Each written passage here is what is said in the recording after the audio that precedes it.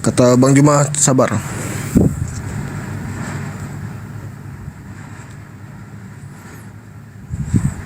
Sabar ya guys, tunggu ya.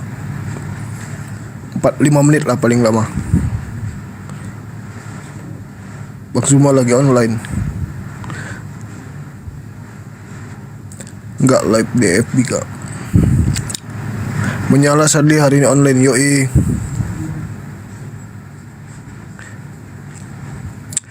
Mas Ali, kemarin saya pesan skincare kok nggak bisa ya. Coba di chat aku kembali. Soalnya kemarin kan aku lagi di Dubai, jadi WA-nya nggak aktif. Mungkin ada yang ngechat terus aku nggak balas. WA di Dubai sama WA di Indonesia beda. Gitu loh.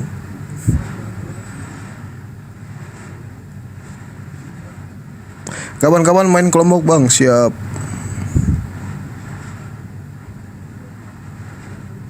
Bang Zuma kemana, emang ada di sini. Sehat selalu Bang Zuma dan Mas Ali, amin, makasih. Suruh Bang Zuma ke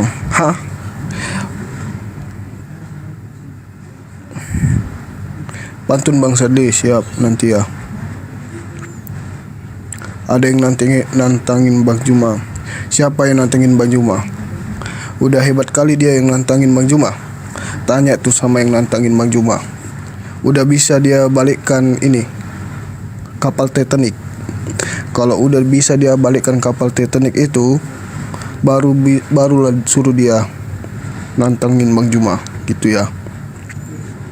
Tanya itu sama dia yang mau nantangin Bang Juma.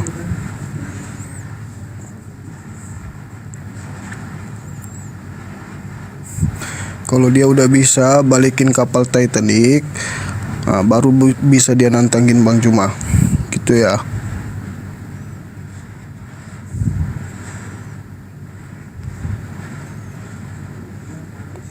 Bang Juma Bugis apa? Bugis Palopo.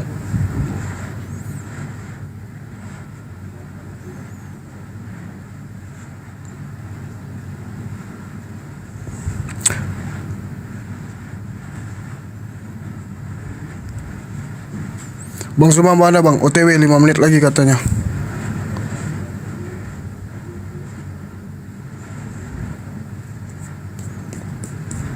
Bang Sali kemana baru kelihatan? Habis konser dari Dubai. Demo yuk, ya demo lah. Dari 50k belum nongol juga, sabar guys, sabar. Saya juga Bugis Palopo, tinggal di Sempo, oke siap. Para Oten sudah takut naik, yoi.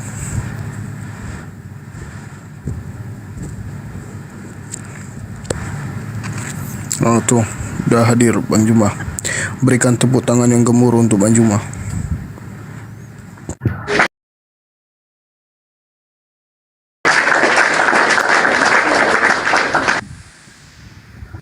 Bismillahirrahmanirrahim. Assalamualaikum warahmatullahi wabarakatuh. Sahabat-sahabat sekalian, alhamdulillah lama baru kita ketemu, kurang lebih 2 pekan lamanya ya. Dikarenakan kita habis konser di Dubai, ini kami sudah ada di Indonesia, alhamdulillah. Dan pas tadi sore jam 4, subhanallah, ternyata kami hanya mimpi, ternyata masih di Makassar, kiranya sudah dari Dubai. Alhamdulillahirabbil alamin. Wa bihi nasta'inu ala umurud dunya waddin. Asyhadu an la ilaha illallah wa asyhadu anna Muhammadan abduhu wa rasuluh. Allahumma salli ala sayyidina Muhammad wa ala alihi wa ashabihi ajma'in, amma ba'd. Qala Allah Ta'ala fi Qur'anil Karim, a'udzu billahi minasyaitonir rajim. Bismillahirrahmanirrahim. Tsumma innakum yaumal qiyamati tub'atsun wa laqad khalaqna fawqakum sab'a tara'iqa wa ma kunna 'anil khalqi ghafilin. Wa qala aidan wa anzalna minas sama ma'am biqadarin fa askanna fil ard wa inna ala zahab wa inna ala zahabim bihi laqadirun. Allah Subhanahu wa taala setelah menjelaskan kemudian kepada kita proses penciptaan kita dari setetes air yang kemudian melekat, lalu sesuatu yang melekat itu kata Allah dijadikan oleh Allah menjadi segumpal darah. Dari segumpal darah ini kemudian dijadikan tulang, lalu dari tulang ini dibungkus dengan daging kemudian kata Allah, setelahnya kami menjadikan makhluk yang terbentuk lain, berbentuk lain daripada asal mulanya. Maha suci Allah pencipta yang paling baik. Setelahnya kata Allah, kami setelah itu sesungguhnya kamu semuanya pasti akan mati. Tsumma innakum ba'da dzalika lamayitun. Kemudian Allah menyatakan sesungguhnya kamu akan dibangkitkan dari kuburmu pada hari kiamat. Dan sungguh kami menciptakan 7 lapis langit di atas kamu, dan kami tidaklah lengah terhadap ciptaan kami. Allah Subhanahu wa taala kemudian menjelaskan, dan kami turunkan air dari langit dengan suatu ukuran, lalu kami jadikan air itu menetap di bumi, dan pasti kami berkuasa melenyapkannya pula. Sahabat yang dimuliakan oleh Allah, umat Islam itu dibimbing untuk menggunakan akal sehat, sehingga apa yang ada di dalam Al-Quran itu seirama dengan rasio manusia. Di samping itu kemudian Al-Quran ini diwahyukan oleh Allah, tidak diwahyukan begitu saja. Allah menunjuk satu tokoh, Nabi, Rasul, yang mana beliau adalah baginda Rasulullah Muhammad SAW, yang ditugaskan kemudian untuk menjelaskan, menguraikan apa yang terkandung di dalam Al-Quranul Karim. Untuk itu saya mengajak kepada semuanya, mari senantiasa kita bersalawat pada junjungan kita baginda Rasulullah Muhammad sallallahu alaihi wasallam. Oke, sahabat-sahabat sekalian, mungkin ada yang ingin disampaikan atau ada ingin yang dipertanyakan. Kalau saudara-saudara Oten kayaknya agak susah atau sulit untuk masuk ke sini ya, teman-teman. Tapi nggak apa-apa, mana tahu ada yang mau benar-benar mau belajar, silakan diundang ke atas. Kita bahas Islam dan juga bahas Kristen. Ya, ini ada tamu host, disapa host. Ya, Assalamualaikum warahmatullahi wabarakatuh. Waalaikumsalam. Gurunda Zuma sama hostnya. Assalamualaikum. Waalaikumsalam warahmatullahi wabarakatuh. Ya, gimana kabarnya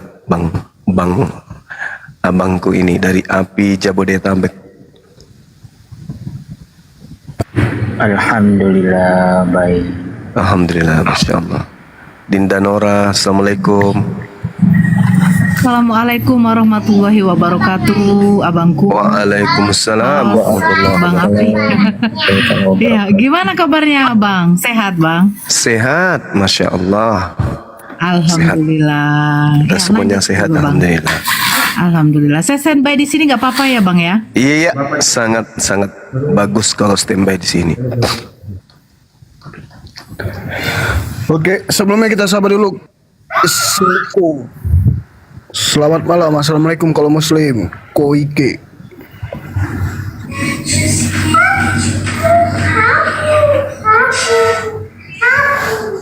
Maaf ya, ada anak kecil nggak boleh naik untuk di donat.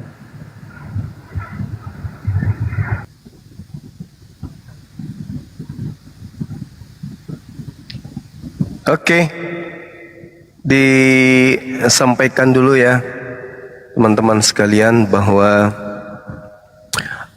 terkhusus kepada sahabat-sahabat yang bermukim di Kota Makassar, Kabupaten Maros, dan juga di Kabupaten Goa, atau yang ada di Sulawesi Selatan dan sekitarnya yang ingin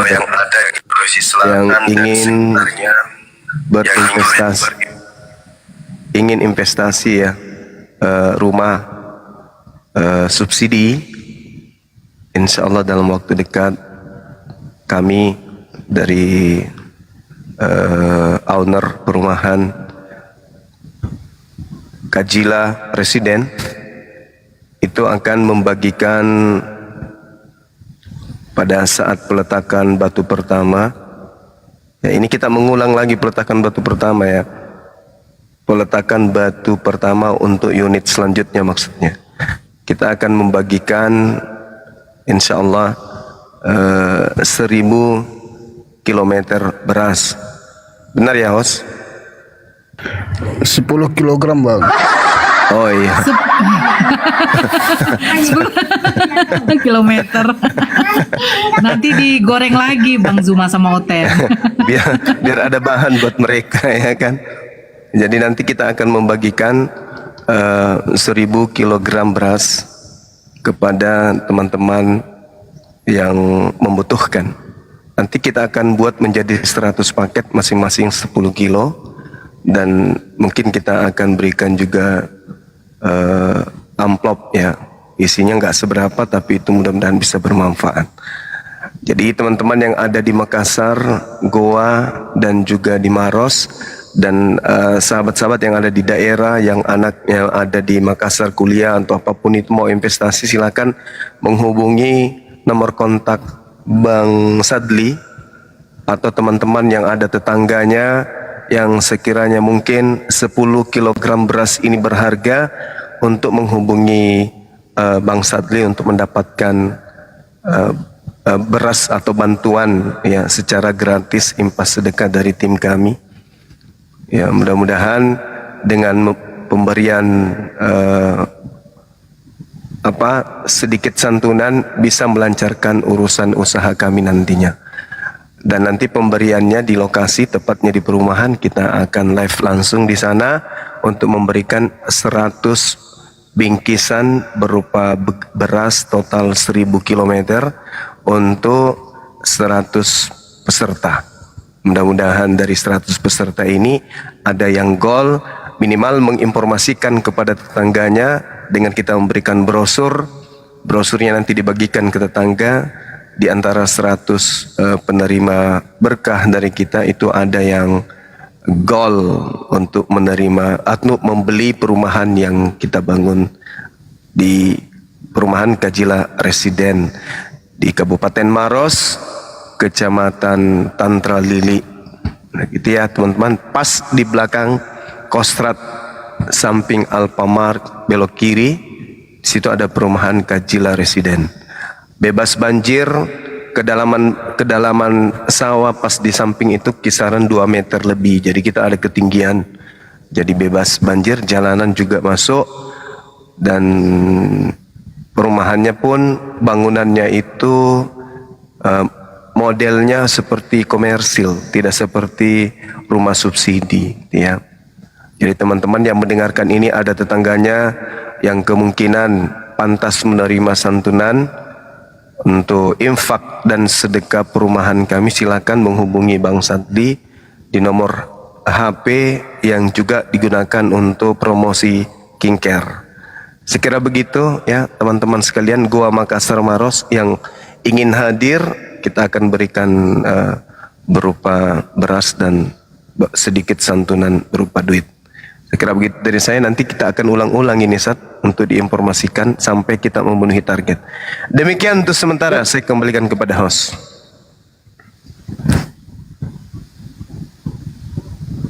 Ya. Suaranya nggak kedengaran. Nggak ada suaranya. Bukan Kazila tapi Kajila. Kajila itu singkatan dari nama 3 anak saya. Jadi perumahan saya itu insya Allah nantinya ke depan semua menggunakan perumahan Kajila Residen 1, Kajila Residen 2. Silakan teman-teman yang berminyak bisa menghubungi host ya di nomor. Minat bang. Hah? Gua mau beli rumah Berminat, tuh. bukan berminyak. Oh iya sorry. Beda ya? Beda bang, Beda. minyak Oh, itu beda. ya pakai minyak. Ini minat gitu loh Oh bang. iya sorry. Berminat. Itu dia. Ya.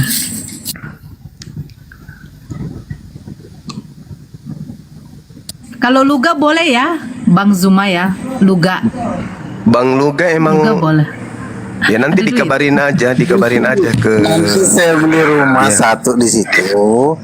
Nanti buat gereja di tanahnya Bang.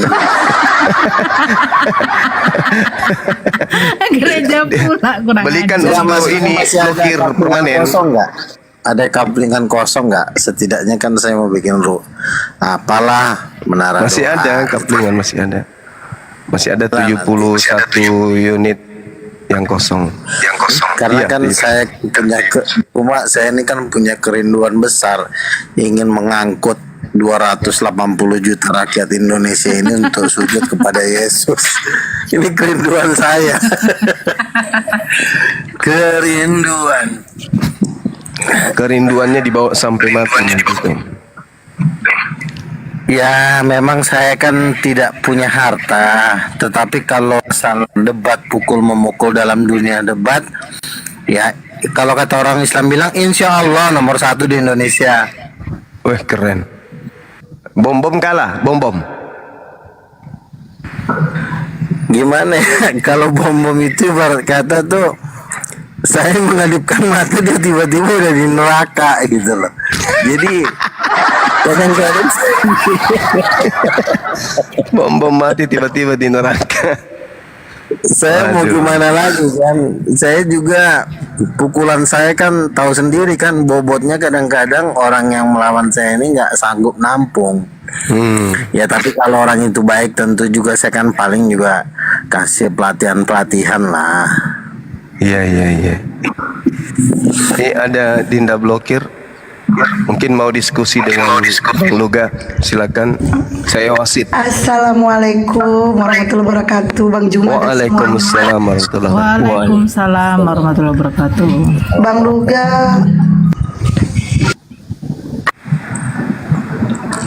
Bang Luga, Gimana? Ya Hesti mungkin rindu sama lu, kangen. Kangen? Oh kangen sih boleh lah. Boleh nanti. Boleh bertanya lah.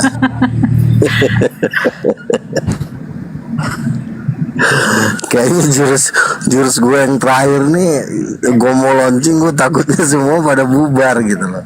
Ini jurusnya berat ini.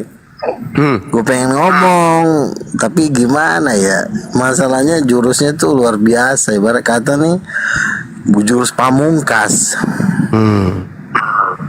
apa itu Yesus jurusnya, itu Bang? Yesus kan dia mengaku anak tunggal, itu berat banget. Oh, anak tunggal. Berarti Iya. berarti Yesus tidak pernah belajar dong kalau gitu. Karena yang disebut anak tunggal itu anak yang tidak ada saudara. Yesus kan Betul. kepada Maria dia anak yang keenam, kelima. Kalau dia kepada Bapa Israel anak sulung, berarti dia nggak pernah belajar. Israel itu anak sulung. Gimana? tuh? Iya, anak sulung dalam konteks gini loh. Israel, Efraim itu anak sulung, tapi bukan dalam anak sulung sedarah. Ibarat kata itu anak angkat, gitu loh. Misalnya Bang Juma ketemu apologet yang lagi lontang-lantung di jalanan, Bang Juma angkat, udahlah. Kan nama anaknya Bang Juma tadi siapa tuh? Pila kan? Nah, Gazila ini kan anak tunggal, maksudnya anak kandung kan? Anak kandung itu berarti ada darah atau sperma yang ada di dalam tubuhnya. Tapi kalau anak angkat itu cuma karena belas kasihan. Misalnya nemu di jalan, kasihan, udah deh gua angkat jadi anak ya. Sama seperti siapa tuh artis-artis itu kan, si siapa, Deddy Corbuzier. ketemu sama si apa tuh yang cewek itu diangkat jadi Bom. anak, tapi hubungan darah nggak ada. Nah, tapi Oh, kalau gitu. anak tunggal benar-benar anaknya, darah dagingnya. Nah, jadi Yesus ini mengaku anak tunggal, berarti tidak ada lagi lain selain daripada dia yang bisa disebut anak tunggal, anak kandung. Kalau anak tunggal itu udah pasti anak kandung, ya kan? Anak tunggal itu makanya ketika Yesus sebagai anak tunggal, bapaknya ngasih kan seenaknya. Ngasihnya bukan uang jajan, ngasihnya langit dan bumi. Kepadaku telah diberikan segala kuasa di sorga dan di bumi, sehingga kuasa itu harus atas nama anak tunggal karena sudah diberikan oleh bapaknya. Jadi sama konsepnya begini, kebetulan bukan kebetulan ya, ini juga ada rencana Tuhan. Saya ini anak tunggal, bapak mama saya menikah, Marcel Tambunan, Esther Floridatan menikah, saya anak satu-satunya. Jadi seluruh kekayaan bapak saya jatuh ke Luga Tambunan, seluruh kekayaan mama saya juga jatuh ke Luga Tambunan. Nah makanya anak tunggal itu berat. Beda kalau pembantu, kapanpun bisa dipecat. Weh Ucok, kau kulit makin aneh aja, kau kusuruh kau nyapu, kau nyapunya salah-salah, 3 kali lagi kau salah, kusir kau dari sini.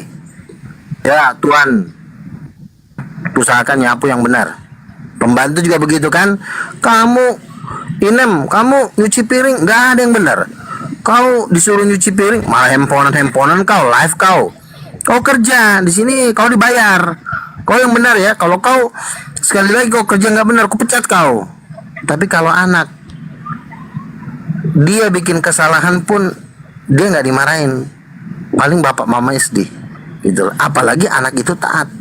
Yesus adalah anak yang taat kepada bapaknya. Dikatakan ia mengosongkan dirinya dan taat sama seperti seorang hamba, sehingga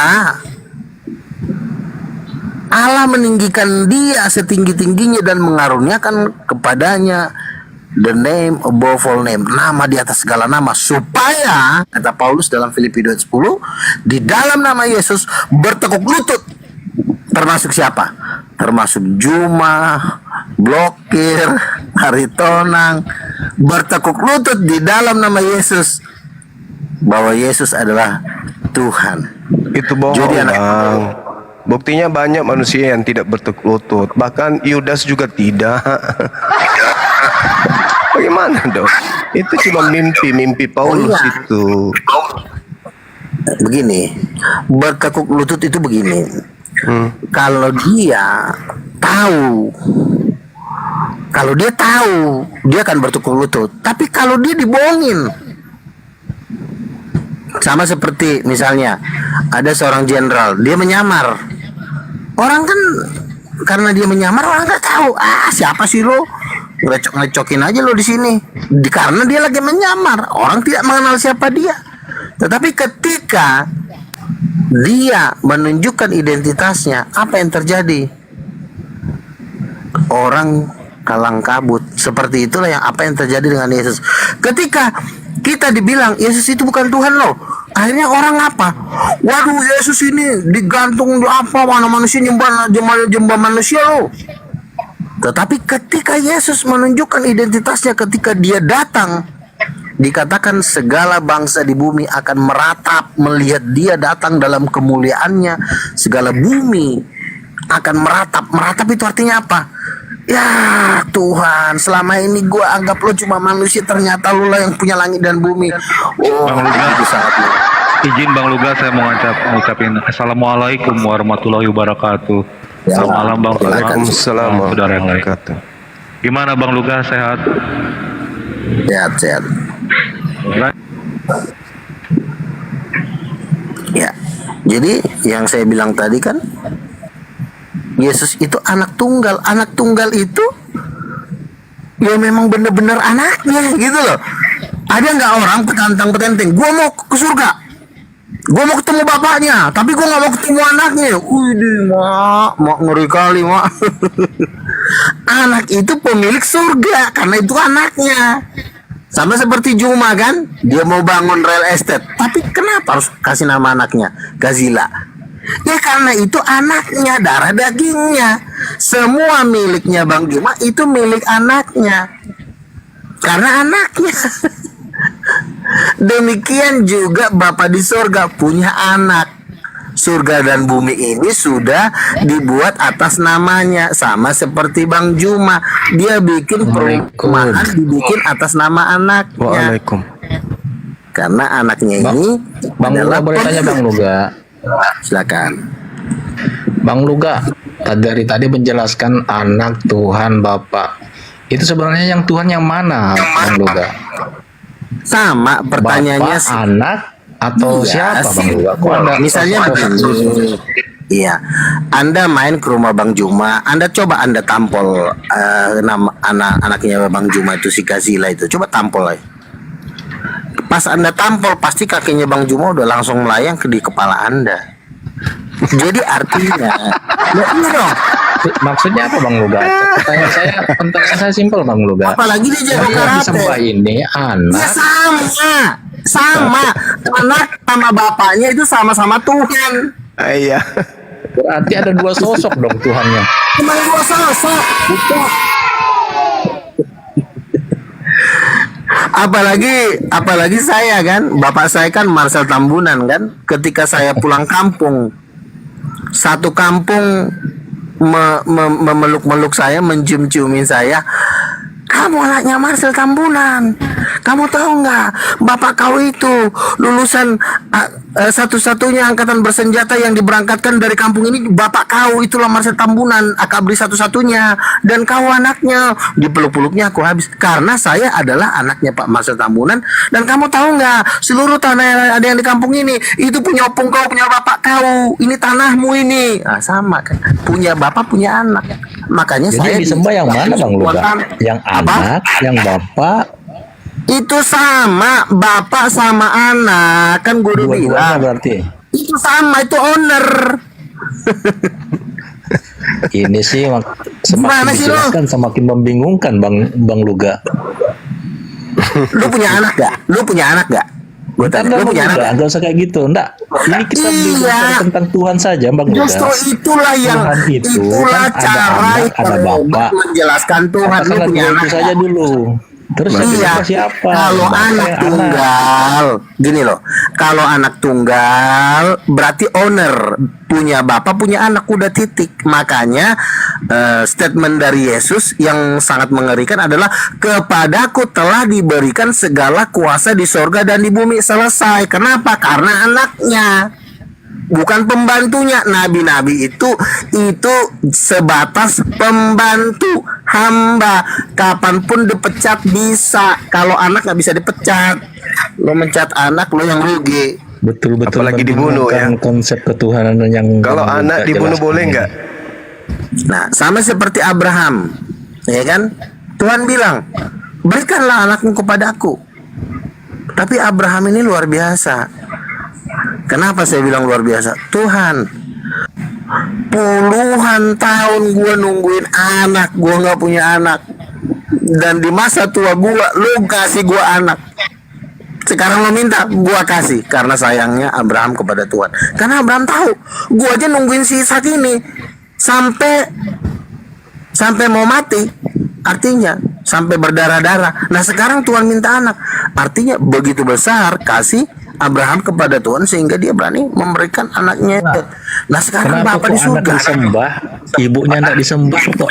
Ya sekalian aja loh, ibunya disembah juga bilang gitu tidak loh maksudnya. disembah. Ibunya itu disembah. Ibunya itu Roh Kudus, bukan si Maria.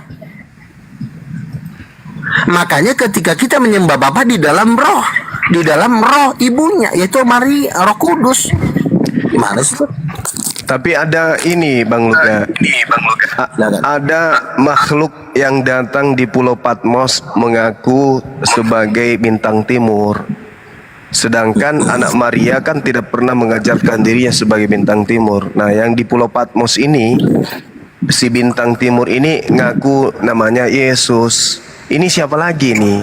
Karena ini ingin menyamai Tuhan yang Maha Tinggi. Ini siapa ini yang datang ini? Ini, Yang Bang. ke bintang timur. Ya, silakan. Mau Gimana? bintang timur, bintang kejora, bintang apapun, segala jenis bintang itu nggak masalah. Yang penting di dalam kitab Wahyu pasal 2, pasal 3, di situ dia mengaku aku anak Allah. Inilah firman dari anak Allah yang matanya bagaikan nyala api dan kakinya bagaikan tembaga. Waduh. Inilah firman anak Allah. Keren Bang Luga. Enggak. Bukan begitu. Maksud saya gini. Kalau Yesus yang datang di tengah-tengah Bani Israel itu kan merendah. Meskipun dia nabi, meskipun dia Mesias, meskipun dia rasul utusan Elohim, merendah dia. Setelah dia terangkat ke langit, 70 tahun kemudian muncul makhluk mengaku bintang timur dan mengatasnamakan dirinya Yesus. Dan makhluk ini mengajarkan kemudian kepada penulis Bible, utamanya Paulus dan juga penulis Wahyu, itu setara dengan yang Maha Tinggi. Iya, setara tapi dalam konteks anak tunggal. Nggak pernah Yesus mengaku Bapa. Aku Nah, the itu son of dia. the living God. Nah itu dia, iblis juga tidak pernah mengaku Bapa, tapi iblis ingin menyamai sang Bapa. Tertulis di dalam Yesaya 14 nomor 12 sampai 15. Helal bin Sakar itu ingin menyamai. Nah, makhluk yang datang di Pulau Patmos ini jelas-jelas diajarkan ingin menyamai Sang Maha Tinggi. Akulah yang akulah yang awal, akulah yang akhir, Alfa dan Omega, kan gitu. Nah, sedangkan Yesus yang datang di tengah Bani Israel tidak pernah sedikit pun mengajarkan hal demikian. Malah dia mengatakan bahwasanya aku tidak dapat berbuat apa-apa. Aku tidak tahu kapan hari kiamat. Bicara pun bukan dari diriku, tapi dari Dia yang telah mengutus aku. Tapi makhluk yang satu ini justru mengatakan dirinya setara dengan Sang Bapa. Itu loh Bang. Yesus itu tidak pernah dia mengatakan bahwa aku adalah Bapa, kecuali si Yohanes kurang ajar, si Samuel sama si Billy yang kurang ajar itu. Itu manusia anak setan mengatakan Yesus adalah Bapa. Yesus itu jelas-jelas mengaku aku ini anak tunggal Bapa. Yohanes pasal 1. Firman itu telah menjadi manusia dan kita telah melihat karunia sebagai anak tunggal Bapa yang berada di pangkuan Bapa. Dia adalah anak, bukan Bapa. Kecuali si Yohanes orang gila yang dipimpin oleh si Joshua Tewu dan seluruh Yohanes kronik-kroniknya. Saya sebagai hamba Tuhan yang duduk di 24 tua-tua hanya bisa mengatakan bahwa Yesus itu anak tunggal Allah. Dan kalau anak tunggal Allah berarti pemilik langit dan bumi. Nah tuh, itulah dia. Sedangkan Yesus tidak pernah mengajarkan kepada muridnya dialah pemilik langit dan bumi. Anak itu pemilik, Bang. Abang Juma aja tadi sudah bilang saya sedang membangun real estate. Nama real estate-nya Kazila, sesuai dengan nama anak saya. Anak itu pemilik. Inilah dia yang saya katakan Bang Luga. Makhluk yang datang di tengah-tengah Bani Israel bernama Yesus tak pernah mengajarkan itu. Tetapi makhluk yang datang di Pulau Patmos setelah Yesus terangkat ke langit, ini ajarannya kemudian sangat frontal. Dia mengatakan dirinya awal akhir, Alfa dan Omega. Dia mengatakan dirinya bintang timur. Bahkan Tuhan pengikutnya kemudian menyetarakan Kolose 2:9, Efesus Filipi 2 nomor 6 sampai nomor 8 dikatakan Theos datang mengambil rupa menjadi Yesus. Nah, inilah yang mengambil rupa jadi Yesus, inilah yang kemudian menjadi bintang timur. Ini apa-apaan ini Bang Luga? Jadi yang Anda katakan anak Tuhan yang adalah sang bintang timur itu siapa? Itu siapa itu? Bang Juma sebenarnya punya anak nggak sih? Jangan-jangan gue curiga dia nggak punya anak. Saya punya anak. Cuma kecil Bang Das. Gua aja. Kenapa, Dek? Gua aja yang belum nikah aja gue ngerti yang namanya anak karena gue Suara saya sebagai kecil. anak. Anak saya bukan itu- saya, Bang Luga. Anak saya itu Iya, adalah anak pribadi saya baru. bukan saya, tetapi anak saya adalah darah, daging dan sperma saya. Saya lihat ya, bapak saya Mas Bang Luga nggak punya anak, Bang Luga. Kok Bang Luga bisa punya anak? Janda mana Bang Luga Saya. hamilin? Hei, Bukan janda begini. mana yang Bang Saya Luga kan belum hamilin? nikah. Setauku Bang Saya- Luga itu belum punya anak. Janda Iya. mana yang Abang hamilin? Iya, saya kan berkata saya ini belum punya anak, tapi saya ini anak tunggal bapak saya dan mama saya. Bapak saya Marcel Tambunan, mama saya Esther Florida Tan. Saya ini anak tunggal satu-satunya. Nah, ketika saya menjadi anak tunggal satu-satunya, maka hukum yang berlaku, seluruh milik bapak saya itu milik saya, seluruh milik mama saya itu milik saya. Makanya tanah saya di kampung saya itu punya saya, karena itu adalah tanah bapak saya. Nah, berarti Anda menyamakan diri Anda dengan bapak Anda. Saya tidak mengatakan saya adalah Marcel Tambunan, tetapi saya sebagai Lugawan Tapi Tambunan. setauku Bang Luga Marcel ngontrak. Tambunan Tapi Bang adalah Luga, pewaris setauku Bang Luga utama. ngontrak. Bapaknya Bang Luga nggak punya tanah. Bapaknya Bentar Bang dulu. Luga nggak punya tanah. Setauku ngontrak tanah dari mana? Jangan tanah Saya- kuburan dia kue tanahnya. Saya Gimana itu sih? ngontrak di Jakarta, tapi kan video saya juga ada bahwa saya punya tanah berhektar-hektar di tanah Batak. Tapi kan saya kan Insya Allah. tinggal di Jakarta karena saya banyak acara debat di Jakarta. Makanya untuk sementara saya pilih tinggal di Jakarta. Saya Dan aku itu banyak tanah. Kalau banyak tanah coba Tolong beli jangan motor dulu. larikan Bang saya. Luga aja nggak Tolong punya saya motor. Sebentar, Nggak percaya sebentar. aku. Iya, deh. Coba jual dulu Iya, deh. tanahnya buat Masalah beli saya- motor. iya. Kasihan aku ya saya Bang Luga jalan saya kaki. di sini bukan memperdebatkan naik ojek juga saya nggak masalah. Yang penting saya bisa menjelaskan siapa Yesus ya. Naik ojek juga saya nggak penting banget kok, saya punya harta banyak. Gini, Yesus berkata di dalam Yohanes pasal 16, segala yang Bapa punya adalah aku punya. Itu kata Yesus.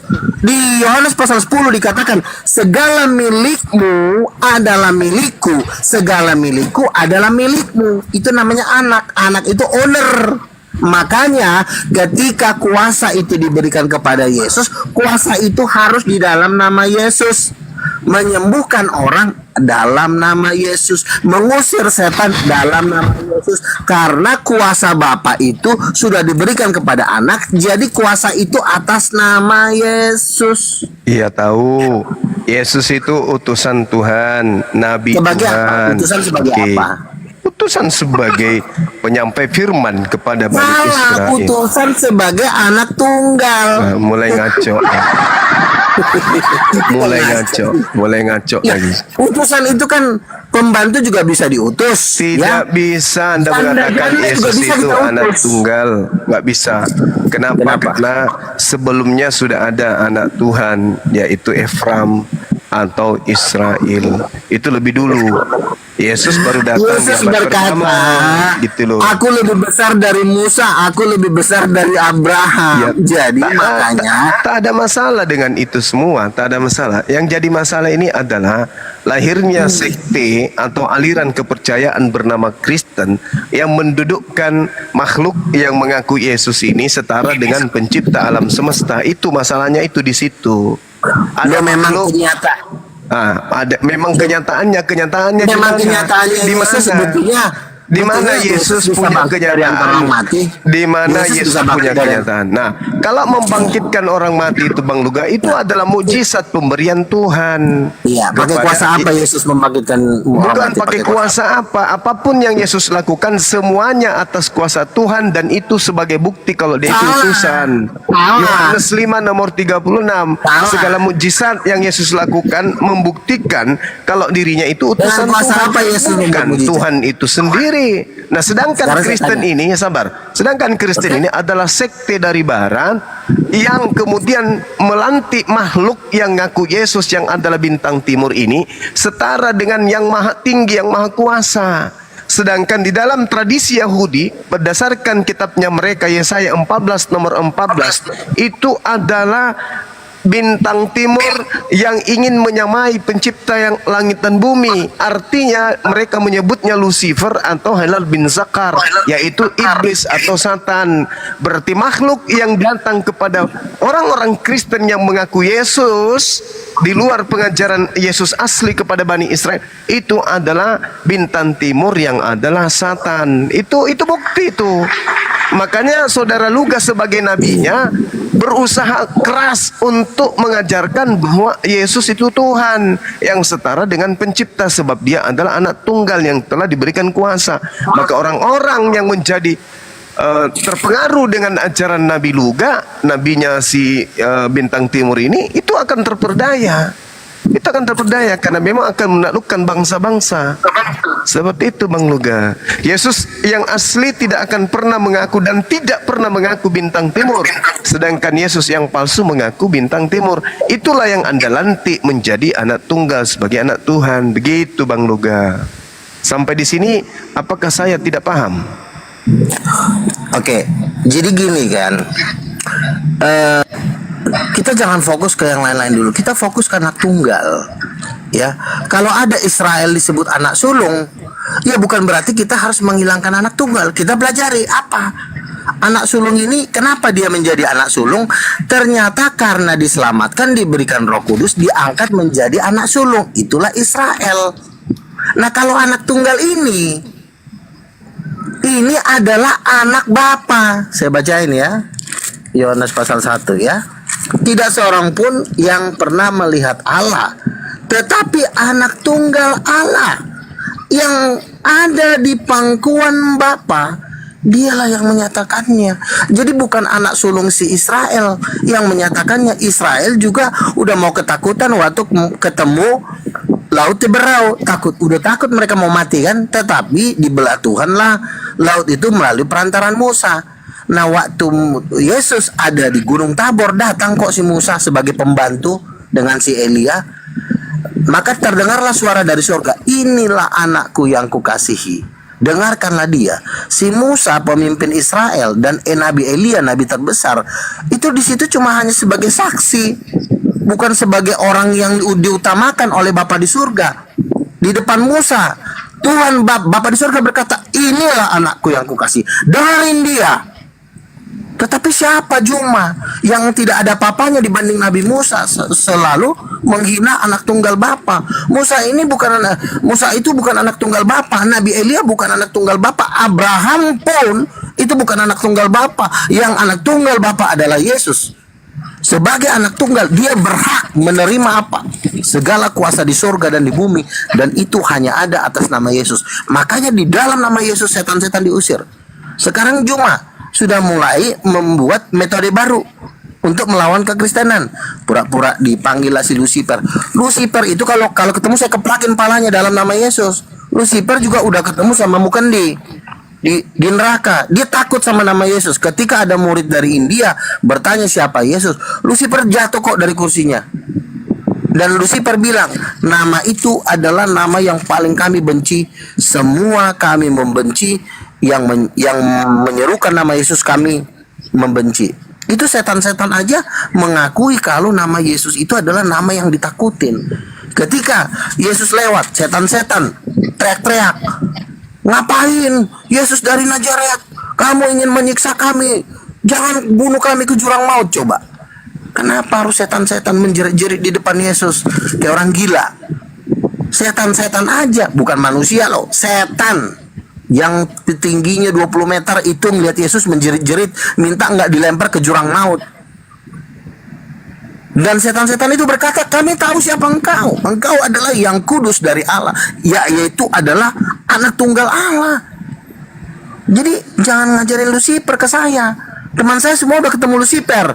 Pak Nenggolan ketemu Lucifer, Rali teman saya ketemu Lucifer. Ya, bukan dia udah ketemu Lucifer. Daud Tony pun udah ketemu Lucifer. Banyak kita udah ketemu Lucifer. Kamu masih baru belajar Lucifer lagi. Kamu jangan ajarin Lucifer. Bang Luga, aku tengok abang malah kayak Lucifer bang. Mirip kali muka gua sama Lucifer bang. Coba ngaca bang. Ya, kalau itu namanya udah dapat kusir. Belum bang. Belum. Lucifer diajarin. Lucifer itu adalah malaikat tertampan di alam semesta, tetapi ketika dia jatuh, dia digantikan posisinya oleh Mikael. Makanya ketika Mikael, Kau tampan dari mana bang? Lucifer itu siapa? Kau tampan dari mana? Kau tuh mirip Lucifer. Kau tengok pun kau Lucifer malah. jangan debat kusir, kita di sini dialog santai aja. Enggak, Santai. saya mau tanya nih, yang menciptakan Lucifer ini siapa? Jadi gini ya, Tuhan Yesus pernah bercerita kepada Mary Catherine Baxter, seorang nabi besar dari Amerika Serikat, dalam bukunya. Nanti bukunya akan saya cetak supaya kita kalian baca. Jadi gini, Tuhan Yesus bilang, pada dasarnya Tuhan itu menciptakan 3 malaikat yang besar sebagai pengawal dia lah. Nah, malaikat yang wajahnya paling tampan di antara ketiga malaikat besar itu namanya Luciel. Dulu namanya tuh Luciel. Artinya pembawa terang dari Tuhan gitu. Nah, Lucifer ini dia Itu pemimpin musik. penulisnya udah pernah ketemu Lucifer, penulisnya itu gitu. Iya, namanya Mary Catherine Baxter, salah satu nabi besar dari Amerika Serikat. Nah, Udah pernah ketemu jadi Lucifer. udahlah orang-orang kan, makanya gue bilang kalau nabi itu kerjanya kami ngobok-ngobok Lucifer, mecah-mecahin Nah, gitu, palanya. Theodor, pertanyaanmu. Begini maksudnya Bang Luga. Jadi Lucifer ini yang menciptakan Tuhan kamu. Bukan, jadi gini. Oh, Tuhan bukan. Yesus sebentar. Jadi Tuhan Yesus berkata, pada mulanya Tuhan itu menciptakan pemimpin malaikat terbesar. Itu ada 3. Pertama Lucifer, Luciel namanya. Michael ini adalah pemimpin malaikat untuk kekuatan. Jadi badannya itu seperti Aderai gitu. Tapi kalau Lucifer, dia tidak seperti Aderai, mirip Bang Juma, agak-agak imut gitu kan. Wajahnya tampan tapi badannya nggak gede. Kalau Michael wajahnya tampan tapi agak serem gitu. Badannya seperti Aderai. Lucifer itu Bang Luga makasih ya, Bang Luga makasih udah mengakui Bang Juma tampan ya, imut-imut. Iya. Makasih ya, tapi Bang Luga aku tengok amit-amit. Udah diam dulu lah kau, dikasih gratis pun aku nggak mau. Udah gini. Kecuali Dian Sastro, Raisa, ya kan, Orang tua durhaka. lagi tuh Joel Evansa, boleh lah. Nggak mau dia. Iya, diam lah dulu kau ngejek aku terus juga kan. Nah, jadi malaikat yang tertampan di antara ketiga ini itu Lucifer. Makanya dia sombong. Dia adalah pemimpin musik dan membawahi sepertiga malaikat di surga. Bayangin, dia membawahi sepertiga malaikat. Nah, sementara Michael itu dia tidak setampan Lucifer, cuma pukulannya itu sekali nonjok orang gigi bisa rontok. Itu kelebihan Michael. Nah, Lucifer menang ganteng tapi tenaga kurang gitu loh. Nah, kalau Gabriel, dia memang pemimpin pembawa pesan-pesannya Tuhan. Jadi dia memang selebritis gitu kan. Jadi, nah Lucifer inilah yang ingin menyamai Tuhan Yesus yang adalah bosnya. Ketika Lucifer pernah katanya suatu kejadian, Lucifer itu berani loh, dia duduk di tahtanya Tuhan. Bang Luga. Pas Tuhan lagi jalan gitu kemana dia Tuhan- duduk di situ. Tuhan Dikit lagi dikit lagi, Bang. cukur bulu paha. Nah, bukan. Lucifernya Jadi- bukan. Jadi ketahuan lah kan, makanya Cuma izin bentar ya. Tuhan Iya, silakan. sebentar. Bang sedikit Luga. lagi bang, sedikit lagi Ya, lagi ada biar yang mau biar. saya tanyakan Bang Luga satu materi. Sedikit lagi bang, saya jelasin dulu sedikit lagi, tolong bang, sedikit lagi. Jadi Tolong. Michael ini disuruh Tuhan lah memukul Lucifer dengan sepertiga yang sudah dihasut oleh Lucifer itu mengikut dia, dilemparlah ke bumi. Itulah ceritanya yang Lucifer itu pemimpin malaikat-malaikat jahat, kira-kira seperti itu. Silakan. Baik, Abang Luga, apa ada pertanyaan di sini satu materi ya, satu materi yang kurang saya kuasai. Mungkin Abang Luga bisa menjawab. Apakah Bang Luga percaya bahwa Nabi Musa adalah sebagai nabi? Nabi Musa, dia adalah nabi, Iya. betul. Oke, baik ya. Apakah Bang Luga juga percaya bahwa tulisan daripada Ulangan, Bilangan, Imamat adalah bagian daripada kitab Nabi Musa? Betul. Nah, baik. Di dalam Ulangan 18, nomor 18 di data Ulangan 18, nomor 18, di situ ada sangat yang mengganggu pikiran saya. Begini ya. Izin ya Bang Luga ya untuk saya bacakan. Seorang nabi akan kubangkitkan bagi mereka dari antara saudara mereka, seperti engkau ini. Aku akan menaruh firmanku dalam mulutnya, dan ia akan mengatakan kepada mereka segala yang kuperintahkan kepadanya. Lanjut di ayat nomor 19. Orang yang tidak mendengarkan segala firman yang akan diucapkan nabi itu, demi namaku daripadanya akan dituntut pertanggungjawaban. Nah, yang menjadi dasar pemikiran saya, kira-kira menurut Bang Luga itu nabi siapa yang dimaksud dalam nubuatan ini? Silakan Bang. Ya, Nabi Musa itu kan nabi, bisa dibilang nabi awal ya, nabi-nabi pertama ya. Kan setelah Musa kan masih ada ratusan nabi yang bangkit. Ada Daud, Salomo, Yesaya, Yehezkiel. Jadi nabi ini merujuk kepada mereka. Karena yang dibangkitkan setelah Musa itu banyak, ratusan. Oke, baik. Apalagi di situ tidak disebut nama. Ya kalau dibilang seorang nabi akan diutus, ya semua nabi. Iya, betul. Nabi Elia Tapi yang bisa, menjadi Nabi pertanyaan- Musa bisa. Nah, Yang menjadi pertanyaan begini Bang Luga ya. Yang menjadi pertanyaan saya adalah Tuhan ini menaruh firman-Nya di dalam mulutnya, dan ia mengatakan kepada mereka segala yang kau perintahkan kepadanya. Sementara kalau sama. nabi yang abang sebut itu tidak pernah menaruh perintah daripada semua nabi itu, coba kamu baca kitab Yeremia. Tuhan berkata kepada Yeremia, aku menaruh firmanku ke dalam mulutmu. Tuhan ngomong ke Yeremia. Seperti Jadi apa, yang Bang? namanya Yesaya pun sama. Aku menaruh firmanku ke dalam mulutmu. Kepada semua nabi, Tuhan itu menaruh firman di dalam mulutnya. Jadi kalau baik. Tuhan nggak menaruh firman di dalam mulutnya, lalu firman apa yang disampaikan? Nah, makanya itu menjadi pertanyaan Bang, karena dirujukan di nomor 20 itu dikatakan tetapi seorang nabi yang terlalu berani. Iya, untuk seorang mengucapkan- Ini Bang, Oke. mengucapkan demi namaku perkataan yang tidak kuperintahkan untuk dikatakan olehnya, atau yang berkata demi nama Allah lain, Allah lain, Iya. Tuhan lain di situ maksudnya, itu harus mati gitu loh. Sementara kalau kita ketahui bahwa seperti nabi-nabi setelah Musa ini tidak ada yang mati dengan namanya dalam kondisi mereka tidak mengatakan ketauhidannya sama. Mereka tetap bertauhid kepada Elohim itu tersebut. Tapi di sini dikatakan demi nama Allah lain. Ya, oke. Saya jawab ya. Silakan. Kalau kita mengatakan demi Allah, demi Tuhan, kita sudah bisa membuktikan belum kalau dia adalah Tuhan? Di zaman Musa itu Tuhan tuh belum bisa dibuktikan kalau dia Tuhan, karena dia hanya sebatas membelah laut, membuat mujizat. Setan-setan juga bisa bikin mujizat. Makanya di zaman Musa dan di zaman para nabi, walaupun para nabi percaya kepada para nabi, tapi belum sepenuhnya membuktikan kalau yang ditemukan Tuhan Musa itu adalah Tuhan. Lalu bagaimana caranya? Bahwa Kalau yang menganggap Yesaya itu adalah nabi, bagaimana konsep ketahui dan ketuhanan Nabi Yesaya, Bang? Silakan, Bang.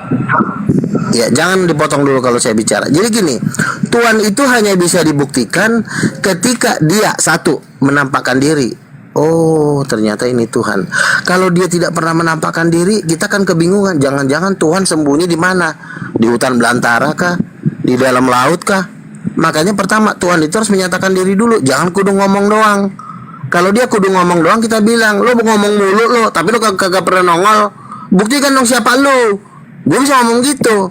Nah, tetapi kalau ada Tuhan, dia menyatakan dirinya, lalu dia menyatakan kuasanya, mati, bangkit, dan naik ke surga, itulah Tuhan itu.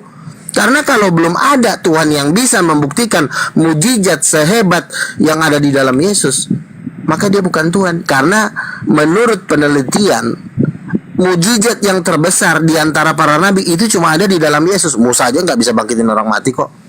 Musa aja tidak pernah mencelikan mata orang buta. Berarti cuma kuasa di dalam Yesus lah mujizat terbesar. Membangkitkan orang mati, mengusir setan, bahkan dia sendiri bangkit dari antara orang mati. Pertanyaannya orang Muslim, yang bangkitin siapa? Yang bangkitin Roh Kudus, bukan Tuhan lo. Gue bilang, selesai. Assalamualaikum. Ini Bang, kalau bicara tentang Yesus Bang, Yesus kan datangnya dari langit. Sementara di nomor 18 dikatakan akan kubangkitkan bagi mereka di antara saudara mereka Bang. Itu dikatakan. Sementara kita ketahui Yesus itu datangnya Dia kan dari sudah langit menjadi manusia. melalui kandungan Dan Maria. Bang, Kan begitu ya gini, kan? Bang. Nah, bentar Bang, Oke. Luga. Bentar sedikit lagi. Nah, itu serupa dari antara saudara mereka begitu. Bisa Abang tunjukkan kalau betul-betul Yesus itu secara daging, ya, secara physically, dia berasal dari kaum ini. Daripada yang disebut di dalam Ulangan 18 nomor 18 ini Bang. Kalau Yesus, karena kita ketahui Yesus itu berasal daripada langit yang melalui proses kehamilan Bunda Maria. Ya kan Bang, berarti berbeda karena Kan saya ini bilang, datanya Bang, tulisan di antara saudara mereka seperti engkau ini. terkuat di alam Engkau, Bang. semesta. Silakan Bang. Udah ya. Pembuktian terkuat di alam semesta itu adalah bangkit dari antara orang mati dan naik ke surga. Itulah pembuktian terkuat. Jadi ngapain kita menelusuri? Tapi kan dia kan dari keluarganya Bang. Mau dari keluarganya, mau dari kakek nenek moyangnya pun nggak penting. Kalau dia nggak bisa bangkit dari orang mati, nggak ada gunanya. Makanya betul kata Rasul Paulus, kalau Yesus tidak mati dan bangkit, maka gua pun akan kembali lagi ke profesi semula, yaitu jadi garong. Ngapain lagi kita di sini ngomongin Tuhan kalau Yesus nggak bangkit dari kematian? Cuma ngaku Tuhan dari langit, akulah Tuhan, pet. Nggak ada gunanya lo ngaku Tuhan kalau nggak ada sesuatu pembuktian. Makanya kata Paulus benar, kalau Kristus tidak dibangkitkan, mending gua kembali lagi jadi lonte, kata Paulus. Makanya pembuktian kebangkitan, keren kali. Bahasa Nabi keren makanya kali. pembuktian kebangkitan Wis, itu bahasa yang Nabi termahal. keren kali. Lu mau diutus pun kalau lu kagak bangkit-bangkit juga nggak ada gunanya. Lu mending lu bikin kerajaan lu aja sendiri. Gue juga kalau dibilang Ini juga Bang Luga, ada yang perlu berkata kalau Abang merunutkan itu kepada Yesus, bukankah Yesus itu adalah firman dan Yesus itu adalah firman sendiri. Sementara di data tersebut dikatakan firmanku di dalam mulutnya, dia menaruh Bang. Sementara kalau konsepnya kita bicara Yesus, bahwa Yesus itu sendiri adalah firmannya, berarti tidak sama.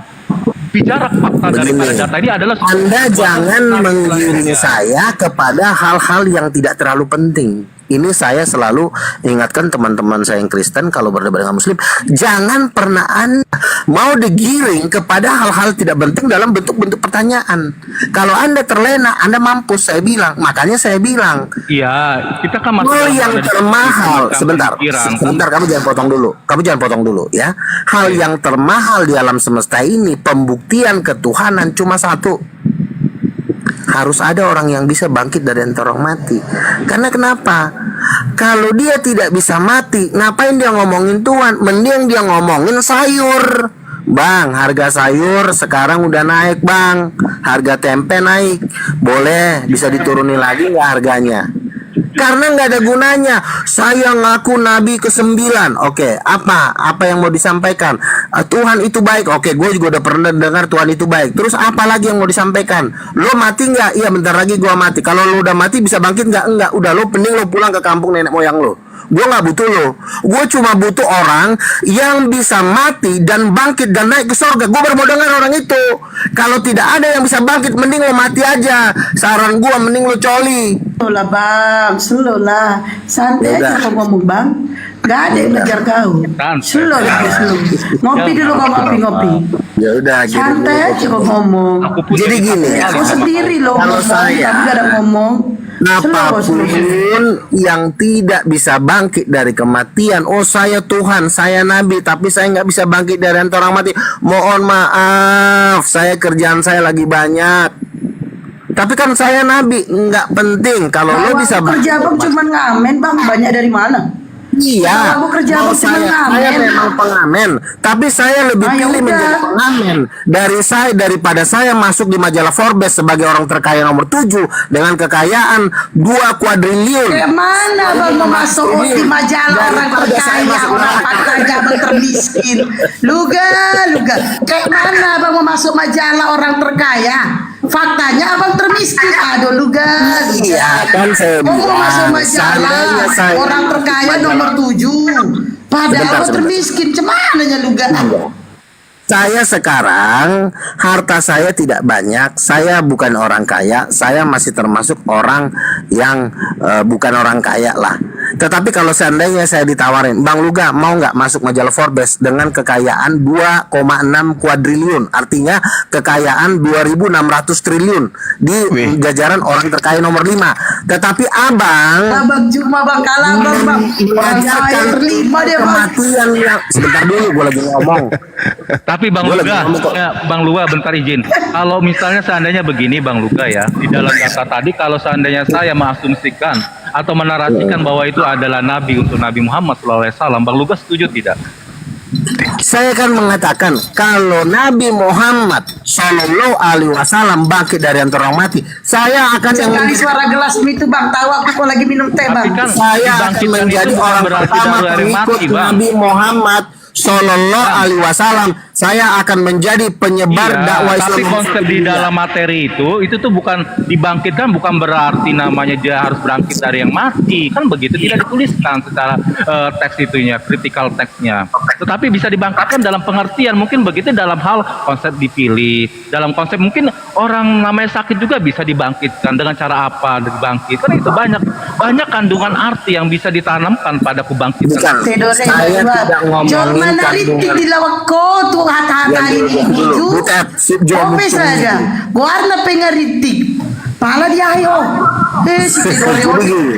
Warna pengaritik. Lo masih menghayal. Tedore, Ope. gini, Tedore. Terlalu serius kok. Saya orangnya tidak suka kalau ada yang menawarkan saya seorang nabi, tapi nabi itu tidak mampu bangkit dari kematian. Saya tidak mau. Tetapi saya akan menjadi pejuang nomor 1 apabila dia bangkit dari antara orang mati, yaitu Tuhan saya Yesus Kristus. Maka saya menjadi pejuang. Bagaimana kan tidak kau mana dan buah dulu mana gabe nabi kan. Ke mana lah kau mau hidup bang. Hidung mi pena semua ini Silakan, Abang bang. Datu. Oh dibangun di hidung mi. Silakan, Abang Datu. Bang. Bukan. Borjong, susah kali kau diatur. Gak mau dia. Jadi gini aja lah, Bang Juma. Saya ajaklah Bang Juma bergabung dengan kerajaan Tuhan Yesus Kristus, King of King. Oh, jadi supaya RT aja nggak pernah. Karena begini. Puji Tuhan, Tuhan saya Yesus Kristus sudah memberikan bocoran harapan-harapan indah. Saya di surga sudah dapat Rolls Royce dan pasukan bodyguard pengawal khusus. Jadi kalau saya nanti di surga itu dikawal, ya kan, dengan mobil Rolls Royce. Nah kalau Juma ini Jadikan jangan aku dapat Jadikan Avanza. aku bidadarimu Bang Masuk Duga. Jadikan aku bidadarimu Bang Duga. Oh, makanya ku bilang di surga itu tidak ada bidadari. Setidaknya kalau kau mengikut saya blokir, setidaknya kau dapat rumah. Mau yang kayak gimana? Mau yang kayak Pondok Indah? Rumah apa? Dan itu juga kalau kau baik, kau bisa Kali mau dapat rumah. Maulah aku, Malaikat. maulah. Ya makanya si Norma, Gua mau si Norma nikah. Harikona, sudah kuajak dari dulu untuk bergabung. Setidaknya biar kau dapat rumah. Kalau aku kan udah bos dapat Rolls Royce. Ini Juma. manusia. Itu gue dulu Bang Duga. Berarti izinkan aku menyampaikan sesuatu. Bang Juma, mohon maaf. Aku mau bergabung sama Duga. Siapa tahu kan aku bisa dapat rumah. Tapi tunggulah dulu sebelum aku bergabung Duga. Coba kau tunjukkan dulu. Kalau kau betul-betul Nabi, coba dulu bawa aku ke surga. Aku mau lihat surgamu itu. Coba bawa dulu aku. Gini, bisa saja, tetapi tetap keputusannya dari Tuhan. Kan saya bilang, jangankan kau, teman saya si Ray, ya, si Ray Makassar. Ini teman saya ini, saya suruh dia baptis. Kamu baptis Islam ya, supaya kamu dibawa Tuhan. Saya suruhlah Ray Makassar. Coba nanti Bang Juma dicek benar nggak si Ray Makassar itu termasuk orang terkaya di Makassar. Dia punya 20 truk kalau nggak salah. Jadi dia bilang sama saya, Bang, aku mau dibaptis Bang. Setelah dia dibaptis, apa yang terjadi? Dia dibawa Tuhan ke surga. Dia diperlihatkan suatu istana emas dengan seorang yang duduk di atas tahta. itu bermahkota berlian. Lalu malaikat yang membawa sirih ini menunjukkan seorang yang duduk di atas tahta dengan mahkota emas. Dia bilang itu istananya bang, itu 10 kali lipat dari istana negara, dia bilang. Terus malaikat itu berkata begini, inilah Luga Tambunan yang sudah menghabiskan hartanya untuk memberitakan Injil, dan dia melihat saya duduk di atas istana emas. Nah, Ini akibat terlalu lama kok jadi orang miskin bang. Jadi kayak gini kau. jangan giliran Inilah 72 akibatnya terlalu lama kok jadi orang miskin bang. Kasihan aku. dari percaya kau, giliran teman gua dibawa ke surga lu marah-marah. Apa sih? Kenapa lu harus membenci surga? Enggak. Iya kan? ada yang Gue benci. menawarkan ini sama lu mumpung masih ada waktu. Kalau nanti udah terlambat, nanti kau bukannya dapat mobil Rolls Royce, kau dapat siksaan di dalam kayu bakar neraka. Iya, bagaimana kita punya pandai pandan? Gak jadi kita. Gak jadi. Gak Jadi, bentar, sabar, jadi. bentar lagi mau berangkat. Iya. Oh, Jadi gitu, makanya gua ajak seluruh Juma dan kawan-kawan, udah ngapain lagi sih Tunggu bang, yang mau tunggu bang, aku perbaiki kata-katamu. Seluruh Juma dan kawan-kawan, emang namanya Juma ada berapa bang? Maksudnya Juma dan kawan-kawan, daripada kalian nanti Oh, gitu. terseok-seok, apalagi teman Sere juga udah melihat Salah. Juma diseret-seret beruang ke dalam lautan api, bukannya dapat Rolls Royce malah mau dibawa ke lautan api, kan kasihan.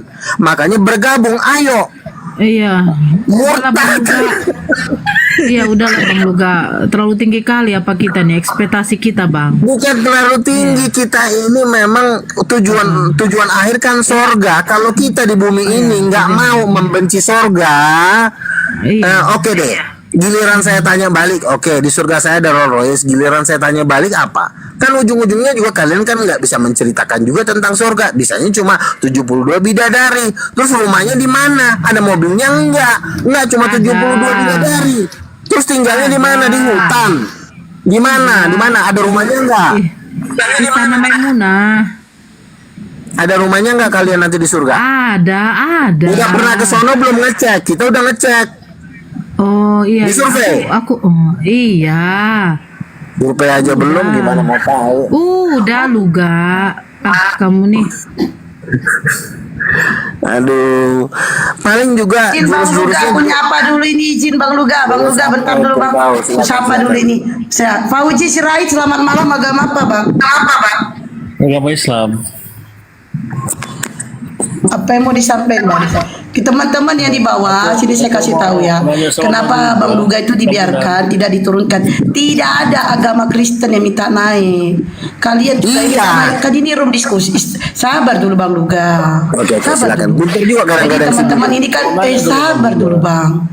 Jadi teman-teman yang di bawah juga mohon ngerti ya. Ini kan room diskusi. Kita utamakan yang Kristen dulu naik. Jadi yang Kristen yang mau diskusi silakan. Itu mungkin hostnya belum ini kali. Host kasih tema dong host. Tidak ada kuasa. Yesus tidak ada kuasa host. Kasih tema host. Silakan Bang Fauji, apa yang mau disampaikan? Bang Luga, saya mau nanya nih ya, izin ya. Si Luga dulu lah. Doubling dia ante. Siapa lebih tua Rasul Paulus daripada Yesus? Kemudian apa namanya di dalam kitab Injil itu ada nggak Rasul Paulus ini disebutkan dia cara menerima wahyu? Apakah Tuhan langsung? Apakah dengan seperti apa? Coba terangkan dulu Bang Luga. Silakan. Bang, saya ralat ya. Mereka nggak Injil ya, Bang ya. Saya ralat. Lanjut. Oke, Paulus itu kan dia kan penjahat ya kan. Dia bunuh semua orang Kristen. Dia bunuh semuanya. Dia meminta surat dari Mahkamah Agama untuk membunuh semua orang yang percaya kepada Yesus, khususnya murid-murid Yesus. Ya kan? Tapi ketika Paulus ingin membunuh murid Yesus, tiba-tiba dia melihat sinar dari langit dan berkata, "Saulus, Saulus, mengapa engkau menganiaya aku?" Tiba-tiba dia buta selama 3 hari. Ketika dia buta selama 3 hari, kira-kira apa yang dia pikirkan? Buta dalam hari pertama, waduh gila men, gelap banget men. Gue mau nangkep, gimana mau gue nangkep orang? Tuhannya mereka aja udah membuat gue buta. Sementara Tuhan-Tuhan yang lain nggak bisa mencelikan mata gua yang buta ini. Hari yang kedua dia buta, masih dalam kegelapan, dia mulai menyesali, dia mulai menangis. Jangan-jangan inilah Yesus ini Tuhan gua ya dalam hati. Dan di hari yang ketiga Tuhan menyuruh Ananias, Ananias kamu temuin si Saulus. Waduh Tuhan, jangan Tuhan, itu kan penjahat, itu kurang ajar itu. Temuin dia, doakan dia supaya dia bisa melihat. Dan akhirnya si Ananias datang, didoain. Bang Luga izin bentar Bang Luga izin dulu bentar. Itu aku baca typing di bawah. Itu yang typing di bawah nama akun sahabat Bang Juma, pakai foto Bang Juma. Emang udah dapat izin dari Bang Juma? Kalau untuk cari followers jangan kayak gitu caranya. Sahabat Bang Juma dengan followers 27,4k itu udah izin sama Bang Juma ya? Pakai foto profil yang sama Bang Juma 01. Nah, kalau kalian mau pakai foto Bang Juma izin dulu sama Bang Juma, tapi jangan foto yang sama. Nanti orang jadi salah paham di bawah. Kalau untuk cari followers jangan gitu caranya. Ya. Pakai foto Bang Juma, namanya Bang Juma. Emang namamu kayak apa? Emang mukamu macam apa? Gak pede kau pakai muka kau itu. Gak pede. Kurang ganteng muka kau. Kau pakai muka Andilau, jangan muka Bang Juma. Ya itu diganti tuh ya, foto dan namanya Bang Juma diganti tuh. Kalian pertyping kalian itu saya perhatiin loh. Pakai foto Bang Juma, sahabat Bang Juma. Aduh. Oke, ini ya saya kasih tahu sekali lagi ya. Ini room diskusi lintas agama. Tidak ada Kristen yang minta naik. Jadi kita biarkan aja lah Luga. Daripada kosong tidak ada pembicaraan. Kita biarkan lah Luga berhalusinasi. Ya, kita dengarkan sambil menunggu Kristen-Kristen yang naik. Temanya sosok Yesus ada dua. Kemungkinan satu si Luga, satu si Lucifer. Lanjut Bang Luga. Oke, jadi kan saya bilang, makanya ketika Paulus buta, saya yakin sejahat-jahat apapun kalau udah dibikin buta pasti bertobat. Makanya Paulus bertobat, dan dia itu adalah sarjana terbaik Yahudi. Makanya dia bilang, ketika aku sarjana, aku belajar Taurat dan aku paling jago di antara murid-murid sejamanku, tetapi setelah aku mengenal Tuhanku Yesus Kristus, gimana enggak dia, orang dia aja buta bisa melihat kembali, lalu dia diberikan kuasa dan mujizat. Kenapa? Wah, gua mah akan seperti Paulus gitu loh, untuk benar-benar memberitakan Injil dari Tuhan Yesus Kristus. Dan Paulus itu kan penggantinya Yudas, dia duduk di 24 tua-tua dan Tuhan Yesus juga. Luga, ya, oke. Bang Luga, itu jadi yang berkata-kata kepada Paulus itu siapa? Yesus. Dan kalau ada orang yang Saulus. Iya Yesus yang berkata. Dan kalau ada orang yang ingin membantah itu, sebentar usah panjang kali Bang Luga, sabarlah dulu Bang Luga. Bang Luga panjang kali. Jadi saya bertanya, ini Yesus sudah turun ke berapa kali nih? Itu bukan turun, dia kan hanya menampakkan dirinya. Kalau turun itu artinya dia ingin membunuh seluruh setan yang ada di alam semesta. Ini kan belum, kan waktunya belum. Lanjutlah, tanya yang baru datang ini ante. Nah, terus gini. Izin dulu Bang Luga, izin dulu Bang Luga, izin dulu ya. Mau ya. KST, biar aku dulu 3 menit nanti aku turun supaya Kristen naik ya. 3 menit aja. Bang Zuma, assalamualaikum semua, assalamualaikum. Izin, selamat malam. Waalaikumsalam. Selamat malam, Botuna Luga, bocah tua nakal Luga. Selamat malam, Le. Lu ngomong lu sopan di sini. Ya majet, dengar Le. Ingatkah kau pertemuan Kanda Paulus di Damsik? Ingatkah kau, Le? Oke, gini. Entar kalau jangan ku menjelaskan. Masalahnya lu gak ada mujizat ngomong bantah Yesus. Udah muncul doang lu. Dengar dulu. Slow lah Bang. Slow lah. Masa slow kau si Pandi ngomong baik-baik loh Bang. Slow kau. Ngopi kita ya Bang, ngopi yuk. Slow lah Bang. Dengar dulu Bang Luga. Bang mulai.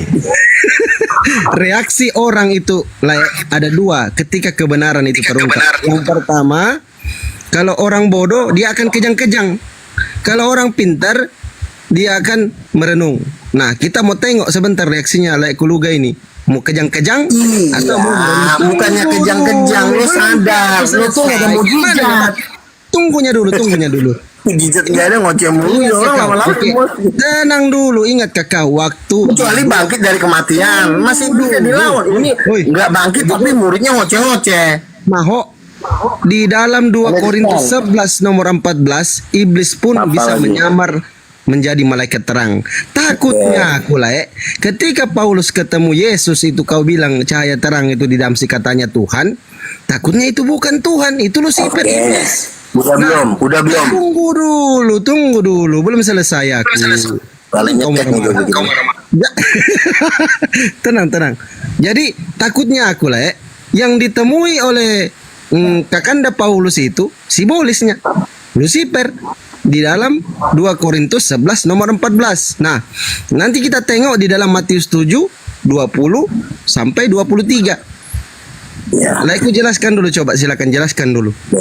Kan saya bilang kau berangan-angan, kamu boleh aja bercita-cita kalau itu simbolis. Cita-cita itu harus disertai juga dengan bukti mujizat. Misalnya begini, Bang Luga, apa yang ditemuin Paulus buktinya apa? Nabi saya Muhammad SAW bangkit dari kematian. Saya pun lawannya nggak bisa.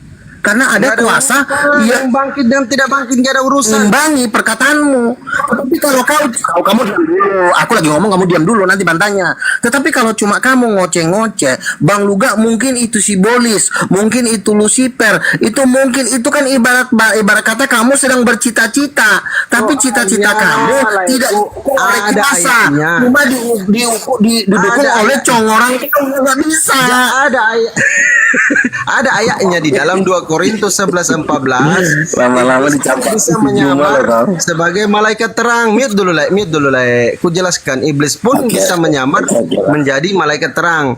Karena Kakanda Paulus yang dia temui di Damsik adalah cahaya terang. Takutnya aku lah orang-orang Kristen ini mengikuti ajarannya simbolis. Ajarannya jangan dulu kau buka. Tunggu aja dulu belum selesai aku. Maho, diam dulu kau Maho. Jadi kita tengok dalam Matius 7:20. Dari buahnya lah kamu akan mengenal mereka.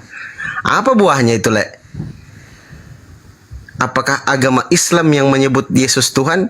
Agama Buddha? Agama Konghucu? Ateis? Belum.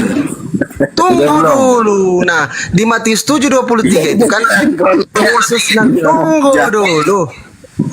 Yesus menjejer Luga dan kawan-kawan Luga CS di depan rumah-rumah sekolah dan menarik kursi sekolah. Lah aku tahu kursi sekolah yang kayu itu yang keras. Dihantam semua kepalanya kata Yesus, aku tidak pernah mengenal engkau. Hanyalah kau Luga. Kalian semua pembuat kejahatan. Nanti dijejer kalian ditampar, ketepak. Setelah ditampar, dihantam kursi kepala kalian. Tunggu dulu lah. Yang marah kalah ya. Dia juga tahu sih dari gaya-gaya gua tuh. Bantu pakai meja kan diikut-ikutin. Sekarang bantu pakai kursi kelas. Maho. Udah belum? Oke. Sekarang diam ya. Jangan gua ngomong lu ngomong lagi. Jadi begini. Kamu kan berkata itu bisa saja malaikat menyamar, setan menyamar jadi malaikat. Itu bisa saja Lucifer. Itu kan cuma berandai-andai atau bercita-cita. Itu kan ibarat kata cita-cita lo. Semoga itu iblis, semoga itu Lucifer. Tetapi tidak bisa bro, karena statement Anda itu cuma bisa diterima kalau ada mujizat yang mengalahkan dari berita Injil yang diberitakan oleh Paulus. Injil yang diberitakan oleh saudara saya terkasih yaitu Rasul Paulus yang nanti saya bertemu dia di surga di kerajaan Bapa, itu adalah Injil kebangkitan Yesus dari kematian. Nah, tetapi kalau engkau Itu tanda jahat bisa saja, itu bisa saja, tetapi tidak ada kuasa kebangkitan. Bangkit tidak ada dari kuasa kematian kebangkitan itu, yang kalian tunjukkan. Bang Luga, Apa? bangkit dari kematian Ya. itu adalah tanda jahat. Matius 12 Anda baca. Ya sebentar.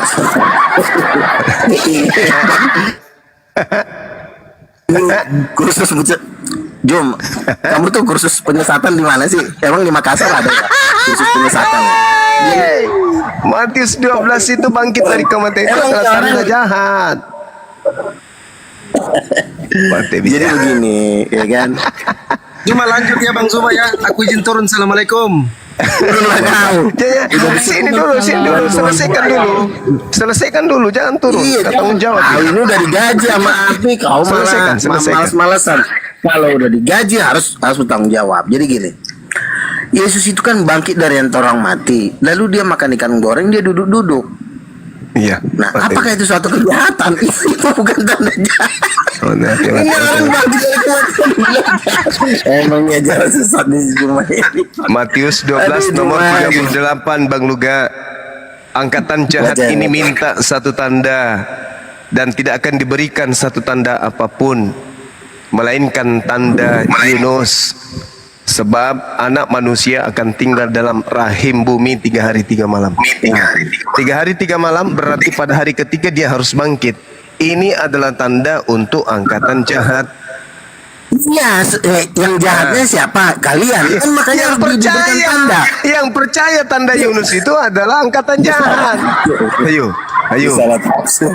Oh, bukan salah tafsir. Angkatan jahat ini minta satu tanda dan tidak akan diberikan satu tanda apapun kecuali tanda Yunus. Angkatan jahat diberikan tanda Yunus. Apa itu? 3 hari 3 malam. Berarti hari ketiga bangkit. Nah, artinya bahwasanya angkatan jahat yang percaya kepada kematian bangkit hari ketiga itulah Kristen. Gitu cara belajarnya. Ayo, lanjut Tindak. Tindak Jadi lanjut. gini. Gua dulu dong, kan Anda kan udah jadi gini. Itu bukan tanda jahat, bukan. Artinya diberikan tanda kepada orang-orang jahat, bukan tandanya yang jahat. Iya. Yesus itu bangkit dari kematian itu untuk mengalahkan maut. Makanya di Wahyu pasal 1 ayat 10 dikatakan, "Lihatlah aku mati, namun lihatlah aku hidup sampai selama-lamanya. Aku memegang kunci maut dan kerajaan maut. Berbahagialah mereka yang percaya kepadaku." Jadi Yesus itu sebenarnya kalau mau dipikir-pikir kurang baik apa loh. Dia mati, bangkit, akan memberikan hidup kekal, mau ngasih rumah, mau ngasih mobil. Apa coba yang kalian tolak dari Yesus itu? Kalian Angkatan jahat.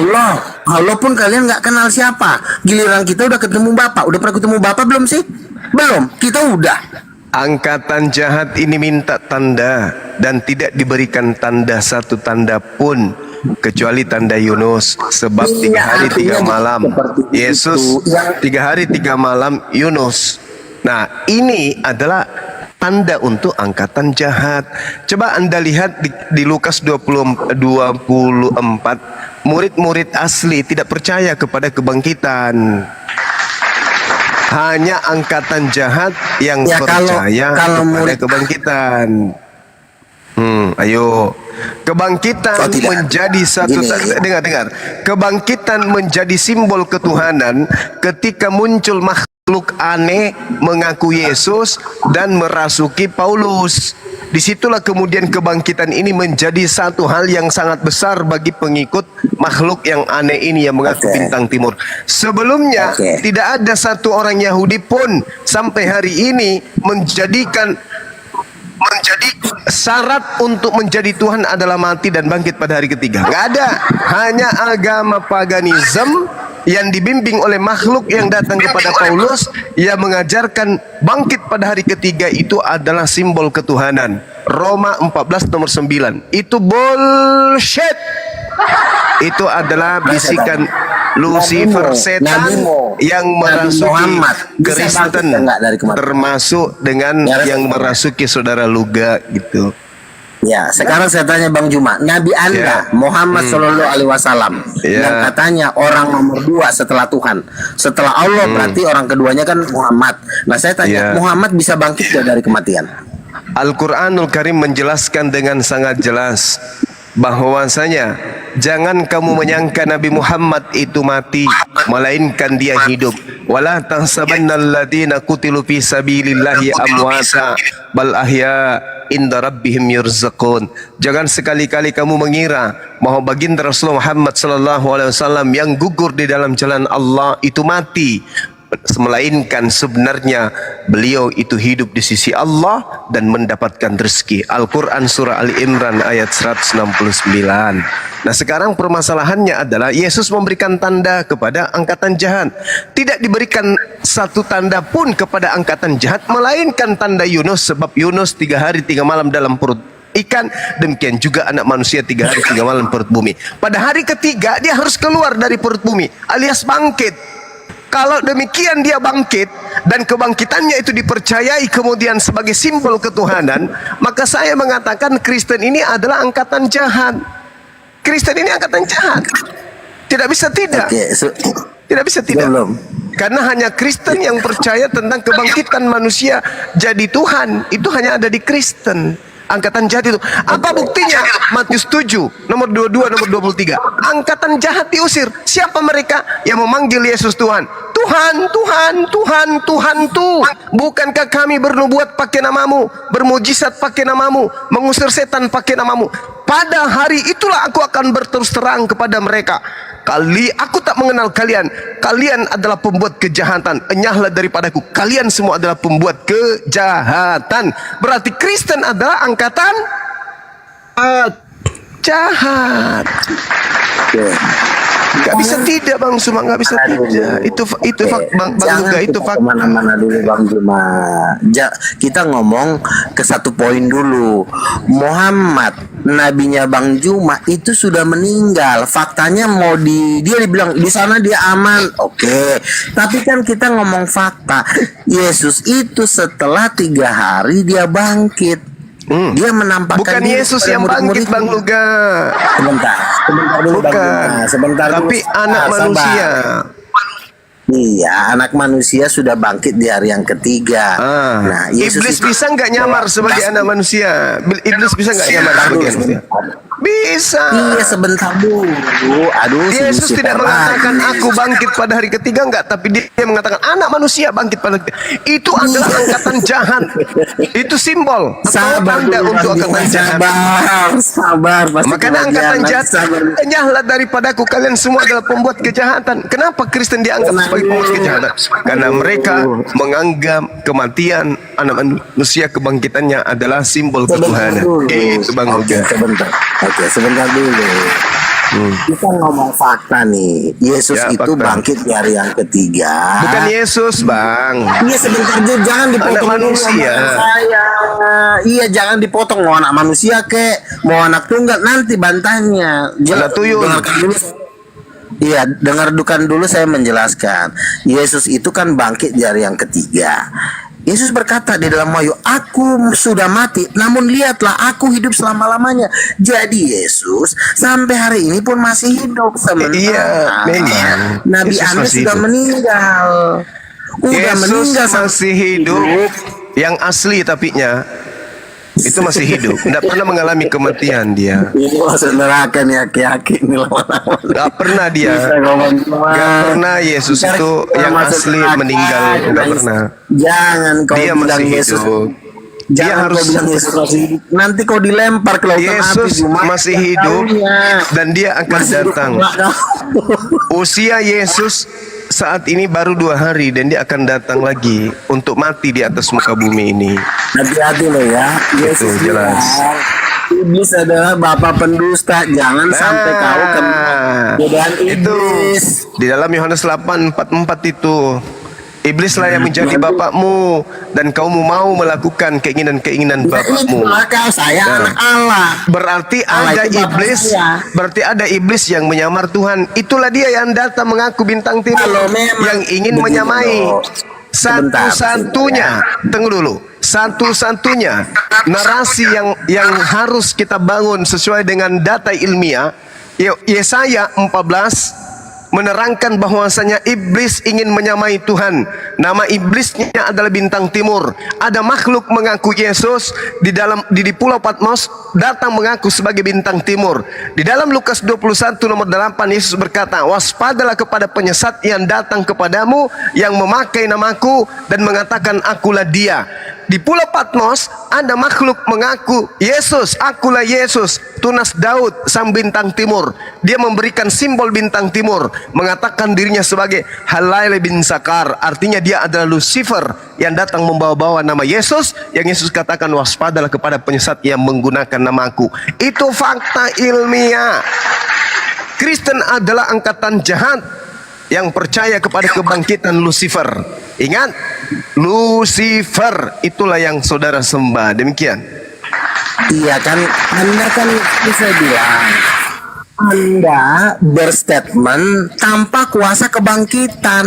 Anda berstatement berdasarkan kematian. Sebentar dulu. Makanya intinya cuma satu. Anda menjajakan, menjual, mengekspos bahwa inilah ajaran orang yang sudah meninggal. Apapun yang Anda ajarkan, pemimpin Anda sudah meninggal, nggak bisa bangkit, artinya tidak bisa mengalahkan kematian. Makanya saya ini Luga Tambunan tidak pernah mau mendengarkan ajaran orang yang setelah dia mengajarkan tentang Tuhan tapi dia sendiri mati. Makanya kata Paulus, jika Kristus tidak dibangkitkan, saya akan kembali lagi ke profesi semula, menjadi garong. Ingat itu ucapan Paulus, jika Kristus tidak dibangkitkan, buat apa kita di sini kumpul-kumpul? Mending kita bubar aja. Tetapi karena Yesus bangkit, sebab Dia hidup, ada hari esok, sebab Dia hidup, ku tak gentar. Yesus sudah bangkit, makanya saya pun mau percaya karena berdasarkan kuasa kebangkitan itu. Lalu itu apa? tanda apa itu Bang Luga? Bang cuma ajarkan ajaran janji. Kutanya dulu. Aman. Kebangkitan itu tanda untuk siapa Bang Luga? Berdasarkan pengakuan Yesus. Itu artinya Bang Juma kalau misalnya dibunuh orang hari ini mau nggak? Mau nggak? Sekarang tunggu. Saya tanya dulu Bang Luga. Kebangkitan menurut Yesus itu tanda untuk angkatan jahat atau angkatan benar? Bukan, kebangkitan itu adalah kemenangan bagi orang-orang benar. Makanya kita kudu bangkit.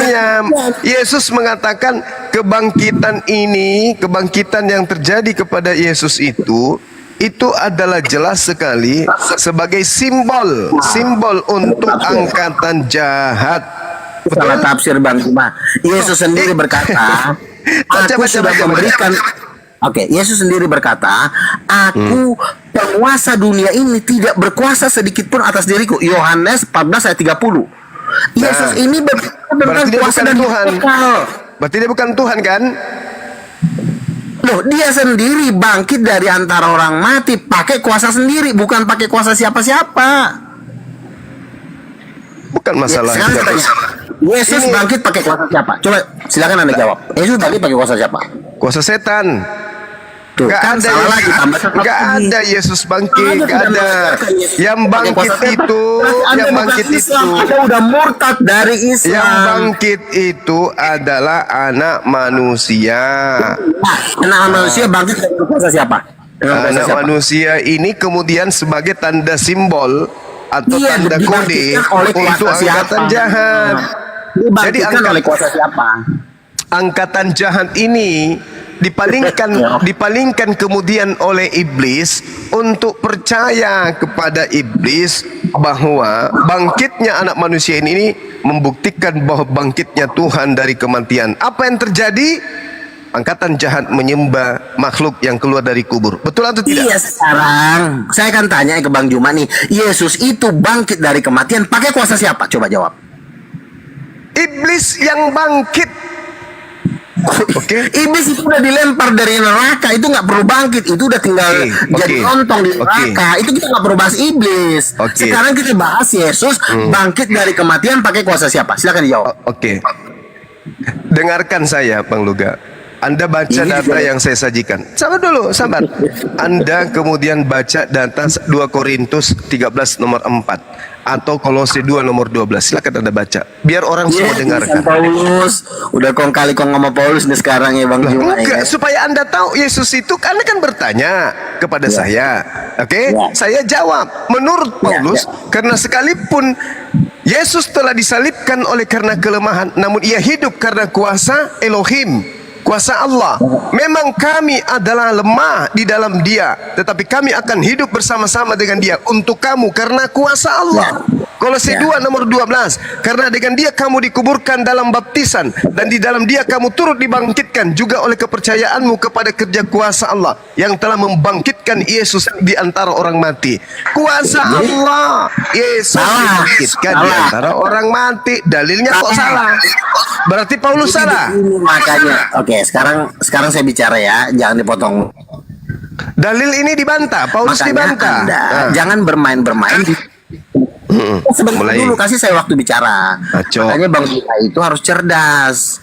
Contoh Luga Makasih. Tambunan yang cerdasnya kan gini, kalau Anda bermain-bermain di tulisan Paulus, Gimana nih pendidikan Anda muridmu, cuma Kami? membaca sebentar. Kalau Anda cuma membaca topik-topik atasnya, Anda memakai itu, Anda terjerat. Makanya ketika Paulus bicara, baca sampai habis supaya Anda tidak terjerat di dalam tulisan Paulus. Anda bilang dengan kuasa Allah. Tidak Lah, ada yang tulisannya salah dengan begitu perkara kok. itu. Dalilnya begitu Makanya kau baca lagi penjelasan Paulus di bawahnya. Paulus mengatakan di dalam Roma 8 ayat 11, Yesus itu dibangkitkan oleh roh, yaitu roh Allah. Roh Allah ini juga menurut Paulus adalah Allah. Makanya jadi Yesus dibangkitkan itu oleh Roh Kudus. Roh Kudusnya kenapa tidak dilibatkan Bang Juma? Kalau Bang Juma tidak melibatkan Roh Kudus dalam kebangkitan Yesus, berarti Bang Juma siap-siaplah dibakar di lautan api dan berang dan menjerit-jerit bersama dengan blokir permanen di neraka kalian. dalilnya sudah sangat jelas pun bahwasanya Ya, Anda kan Yesus membaca dibangkitkan foto dengan dari kuasa Allah. tulisan Masih Paulus juga yang dibantah. kira-kira Inilah kepada- bukti bahwa Anda itu adalah pengikut Lucifer. Data yang tertera di Bible pun Anda bantah. Bagaimana ceritanya tuh? Dalil yang ada di kitab Anda bantah sendiri. memotong tulisan Paulus kira-kira sama-sama Allah. Di situ baru Anda- dijelaskan kok Yesus dibangkitkan dari kuasa Allah. Bukan Coba. kuasa Allah Bang Juma. Nah, Yesus coba itu- tunjukkan kepada saya di mana pernah Yesus berdoa kepada Roh Kudus. Mana? Tunjukkan. Begini. Di mana Yesus berdoa kepada dengan Roh Kudus, di mana? Ada. Yesus itu Roh Kudus yang oleh ada Roh. di surga. Mana? Roh Ketika Yesus Kudusku. dibaptis, Yesus selalu berdoa, Bapakku yang ada di surga. Sebentar. Roh Kudusku yang ada di surga ada. Sebentar, Roh Kudus sebentar. itu juga memang makhluk, dia adalah Gabriel, bukan Tuhan. Gabriel. Di mana Yesus pernah berdoa kepada Roh Oke. Kudus? Coba. Oke. Sekarang Bang Juma diam dulu ya, jangan dibantah dulu. Jadi gini, Yesus ini kan ingin meminta petunjuk. Meminta petunjuk itu tentu kepada bapaknya, bukan kepada ibunya. Roh Kudus itu dia memenuhi Yesus. Bahkan Yesus itu Mulai membuat ngaco. mujizat dengan kuasa Roh Kudus. Matius 12 ayat 8. Aku mengusir setan dengan kuasa Roh Allah.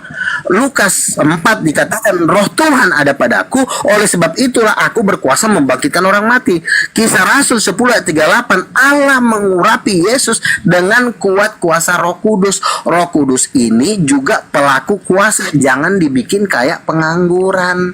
Bang Juma ini hanya melibatkan Yesus Bapak Yesus, Allah Yesus, Allah Yesus. Seakan-akan Roh Kudus ini tidak pernah bikin apa-apa. Yang membangkitkan Yesus itu adalah Roh Kudus atas izin Bapa. Bapa itu hanya memberikan izin, lalu kuasanya itu dari Roh Kudus. Kenapa harus kuasanya dari Roh Kudus? Ketika Bang Juma ingin punya anak, tentu mainnya bukan sama pohon, bukan main sama tentu main sama istrinya, maka lahirlah anak. Jadi anak itu ada karena perpaduan antara suami dan istri. Demikian juga Yesus, dia membuat mujizat tentu pakai kuasa ibunya karena dia pun lahir dari emaknya, bukan mamanya. Masa Intinya seorang anak ya, misalnya begini Bang Juma ya, saya kasih contoh. Saya kekayaan saya 1 triliun. Saya menikah dengan calon istri saya, Renata, kekayaannya 7 triliun. Lalu ketika saya menikah dengan dia, maka saya punya anak namanya James. Duit anak saya ini 7 triliun. Dari bapaknya 1 triliun dan mamanya 1 triliun. Artinya Allahu gini, Bang Akbar. Juma, yang namanya anak itu pasti nerima kuasa dari izin dari bapaknya, kuasa dari ibunya. Sama seperti waktu janin terbentuk di dalam rahim seorang perempuan, itu gabungan sperma dan sel telur. Dua-duanya harus kerja. Nggak boleh cuma Bang Juma main-main di pohon, nggak akan ada jadi anak. Yang ada pohon nanti rusak. Iya. Jelas kan? Ya, kembali ke Jadi tema bahwasanya Yesus membuat Dinda Fandi silakan dengan kembali ke kuasa tema. Roh Kudus, Bang Juma, dengan kuasa Roh Kudus, tapi tentu atas izin bapaknya. Malam. Tunggu dulu, baru apa Mampet dulu. Udah, keok, udahlah, keok, kasihan Tahu pulang. dulu apa kali sedikit. ya. Ntar dulu Bang Luga, begini Bang Luga. Jadi kesimpulannya Bang Kenapa lagi lu? Luga. Iya, Dimit dulu dulu, lagi nih anak. dimit dulu Bang Luga. Jadi Bang Luga, ya kan, yang ditemui Kakanda Paulus di Damsik itu sesungguhnya adalah, nah sebentar kita dapat jawabannya. Apa yang diajarkan Paulus di dalam Roma 14 nomor 9 tadi yang disampaikan oleh Bang Zuma? Maka sebab untuk itulah ia mati dan hidup kembali supaya ia menjadi Tuhan. Nah, ini ajaran Kakanda Paulus. Sementara yang Yesus ajarkan adalah satu-satunya Tuhan yang benar itu Bapa. Engkau harus menyembah Bapa. Lukas 4:8, Matius 4:10. Bapa yang harus kau sembah. Tetapi ajaran Kakanda Paulus ini, karena yang ditemui di Damsik itu adalah tanda tanya, sebentar kita jawab. Nah, kita tengok Bang Luga di dalam 2 Korintus 11:14 tadi, iblis pun bisa menyamar menjadi malaikat terang. Nah, ketakutan saya yang diimani kawan-kawan Kristen itu bahwa Kakanda Paulus bertemu Tuhan katanya di Damsik, ternyata bukan Tuhan, tetapi simbolis. Karena di dalam Yohanes 8:44, iblislah yang menjadi bapak Muluga katanya. Nah, ditegaskan juga dalam Yohanes Matius 7:23 tadi bahwa orang-orang yang menyebut aku Tuhan, bernubuat demi namaku, bermukjizat demi namaku, mengusir setan demi namaku, aku tidak pernah mengenal mereka, kata Yesus. Kata Yesus, hanyalah kamu, Luga, kamu sekalian pembuat kejahatan, kalian nanti akan disepak ke neraka. Karena kalian itu yang pertama mengikuti ajaran simbolis yang Kakanda Paulus ajarkan dalam Roma 14:9, kalian mengimani Yesus mati. Nah, itu ajaran simbolis, itu ajaran angkatan jahat. Makanya Bang Luga, nanti kalau kami sudah di akhirat nanti, tunggu dulu. Kami sudah di akhirat nanti, kami akan melewati jembatan Siratal Mustaqim dan melihat Bang Luga jatuh sebelah kiri ke dalam neraka jahanam dan kekal di dalamnya halilintar. Makasih Bang Zuma. Aku izin turun dulu Bang Zuma. Semuanya. Assalamualaikum warahmatullahi wabarakatuh. Jangan marah Bang. Assalamualaikum warahmatullahi wabarakatuh. Petinju kelas bulu jangan dinaikin lah Bang Juma. Petinju kelas terbang, kelas bulu janganlah. Ntar sekali pukul penyok meninggal pula langsung ke neraka. Tolong kasih petinju yang memang bobotnya itu bisa dipukul, bisa sekali pukul itu seluruh bumi rontok gitu. Kalau si Pandi ya, Juma sebenarnya bukan level saya, cuma daripada nggak ada yang digulung, ya terpaksa lah saya banting terus. Saya tuh kelasnya tuh Zakir Naik, yang juta orang, 2 juta itu kelas saya. Tapi karena nggak ada lagi yang mau dilawan, mau nggak mau lah si Ardiansa lah, tukang sayur lah, boleh lah. Yo silakan maju. Ada yang mau digulung lagi nggak? Dan saya bilang, kalau Anda mengatakan Paulus tanpa ada kuasa kebangkitan, dan saya melihat Anda tidak bisa bangkit dari kematian. Ketika Anda tidak bisa bangkit dari kematian, saya cuma menganggap Anda adalah tempe. Luga, ya bentar. Luga, lu udah pernah diskusi? Waalaikumsalam. Semalam mimpi Udah apa pernah diskusi Burunda? sama Zakir? Anaknya Zakir Naik udah saya banting di Malang waktu itu, udah sampai. Iya, pakai bahasa apa kamu Luga? Pakai bahasa apa? Bahasa Inggris. Pakai lu bahasa Inggris.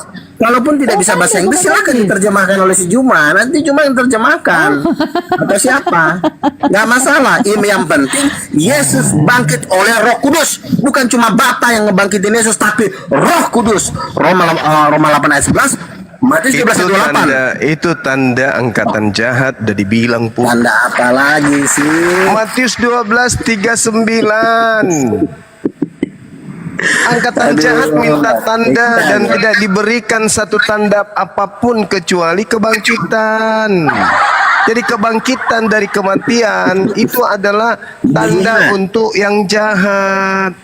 Cuma tahu Simpson nggak? Simpson itu kan kalau Jangan sekali bawa kemana-mana. Yesus mengatakan dengan jelas tuh, angkatan jahat ini meminta satu tanda dan tidak akan diberikan satu tanda apapun kecuali kebangkitan. Oke, kan saya bilang, Dalilnya jelas. ya dalil tanpa kuasa jatuhnya tempe. Ya Allah ya Karim. Anda boleh bangga dengan kebangkitan. Silakan. Tapi ingat, kami orang yang terpelajar paham betul bahwa orang-orang yang percaya kepada Begini, Bang kebangkitan Juma. sosok makhluk dari kuburan sebagai syarat menjadi Tuhan, itu adalah angkatan jahat. Maka kalian semua adalah penjahat. Buktinya di dalam Matius 7, tanda-tanda angkatan jahat itu pengikutnya sebagai penjahat disebutkan di sana. Matius 7:22 nomor 23. Banyaklah daripadaku.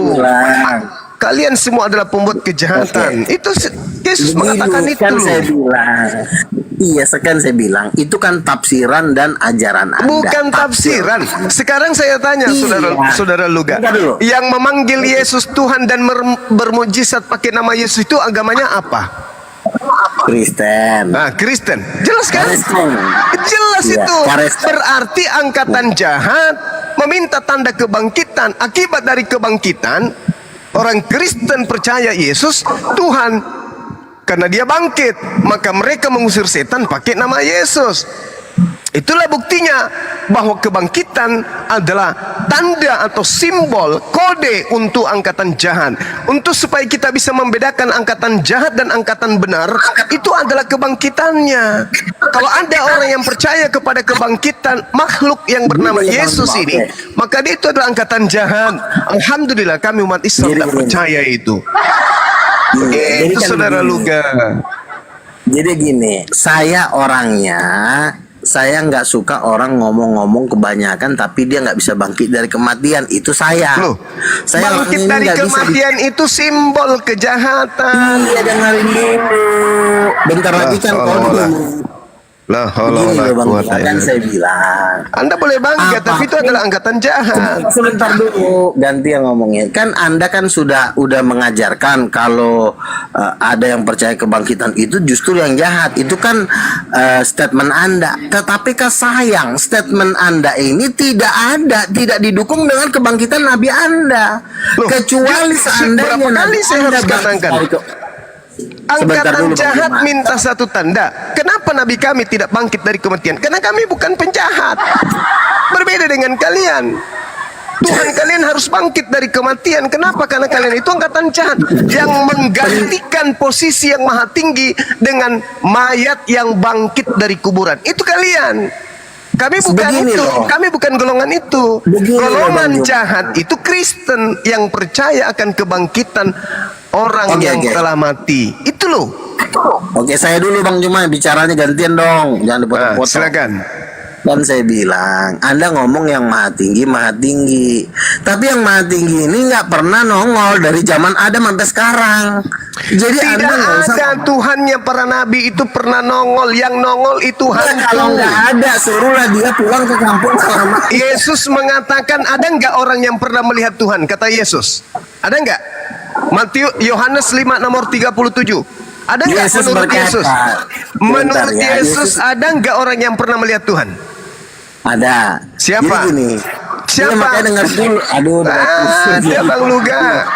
Gak ada. Jangan debat kusir dulu, gantian dulu Mudah-mudahan bicaranya. saudara Luga ini masih bisa sehat, ya. Bukan. Jadi orang yang percaya kepada kebangkitan dari kematian itu adalah angkatan Astagfirullah, jahat, astagfirullah. angkatan jahat. Jadi kalau mau lihat angkatan jahat, saudara-saudara, lihatlah orang yang menyembah manusia yang bangkit, yang keluar dari kuburan. Itulah Ya angkatan jahat. sekarang begini, salahnya di mana Penjahat sih itu. kalau menyembah Yesus itu salahnya di mana?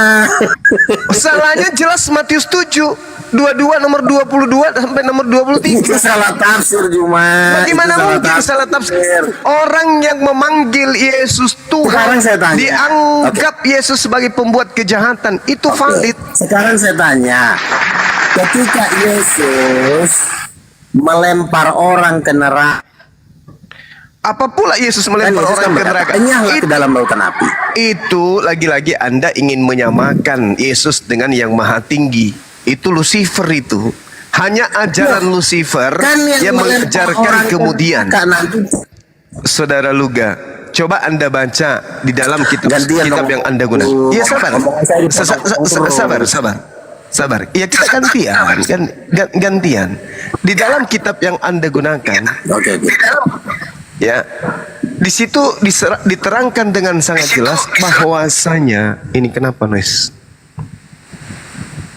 Diterangkan di dalam kitab saudara bahwa iblis, ya, yang adalah Lucifer ini itu diusir ke atas muka bumi ini bersama dengan malaikat-malaikatnya. Dia bersama dengan malaikat iblis ini bersama-sama dengan rajanya diusir ke atas muka bumi. Dan salah satu tanda simbol iblis itu adalah mengajak manusia menyembah kepada sesamanya makhluk, di mana makhluk ini sendiri yang datang mengaku sebagai Yesus yang bangkit dari kematian, mengaku sebagai bintang timur. Sedangkan bintang timur ini di dalam tradisi Yahudi disebut Hailale bin Zakar. Dialah malaikat yang jatuh yang ingin menyamai Tuhan pencipta alam semesta yang maha tinggi. Nah sekarang saudara melantik Yesus, apapun Yesus, sedikit-sedikit Yesus, raja di atas raja, sedikit-sedikit Yesus. Berarti Anda ini adalah malaikat Lucifer yang ingin menggantikan posisi Elohim, posisi yang maha tinggi dengan anak manusia yang bukan apa-apa. Yesus tidak bisa berbuat apa-apa kok dilantik jadi Tuhan. Kenapa? Karena adanya pengaruh makhluk yang datang kepada Kristen mempengaruhi semua orang Kristen untuk mempertuhankan Lucifer. Itu fakta. Maka endingnya kemudian pada hari terakhir, di situ diterangkan kok, pada hari terakhir aku akan berterus terang kepada mereka, enyahlah daripadaku, kalian semua adalah pembuat kejahatan. Siapa mereka? Yang menganggap Yesus Tuhan, bahkan sampai pada level bermujizat. Mereka semua diusir. Siapa itu? Angkatan jahat, orang jahat, penjahat, yang pro terhadap setan, yang pro terhadap Lucifer, yang pro terhadap Yesus palsu, yang datang ngaku-ngaku Yesus. Ingat Lukas 21 nomor 8. Waspadalah kepada penyesat yang datang kepadamu dengan memakai namaku dan mengatakan akulah dia. Jadi apabila ketika ada orang berkata ada Yesus di sini, ada Yesus di sana, jangan kau percaya, kata Yesus. Camkanlah, aku telah mengatakannya terlebih dahulu kepadamu. Apabila ada orang berkata bertemu Yesus di padang gurun, bertemu Yesus dalam bilik, jangan kau percaya, sebab kedatanganku yang kedua ditandai dengan apa?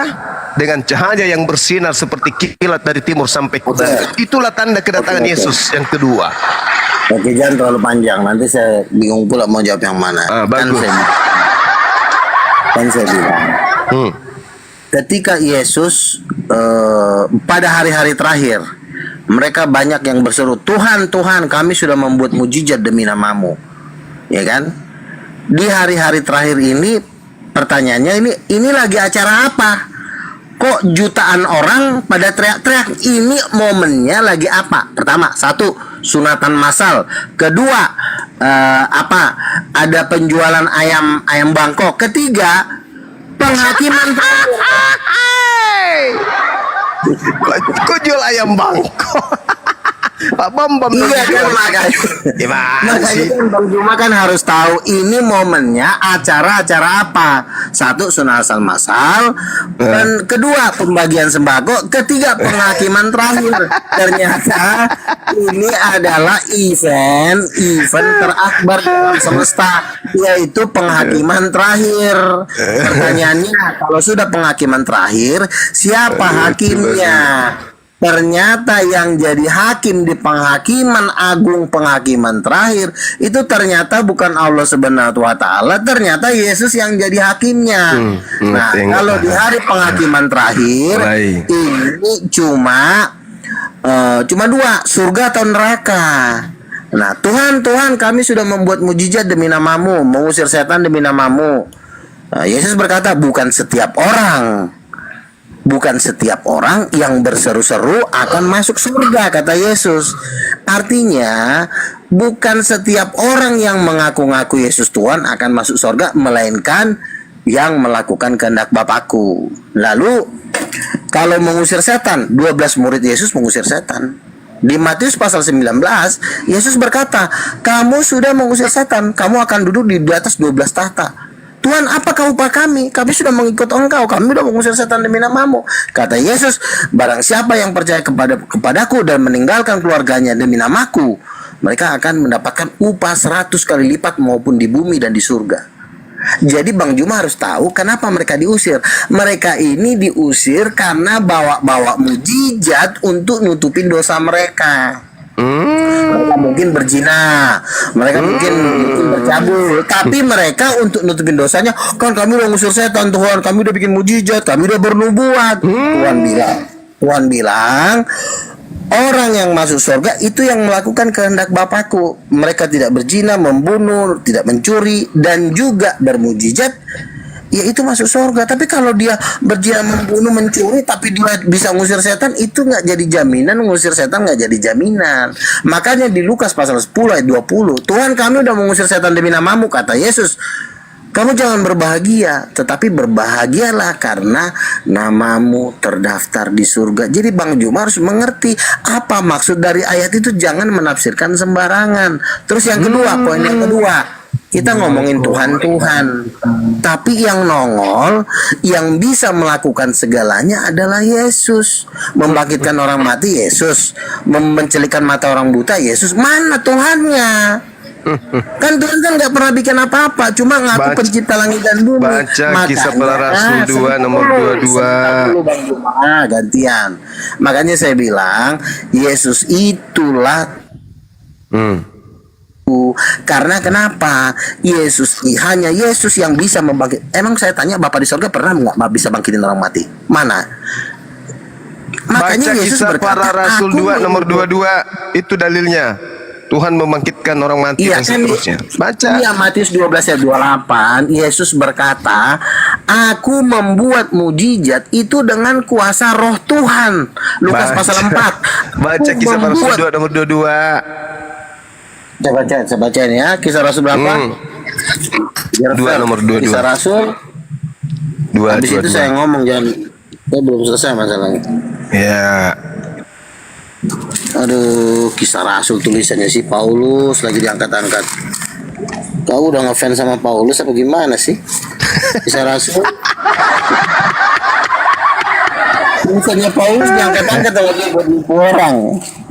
Tapi maklum lah, namanya juga orang lagi domba yang sesat. Kisah Rasul 2 ayat 22. Kisah Rasul 22. Kisah Rasul 22. Tapi kita harus sabar nih nuntun domba-domba Tuhan nih biar masuk surga. Kisah Rasul 22 ayat 22 Cahayu. Kisah Rasul 2 ayat 2. Lo ngomongin jelas. Tiba-tiba turunlah dari langit. Lain dikasih, lain dibaca. Kisah Rasul 2 ayat 22. Hai orang-orang Israel. Ayat lama nih. Dengarkanlah perkataan ini. Yesus dari Nazaret, seorang pelai yang ditentukan Allah dan dinyatakan kepadamu dengan mujizat-mujizat, tanda-tanda yang dilakukan oleh Allah. Yang dilakukan oleh Allah, betul? Yang dilakukan oleh siapa? Allah. Nah, begitu dong. Iya, tapi Allah ini kalau dia melakukan mujizat itu perantaraan yang namanya Roh Allah, Roh Kudus. Iya. Jadi gini, biar lu tahu gini. Bapak Allah atau Bapak itu dia kerjanya itu menentukan, mengizinkan. Iya. Tetapi yang melakukan, kuasa yang membangkitkan itu bukan Allah. Dia cuma Allah itu Bapak. Ya, Allah Bapak di sini ya. Allah Bapak itu tugasnya memerintah, mengizinkan dan menentukan. Dia intelektual. Jadi tugasnya Allah Bapa itu intelektual, dia merancang. Tapi yang melakukan tindakan-tindakan kebangkitan itu bukan Bapa, itulah Roh Kudus. Jadi Bapa. Terus yang bawa ayam ini tadi ayam bangkok bagaimana dia nasibnya? Ya makanya kan saya bilang Yesus itu kan anak tunggal Bapa. Yang bawa ayam bangkok tadi bagaimana nasibnya? Ternyata Tuhan yang memberikan kemudian kuasa. Iya kan? Yesus itu kan menerima kuasa kan dari Roh Kudus. Iya, yang bawa ayam bangkok gimana nasibnya? Ya orang yang bawa ayam bangkok itu ya masuk neraka. Ya. Aku nih bisa diajarin semuanya. Kampret. Dulu kalau masuk neraka nih awak kasihan lah ya. Jancok. Kalau masuk neraka balas begini ayam bangkok. Begini, kalian tuh jangan di sini. Aduh bahaya. Nanti kamu dikejar-kejar sama peternak ayam bangkok loh. Makanya saya bilang di dalam Alkitab itu ada yang namanya Allah, ada yang namanya Roh Allah. Allah dan Roh Allah itu beda. Gini loh, keduanya ini melakukan tugas masing-masing. Pertama Allah. Roh Allah juga melakukan mujizat. Di Matius 12:8, aku mengusir setan dengan kuasa Roh Allah. Jadi bukan cuma Allah doang yang bekerja, Roh Allah yaitu Roh Kudus juga main. Kalau kalian hilangkan Roh Kudus kan kalian cuma mainkan Allah Yesus, ya jatuhnya memang Yesus nabi. Jadi gini, kesimpulannya begini. Kalau Yesus melakukan mujizat dengan kuasa Allah, kesimpulannya adalah Yesus adalah nabi. Betul, saya setuju. Jikalau Yesus melakukan mujizat dengan kuasa Bapa atau dengan kuasa Allah, maka kesimpulan pastinya Yesus adalah nabi bukan Tuhan. Saya setuju. Ya. Tetapi ada tapinya. Kalau Yesus membuat mujizat dengan kuasa Roh Kudus atas izin Bapa, kesimpulannya adalah Yesus adalah Tuhan. Bang Zizi, syukran Bang Zizi. Barakallah. Kalau saya pilih B, karena yang benar adalah Yesus melakukan mujizat atas izin Bapa dan kuasa Roh Kudus, bukan kuasa Bapa. Jelas, tamat ya. Murtad. Juma. Aduh, yang kasihan nih peternak ayam bangkok ini yang kasihan ini. Lagian, kan saya tanya tadi ke Juma, itu Tuhan, iya pertanyaannya itu eventnya event apa? Dia bilang sunatan masal kah? Penjualan ayam bangkok kah? Ataupun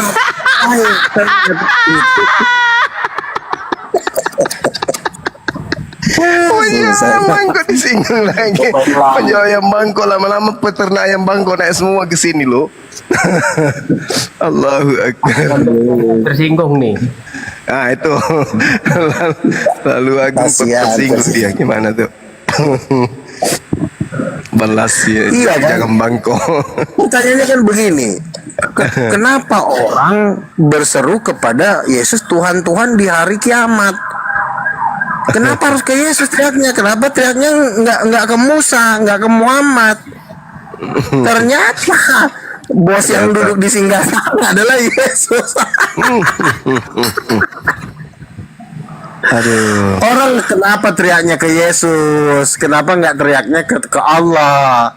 Ya berarti kan Yesus Allah. Gimana sih? Iya. Aduh. Padahal sekarang yang jadi hakim di akhir zaman siapa? Yang jadi hakim agung siapa?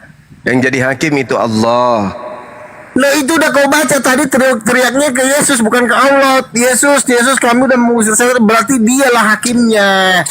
Yesus berdasarkan Yohanes 8:42 kalau Yohanes 12:4. Yohanes gimana itu Bang? Yohanes 12 nomor 42. Coba Anda baca di situ. Apa tuh, bacaan aja. Benarkah teman-teman, barang siapa yang menolak aku, dia sudah ada hakimnya. Benarkah? Itu firman yang katakan. Yohanes 8 ya. Iya, firman itu yang jadi hakimnya. Berarti yang jadi hakim agung kan Yesus, firman. Adalah ucapan yang pernah Yesus ucapkan. Barang siapa yang menolak aku, dia sudah ada hakimnya. Hakimnya, yaitu firman yang telah yang kukatakan. telah kukatakan kepada mereka. Firman itulah yang akan menjadi hakimnya di akhir zaman. Artinya Iya. ucapan-ucapan Yesus yang pernah dia ucapkan pada saat dia 3 tahun berkhutbah kepada Bani Israel, itulah yang menjadi dasar pijakan penghakiman. Iya, makanya aku bilang itu Yesus Tuhan karena perkataannya Yesus menjadi hakim. Karena Yesus tidak pernah mengajarkan dirinya menjadi Tuhan, dirinya dituhankan, disembah, dan Yesus banyak itu orang kan yang sudah menuhankan bilang dia, kemudian. Maka Yesus inilah sudah bilang sebabnya, Tuhan. inilah sebabnya ya ukhti Raswa KBK syukran. Inilah sebabnya kemudian sehingga orang-orang Kristen ini mengikuti nabi palsu, di mana tanda nabi palsu itu adalah salah satunya memanggil Yesus Tuhan. Coba Anda baca Matius 7 dari nomor 15 sampai 23. Waspadalah kepada nabi-nabi palsu, tanda-tanda nabi palsu, pengikutnya memanggil Yesus Tuhan, bermujizat pakai nama Yesus, bernubuat, bermujizat. Nah, itu tanda 12 nabi murid Yesus palsu pengikutnya 12 begitu. Iya, 12 murid Yesus, Rasul Petrus itu menyembuhkan orang lumpuh di Kisah Rasul 3 ayat 16 itu demi nama Yesus. Pertanyaannya, apakah Rasul Petrus masuk neraka? Tidak. Yesus sendiri berkata, kamu yang 12 ini akan semeja dengan aku di dalam kerajaanku di surga. Yang 12. Coba dibaca lengkap aja dulu Matius 7 ya. Dari buahnya kamu melihat mereka, yaitu tidak setiap orang, tidak semua orang yang memanggil aku Tuhan akan masuk ke dalam kerajaan surga, melainkan mereka yang melakukan kehendak Bapa. Nah, kita lihat ke-11 murid Yesus melakukan kehendak Bapa dan memanggil Yesus itu sebagai Tuhan atau junjungan atau nabi atau Sekarang rasul. saya tanya, Sedangkan orang Kristen sabar. Petrus Sedangkan orang menyembuhkan- Kristen ini tidak melakukan kehendak Bapa. Coba ibadah minggu, menyembah Yesus, makan babi, tidak bersunat, itu bukan kehendak Bapa semua. Makanya orang-orang Kristen ini semuanya digulung masuk ke dalam api neraka yang menyala-nyala. Itu fakta. Saya bantai ya. Silakan. Nanti saya bantai ya. 12 murid Yesus ya, mereka itu menyembuhkan orang lumpuh di dalam nama Yesus. Itu yang melakukan Petrus. Ya. Di dalam Lukas 10 ayat 20, 12 murid Yesus juga dengan ke-70 murid itu mengusir setan demi nama Yesus. Ya, tapi melakukan kehendak Bapa. Ya kita fokus dulu kan di dalam. Sedangkan gini loh. Kristen ini Sebentar dulu Bang Juma, bermujizat jangan dipotong. mengusir setan Iya. pakai nama Yesus tapi tidak melakukan kehendak Bapa. Kenapa? Karena yang diikuti oleh Kristen adalah Yesus palsu itu tadi. Begini dong, Juma gini. Begini ya, kalau ada kebohongan satupun di dalam ajaran kita, itu kita udah masuk neraka. Nggak perlu kudu harus mencuri, membunuh, masuk neraka. Kita berbohong tentang pengusiran setan dalam nama Yesus pun, walaupun melakukan segala yang baik, itu tetap masuk neraka. Makanya poinnya di pengusiran setan atas nama Yesus. Nah pertanyaannya, 12 murid Yesus itu mengusir setan demi nama Yesus. Dan lalu mereka Sebentar melakukan dulu. kehendak Bapa. Tapi kalau Iya. Kristen bermujizat juga pakai nama Yesus tapi tidak melakukan kehendak Bapa. Pertanyaannya begini, mengusir setan dalam nama Yesus itu suatu kebenaran atau kebohongan? Itu dulu jawabnya. Mengusir Kebenaran. setan pakai nama Yesus itu adalah tanda-tanda yang diberikan kemudian oleh Yesus kepada pengikutnya. Tapi Yesus mengatakan tanda-tanda nabi palsu juga bisa bermujizat. Oke, Matius 24 nomor 24 bisa melakukan hal yang sama dengan Iya, pakai nama Yesus memanfaatkan ya. dengan Pakai nama memanfaatkan dengan memanfaatkan nama Yesus. Oke. Yesus dia pakai, makanya dikatakan, bukankah kami bernubuat, bukankah kami bermujizat, bukan kami mengusir setan pakai namamu? Apa kata Yesus? Nyala daripada aku. Kenapa demikian? Karena orang-orang Kristen tidak melakukan kehendak Bapa. Sekarang saya tanya Bang Luga, atas kehendak siapa Bang Luga ibadah hari Minggu?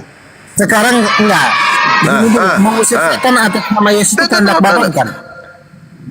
Bapak memberikan mukjizat. Dengar dulu. Bapak memberikan Mengusir mukjizat setan. kepada Yesus dan juga kepada muridnya dan juga kepada pengikut nabi palsu Dalam nama mampu Yesus. mengusir setan. Matius Itu kehendak Bapa 24. bukan?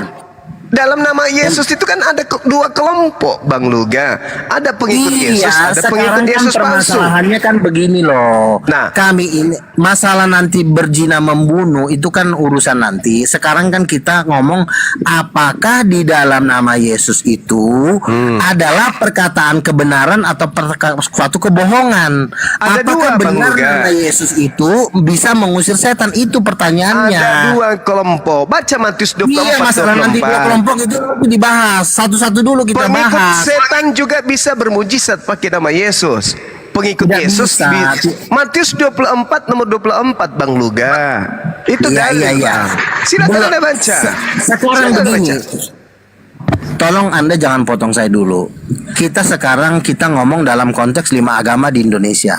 Agama mana di Indonesia ini yang mengusir setan pakai nama Yesus? Itu cuma orang Kristen, agama Kristen. Iya, makanya Kita saya akui. bilang Kita akui itu. tidak ada agama lain di luar Kristen, Kristen. yang mengusir setan atas nama Nah. agama Buddha. Coba agama Anda baca Hindu, Matius 24 nomor agama 24. Konghucu. Baca tuh dulu. Baca Nggak dulu. usah Matius baca, kita lihat aja di nyata kehidupan sehari-hari.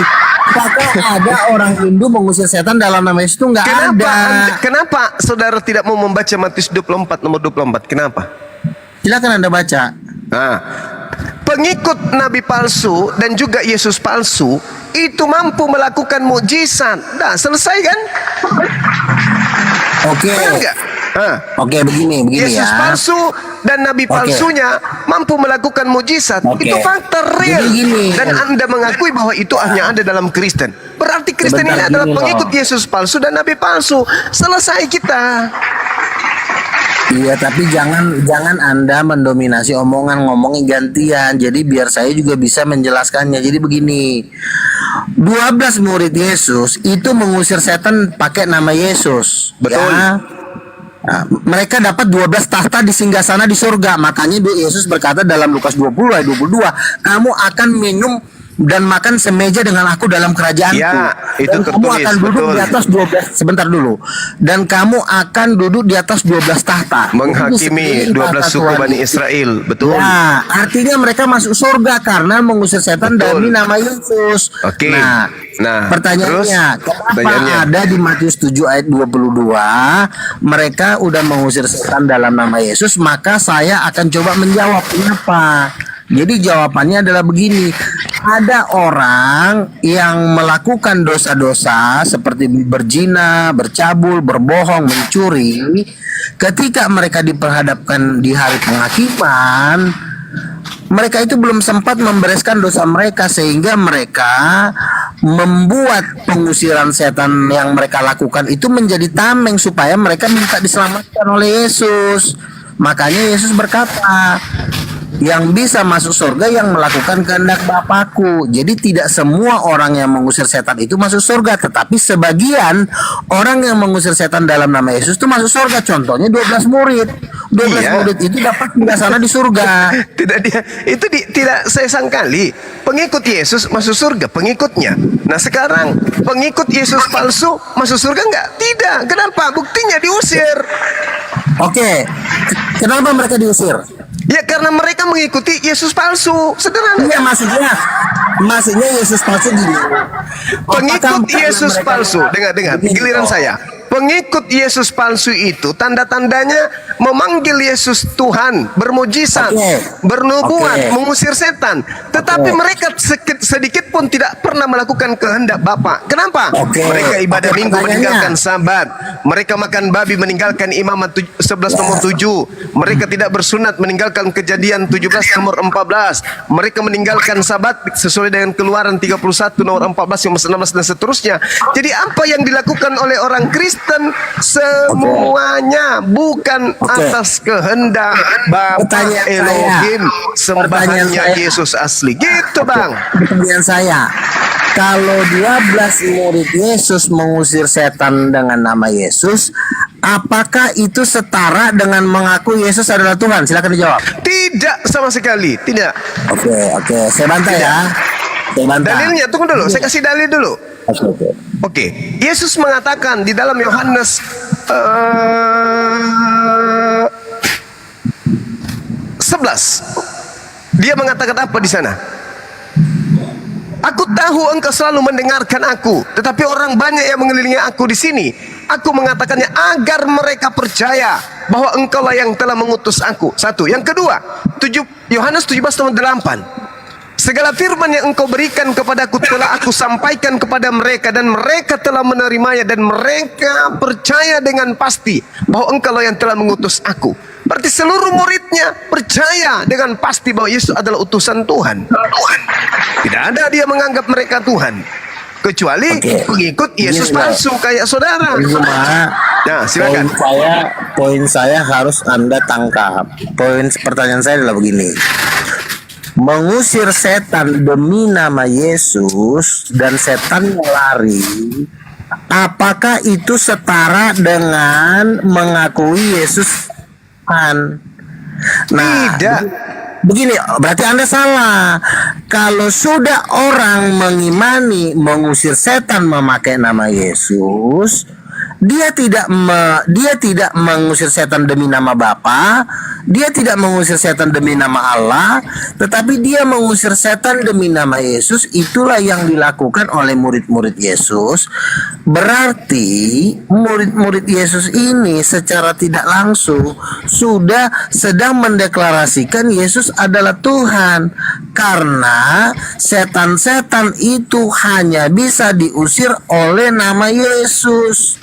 Jadi kalau Juma tidak mengerti matematikanya, itu sama seperti misalnya gini, 100 sama dengan 50 tambah 50, 50 tambah 50 sama dengan 100. Itu cuma dibalik-balik aja Bang Juma. Jadi Yesus itu Tuhan. Tuhan itu kan artinya penguasa. Nah, kalau nama Yesus berkuasa mengusir setan, berarti sama dengan Yesus Tuhan. Matematikanya segampang itu. Aduh, masa gitu aja nggak ngerti sih? Saudara Luga, dengarkan. Gantian. Penguasa. Gantian, Tuhan, saya lagi. Gantian. Sedikit lagi. Gantian. Sedikit lagi. Tuhan itu kan artinya penguasa yang bisa berkuasa. Berkuasa atas apa? Tuhan itu artinya yang bisa berkuasa atas setan-setan. Karena kita tidak perlu berkuasa atas manusia. Yang musuh kita yang terbesar itu setan. Jadi penguasa tertinggi adalah orang yang berkuasa atas setan-setan. Siapa yang bisa berkuasa atas setan-setan adalah nama Yesus bisa mengusir setan. Artinya Yesus itu Tuhan. Aduh, gitu aja gue gak ngerti sih. Oke, gantian ya. Kak. Gini Bang Luga. Silakan dibantah. Oke, Yesusnya yang harus menjadi acuan, bukan doktrin, bukan dogma. Yohanes 12, Yesus berkata, sebab aku berkata-kata bukan dari diriku sendiri, tetapi Bapa yang mengutus aku. Dialah yang memerintahkan aku untuk mengatakan apa yang harus kukatakan dan aku sampaikan. Dan aku tahu bahwa perintahnya itu adalah hidup yang kekal. Jadi apa yang aku katakan, aku menyampaikannya sebagaimana yang difirmankan oleh Bapa kepadaku. Kemudian, dalam Yohanes 17:8, segala perkataan yang berasal dari Tuhan, Yesus telah sampaikan kepada seluruh muridnya. Sebab segala firman yang engkau sampaikan kepadaku telah kusampaikan kepada mereka, dan mereka menerimanya. Mereka tahu benar-benar bahwa aku datang daripadamu, dan mereka percaya bahwa engkaulah yang telah mengutus aku. Yohanes 14:31. Tetapi supaya orang Indonesia tahu bahwa aku mengasihi Bapa dan bahwa aku melakukan segala sesuatu seperti yang diperintahkan Bapa kepadaku, bangunlah, mari kita pergi dari sini. Yohanes 11:42 dikatakan dengan sangat jelas di sana, aku tahu bahwa engkau selalu mendengarkan aku, tetapi oleh karena orang banyak yang berdiri di sini mengelilingi aku mengatakannya agar supaya mereka percaya bahwa engkau yang telah mengutus aku. Yesus mau dipercayai sebagai utusan. Segala firman telah disampaikan, dan aspek semua firman itu intinya adalah Yesus itu adalah Rasulullah. Yesus itu adalah utusan Allah. Sedangkan orang-orang yang percaya kepada pemberitaan Yesus bahwa dia adalah utusan Tuhan dengan segenap hatinya, dan kemudian Yesus memberikan izin kepada mereka melakukan mujizat, itu bisa terjadi. Mereka bisa mengusir setan. Tetapi kelompok yang kedua ada juga yang bisa melakukan itu, bermujizat, bernubuat, mengusir setan, bla bla bla bla. Ada juga yang bisa melakukan itu, tetapi mereka tidak melakukan kehendak Bapa. Contohnya, Apakah kehendak Bapak ibadah minggu? Bukan. Apakah kehendak Bapak makan babi? Tidak. Apakah kehendak Bapak percaya kepada pastor pendeta? Bukan. Apakah kehendak Bapak agar tidak bersalah? Bukan juga. Tetapi Kristen mampu bermujizat, mengusir setan. Kenapa? Karena dia dibawa pengaruh Lucifer. Itu fakta. Itu fakta. Lucifer ingin menyamai Tuhan. Lucifer ingin menyamai yang maha kuasa. Sehingga nabi-nabinya, pengikutnya, rasulnya, malaikat-malaikatnya yang tersebar di gereja-gereja mampu melakukan mukjizat-mukjizat. Maka endingnya apa? Enyahlah daripadaku. Kalian semua adalah pembuat kejahatan. Itu fakta, itu real, itu kenyataan yang harus dilihat dan disaksikan oleh orang Kristen berdasarkan Bible itu sendiri. Jangan jauh-jauh ke Al-Quran, jangan. Lihat aja Bible. Dua Yesus yang bertentangan, antara Yesus yang datang kepada Bani Israel dan Yesus yang datang kepada Bani Romawi. Itu adalah dua sosok yang sangat berbeda, yang hanya bisa dibedakan jika manusia menggunakan akal sehat. Tapi kalau menggunakan doktrin dan dogma, mereka akan terjerat dengan tipu daya bahwa mereka tidak meyakini bahwa Yesus yang mereka sembah itu sebenarnya adalah Lucifer atau sang bintang timur. Begitu cara belajarnya Bang Luga. Oke. Silakan. Jadi begini, ucapan Paulus ini memang luar biasa ya. Dalam Filipi 2 ayat 10 dikatakan bahwa Allah Bapa mengaruniakan kepada Yesus itu nama di atas segala nama. Ini Bang Juma walaupun nggak percaya ke Paulus, tapi ini sangat mahal ini. Coba dicatat. Allah sangat meninggikan dia. Coba saya bacakan ya. Wah, ini gue dapat hikmat baru nih, luar biasa. Ya, Filipi 2 ayat 10. Ia telah merendahkan dirinya dan taat sampai mati. Oleh sebab itulah Allah mengaruniakan kepada Nomor 8 itu Bang Luga, bukan nomor 10. Ya, Filipi 2 nomor 8. Ya. 10 saya bacakan biar ngeri nih ya. Nih. Filipi 2 ayat 10. Dan dalam keadaannya sebagai manusia, ayat 8, ia telah merendahkan dirinya dan sampai mati, bahkan sampai mati di kayu salib. Itulah sebabnya Allah, yaitu Bapa ya, sangat meninggikan dia dan mengaruniakan kepadanya nama di atas segala nama, supaya di dalam nama Yesus bertekuk lutut segala yang ada di langit dan yang di bumi, dan segala lidah mengaku Yesus Kristus adalah Tuhan bagi kemuliaan Allah. Tengoklah. Sebentar. Saya kan baru baca, belum menjelaskan. Lihatlah kerjaan Paulus. Tadi kan Bang Juma kan mengatakan Yesus tidak dapat berbuat apa-apa dari dirinya sendiri. Betul. Yesus juga diutus oleh Bapa. Betul. Yesus juga bergantung kepada Bapa. Betul. Setuju saya. Tetapi karena Yesus sebagai anak, Yesus berkata di dalam Yohanes pasal 5, Bapa mengasihi anak, oleh sebab itu ia telah menyerahkan segala sesuatu kepada anak. Di dalam Matius 12 ayat 28, apa yang diserahkan oleh Bapa kepada anak? Segala kuasa di surga dan segala kuasa yang di bumi itu sudah diberikan kepada Yesus di dalam bentuk nama yang dahsyat dan luar biasa. Oleh sebab itu, di dalam nama Yesus, itu setan-setan penyesat bapa segala dusta itu lari. Di dalam nama Yesus juga terjadi kesembuhan, terjadi kebangkitan dari kematian di dalam nama Yesus.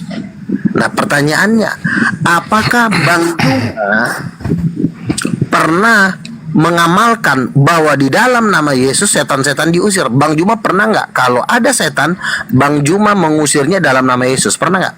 Coba. Saudara Luga, hanya ada dua kelompok yang mengusir setan itu pakai nama Yesus. Kelompok Yesus asli dan kelompok Yesus palsu. Pertanyaannya, setannya lari nggak? Saya enggak, karena saya bukan pengikut Lucifer dan saya juga bukan Bani Israel. Kan hanya ada dua, pengikut Lucifer dan pengikut Yesus asli. Dengarkan saya dulu, ini giliran saya. Ketika kemudian sudah, lihat. Oke. lihat cara kerja iblis. Di dalam Yesaya 46 nomor 5. kepada siapakah kamu hendak menyamakan aku, hendak membandingkan dan hendak mengumpamakan aku sehingga kami sama? Ini Tuhan yang menyatakan itu. Yesaya 45 nomor 6 dijawab sendiri oleh Tuhan, supaya orang tahu dari terbitnya matahari sampai terbenamnya matahari bahwa tidak ada yang lain di luar akulah Tuhan, tidak ada yang lain. Berarti ini adalah Tuhan satu-satunya yang esa. Tapi coba lihat cara main iblis. Di dalam 1 Timotius 2 nomor 5, apa kata Paulus melalui bisikan Yesus yang datang kepadanya, Yesus yang Lucifer?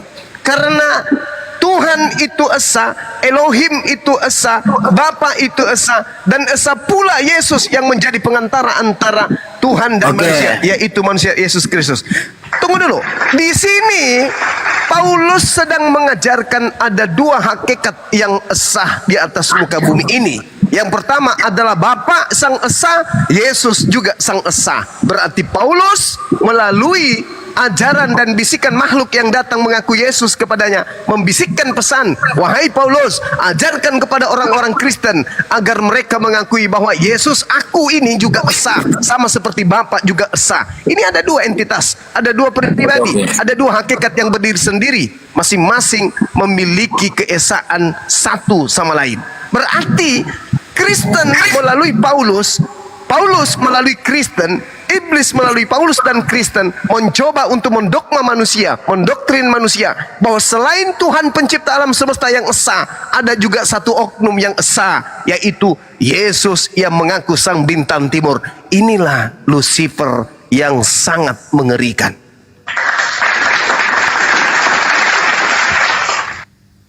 Ingat Matius 24 nomor 24, sebab Yesus palsu dan nabi palsu akan datang dan akan menyesatkan banyak orang. Oke. Nah, silakan. Tadi saya sudah bilang,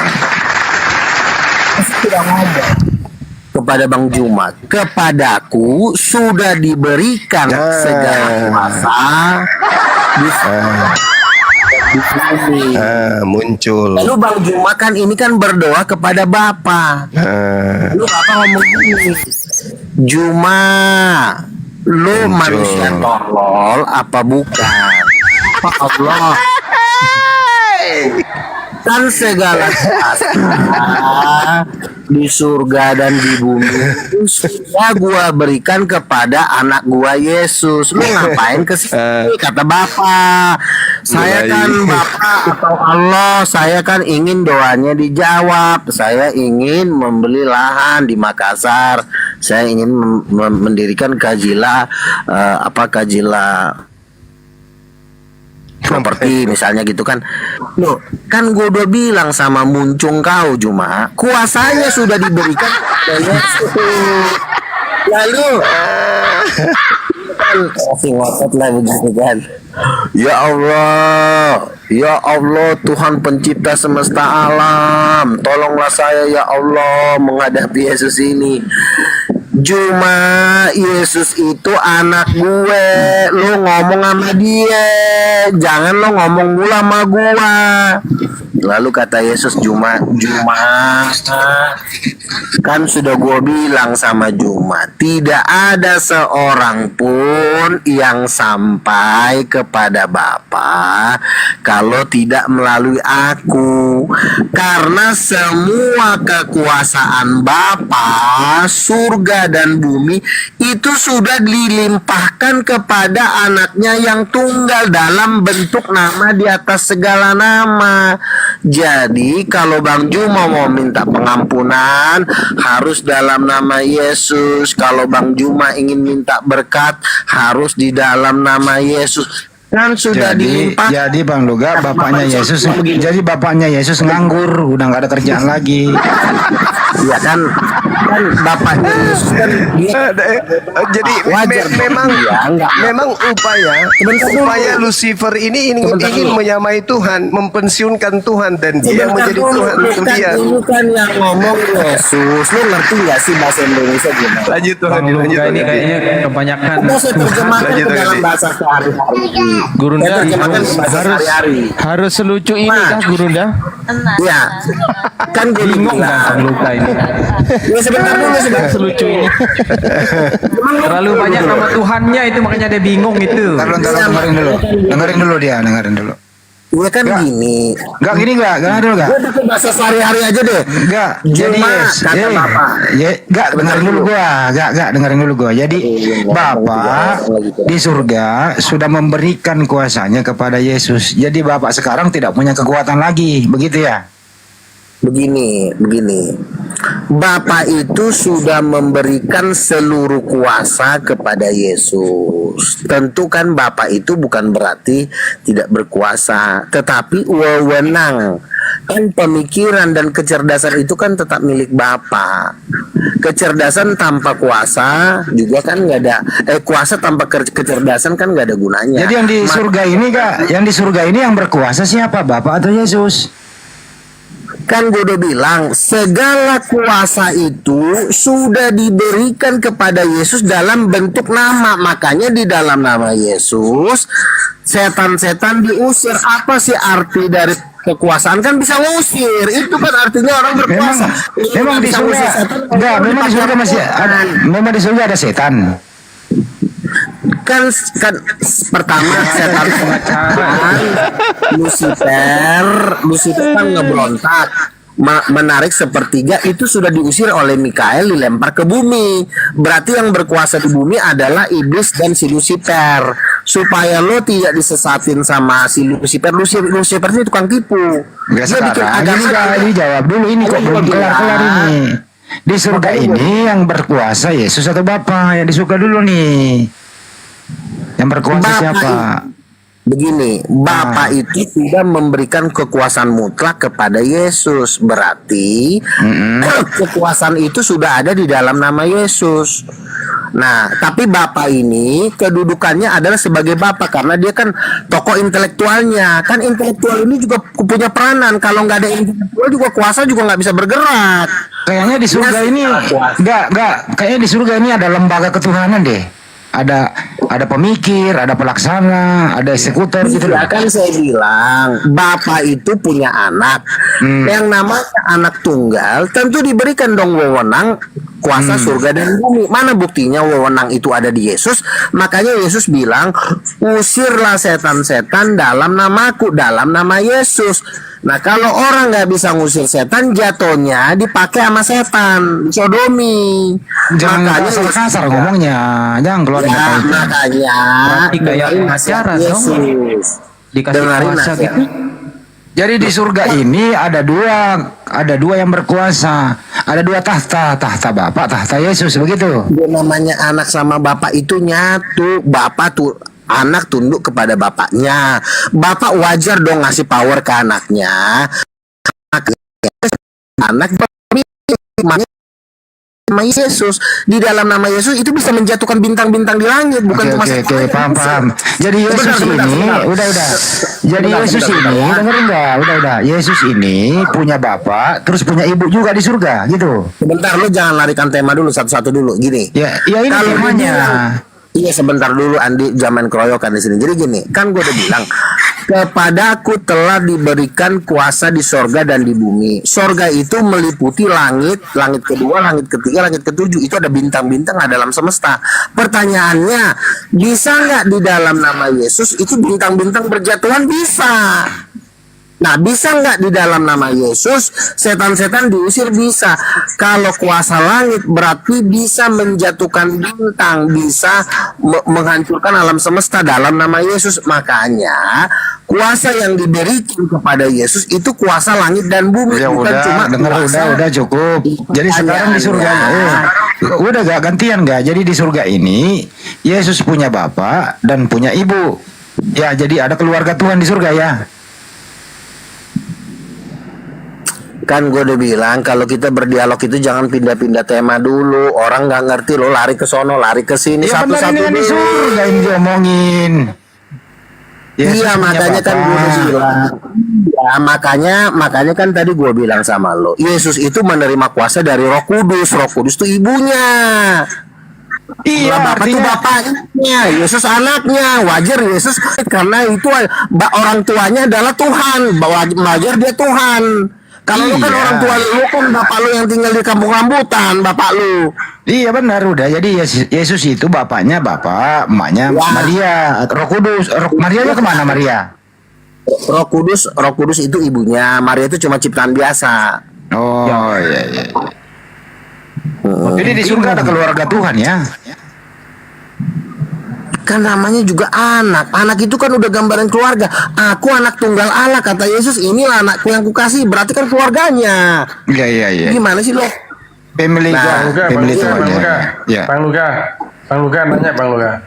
Jadi Yesus sekarang posisinya ada di surga ya? Ya, dia di surga sebagai anak tunggal Bapa. Oh, gitu. Anak tunggal Tuhan itu gini loh.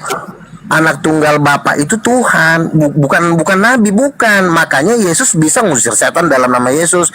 Yesus darahnya bisa ngampunin dosa dunia. Itu bukan kelasnya nabi. Nabi itu udah kejauhan di bawah, terlalu hina nabi buat Yesus. Ada aja lo Yesus bilang nabi lagi.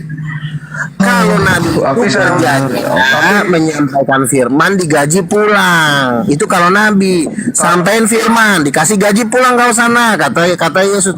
Kalau Yesus, kerjaannya Yesus tuh bukan nyampein firman, dianya yang firman. Yang kedua, kerjaannya Yesus itu darahnya bisa menghapus dosa dunia yang jumlahnya 10-20 miliar. Itu bukan pekerjaan nabi, itu pekerjaan udah ketinggian. Terus yang ketiga, Yesus itu pemilik kuasa sorga dan bumi. Makanya sorga dan bumi itu sertifikatnya dalam nama Yesus. Itu bukan kerjaan nabi. Susah lo diatur. Bang Luga, tunjukkan sertifikatnya kayak gimana itu Bang Luga? Kok ada sertifikat lagi? Makanya Filipi 2 ayat 10 dikatakan Allah itu telah mengaruniakan kepadanya nama di atas segala nama. Nama di atas segala nama ini adalah sertifikat kepemilikan langit dan bumi. Di dalam nama Yesus itu bisa bintang Antares yang besarnya 20 juta kali dari bumi itu bisa berjatuhan dari langit, itu atas nama Yesus. Makanya jangan lu samakan Yesus sama nabi, kejauhan. Aduh, gue pengen maki-maki ntar gue dimarahin lagi. Kepadaku telah diberikan kuasa sorga dan bumi. Lu bilang nabi lagi. Aduh Tuhan. Itu udah Tuhan, itu levelnya. Lu baca yang jelas-jelas tuh ayat. Kepadaku telah diberikan segala kuasa sorga dan di bumi. Nabi bukan itu? Nabi itu. Kalau nabi masih lagi katanya. Mana nabi yang gini Bang Luga. Kalau masih diberi kuasa, berarti Tuhan itu tidak punya kuasa. Begitu kan? Logika.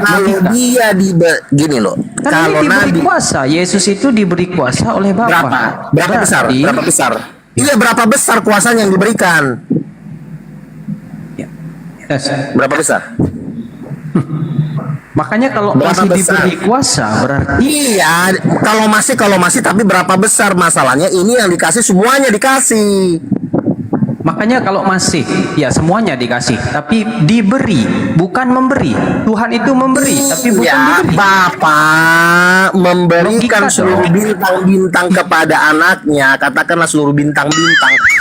Jumlahnya satu alam semesta ini terdiri dari 1 triliun galaksi. 1 triliun galaksi diberikan kepada Yesus. Lu bisa hitung nggak berapa duit? Ya 1 triliun. 1 triliun galaksi itu berada di satu alam semesta. 1 triliun bintang itu berada di dalam satu galaksi. 1 triliun galaksi berada di satu alam semesta. Itu diberikan semua kepada Yesus. Itu berapa nilainya?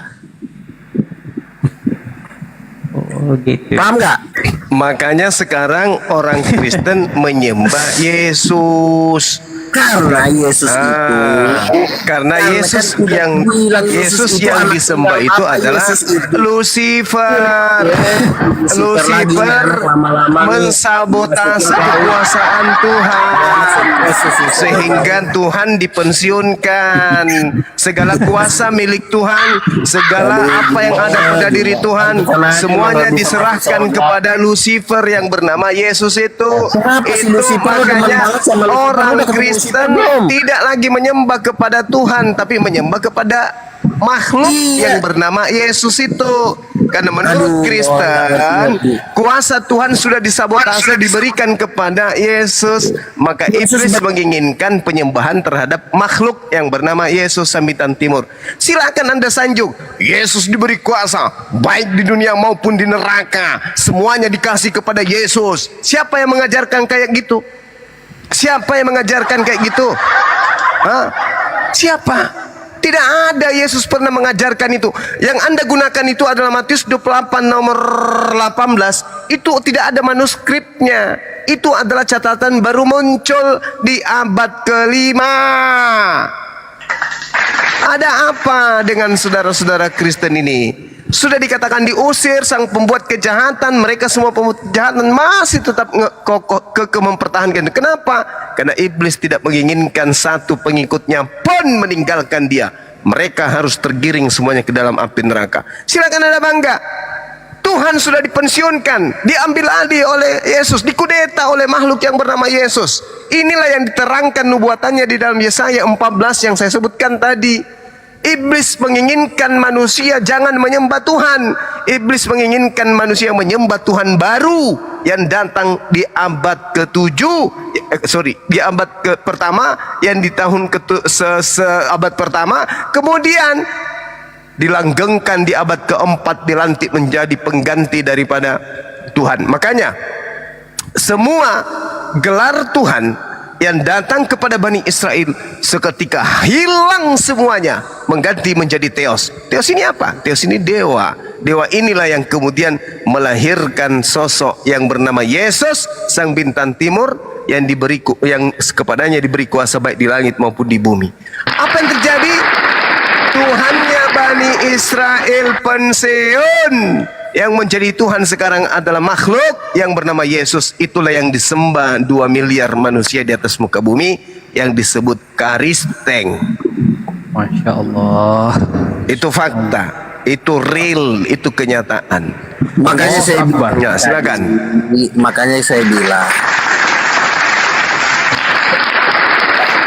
kalau tidak dihukum dengan kuasa itu omong kosong. Juma ini mengajarkan ajaran-ajarannya, tetapi ujung-ujungnya nabinya meninggal, nggak bisa bangkit. Ya, larinya ke situ. Ya, larinya ke situ. Dengar dulu Juma, gantian kita bicara. Kalau saya mengajarkan kepada Yesus sudah diberikan kuasa di surga dan di bumi. Yesus siapa dulu? Sebentar dulu. Dan pembuktiannya adalah Yesus bisa bangkit dari antara orang mati dan naik ke surga hidup-hidup. Itu angkatan jahat, itu bukan Yesus. Tapi kalau itu anak manusia.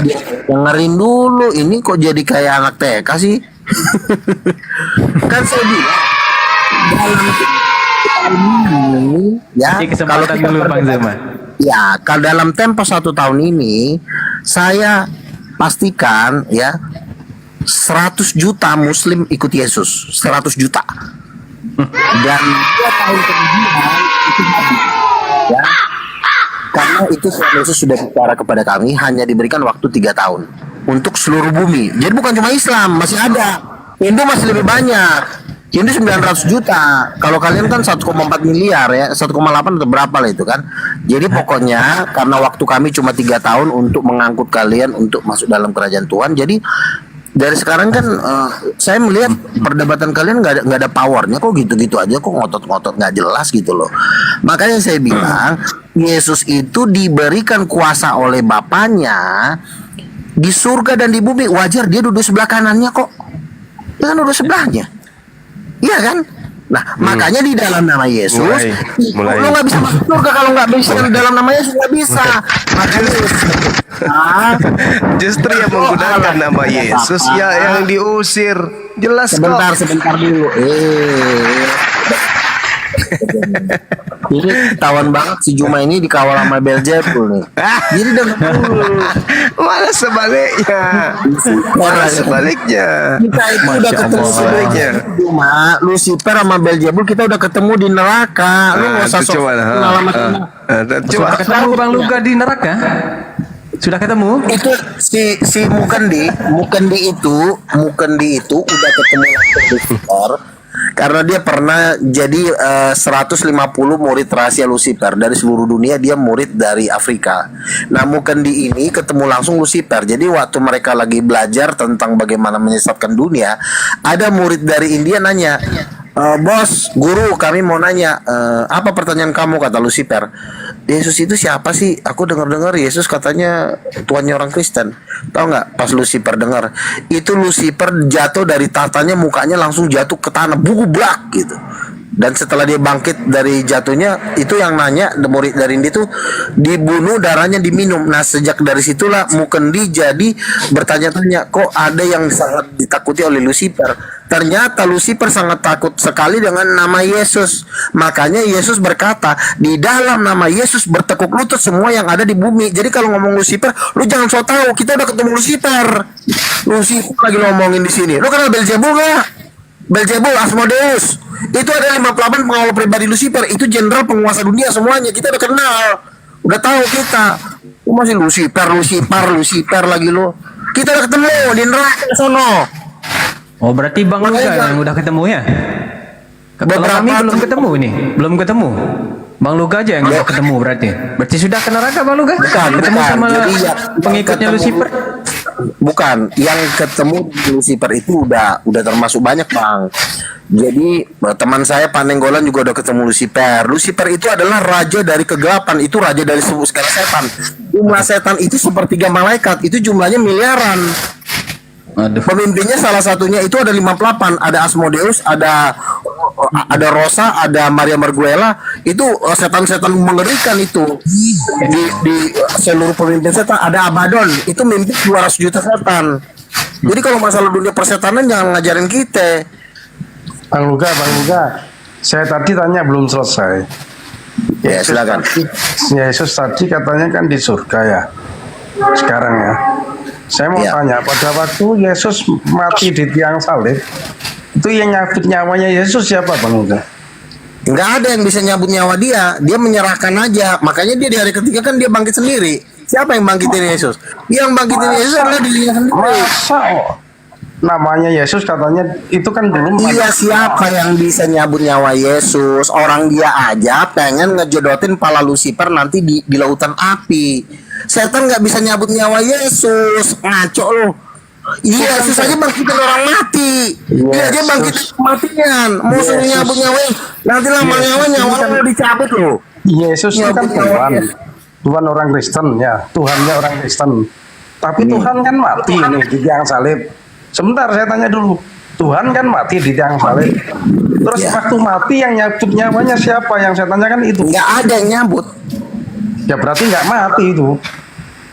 Iya, dia kan artinya gini, kalau namanya mencabut gini loh Bang. Kalau mencabut itu kan pakai tangan, cabut, masukin lagi, cabut, masukin lagi. Yesus itu tidak ada makhluk yang bisa mencabut nyawa dia. Dia cuma menyerahkan, ya udah dia mati. Setelah dia mati dia bangkit dari ketiga kan. Ketika bangkit dari ketiga kan Lucifer yang jumlahnya miliaran itu kan nggak ada yang nyegat Yesus. Kenapa nggak ada yang nyegat? Karena ketika Yesus bangkit itu ada Mikael yang pernah ngerontokin juga Lucifer. Ada Gabriel di situ yang jaga, yang kawal Yesus, dan jutaan malaikat di surga itu mengawal Yesus pada kebangkitannya. Makanya Lucifer yang jumlahnya miliaran dan ratusan juta itu nggak berani nyolek Yesus. Mau diinjek palanya sama malaikat Mikael. Wah, nggak masuk akal, orang mati kok diserahkan nyawanya, gimana sih? Masa ada orang mati itu nyawanya pasti dicabut?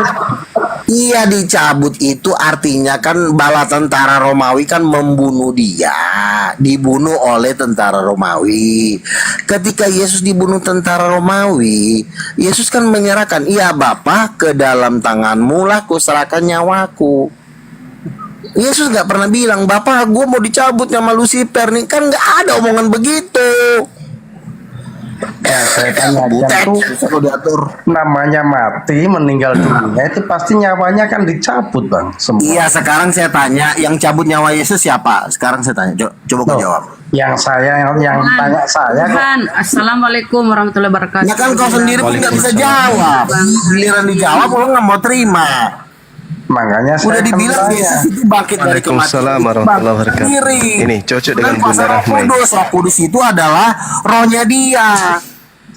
Rohnya sendiri itu Roh Luga. Kudus.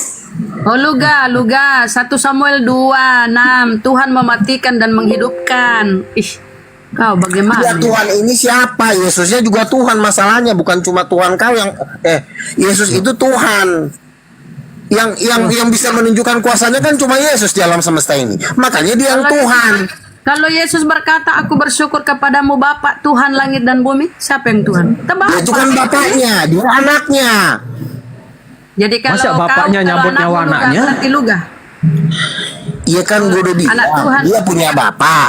Dia Allah bapak itu bapak kandungnya Yesus. Lu tahu bapak kandung nggak? Oh, jadi kalau Kandungnya. kalau anakmu, misalnya Makin anakmu ngawur ini. beli rok, Kok kalau makin anakmu ngawur? adalah kamu. Sebentar Anak Luga. saya Kalau ada bukan saya. Anak saya bukan saya, tetapi kuasa yang ada di dalam anak saya itu saya, karena itu darah daging saya. Jadi kalau anakmu menikah, kawin ya sama perempuan, kau yang tidur sama perempuan itu karena anakmu adalah kamu. Dan saya sudah bilang, anak saya bukan saya, tapi kapasitas anak saya itu kapasitasnya saya, karena dia darah daging dia. Tapi anak saya bukan saya, tetapi makanya anakmu- sama seperti Yesus.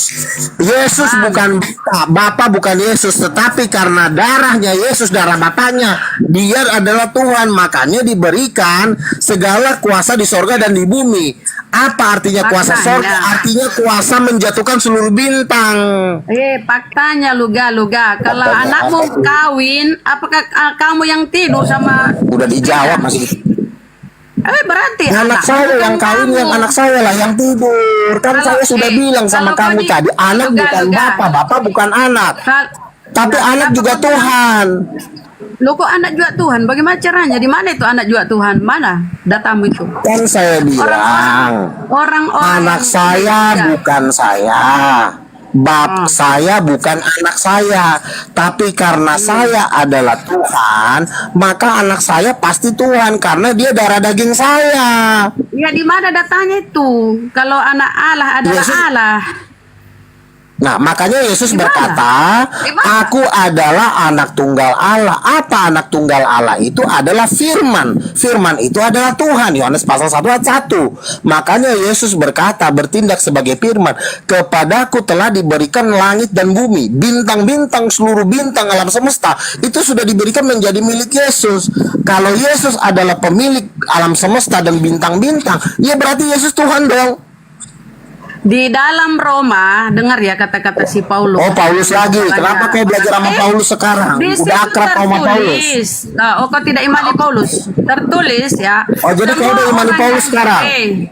Semua orang yang dikaruniai roh begitu. Allah adalah anak Allah, ya. Oke. Semua orang yang dikaruniai Ya. roh Allah adalah anak Allah. Berarti banyak itu Tuhanmu kalau Oke. anak Allah adalah Tuhan. Anak kandung sama anak angkat sama nggak? Anak kandung sama anak angkat sama nggak? Kenapa kau ke anak angkat? Kan kita bahas anak Allah. Di dalam Iya, Roma, si tulisan iya sama. Paulus, anak Allah adalah Oke, dengerin. orang-orang yang dikaruniai roh Allah, bukan berarti Oke. Allah itu sendiri, berarti banyak orang, banyak Tuhan. Saya jawab ya. Semua Saya orang, jawab. dengar dulu, kok diam kalau kita ngomong. Semua orang dipenuhi roh Allah adalah anak Allah. Semua orang, berarti banyak Tuhanmu kalau semua orang.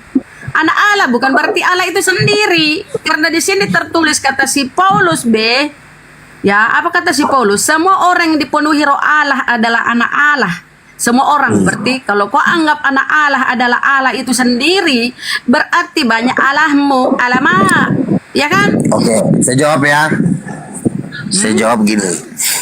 Pakai data, Orang yang jangan dipenuhi- kau menghayal, Oke. Saya Oke, pakai sebentar. data, kok itu menghayal? Iya, saya tahu itu. Saya ada di buku saya kok menjelaskan itu. Jadi gini. Ya mana jawabannya pakai data?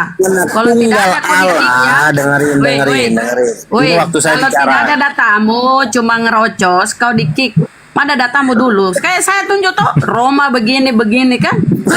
Ayo kasih data, baru jelaskan. Iya, diam dulu, saya kasih datanya. Diam. Sekarang saya mau bicara. Ya, jadi gini. Yohanes 1 ayat 12, barang siapa yang menerima dia itu akan diberi kuasa menjadi anak-anak Allah. Israel Di mana juga datanya roh Allah Yohanes adalah 1 ayat Allah? 12. Yohanes 1 ayat 12. Yohanes 1 ayat 12. Mana bu baca tuh? Kok ini conge ini orang di mana? Kok Yohanes, aduh ini debat adalah kusir Allah? udah datang. Yohanes Yohanes 1. sabar. Iya, ini mau debat kusir dia kalau udah datang. Balis-balis kau nih. Yohanes 1 ayat 12 saya bacain, tetapi semua orang yang menerimanya diberi kuasa supaya menjadi anak-anak Allah, yaitu mereka yang percaya kepada dalam nama Yesus. Ayat 12. Nah, jadi begini.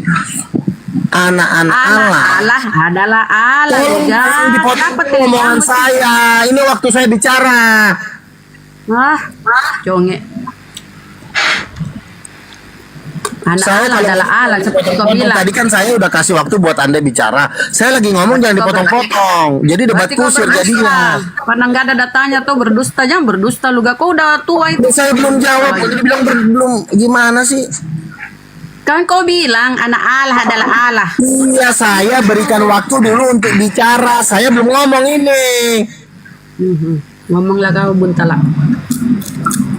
Jadi begini, anak-anak Allah itu berbeda dengan anak tunggal Allah. Dasar ayatnya yang saya bilang tadi Yohanes 1 ayat 12 itu anak angkat, diangkat menjadi anak-anak Allah.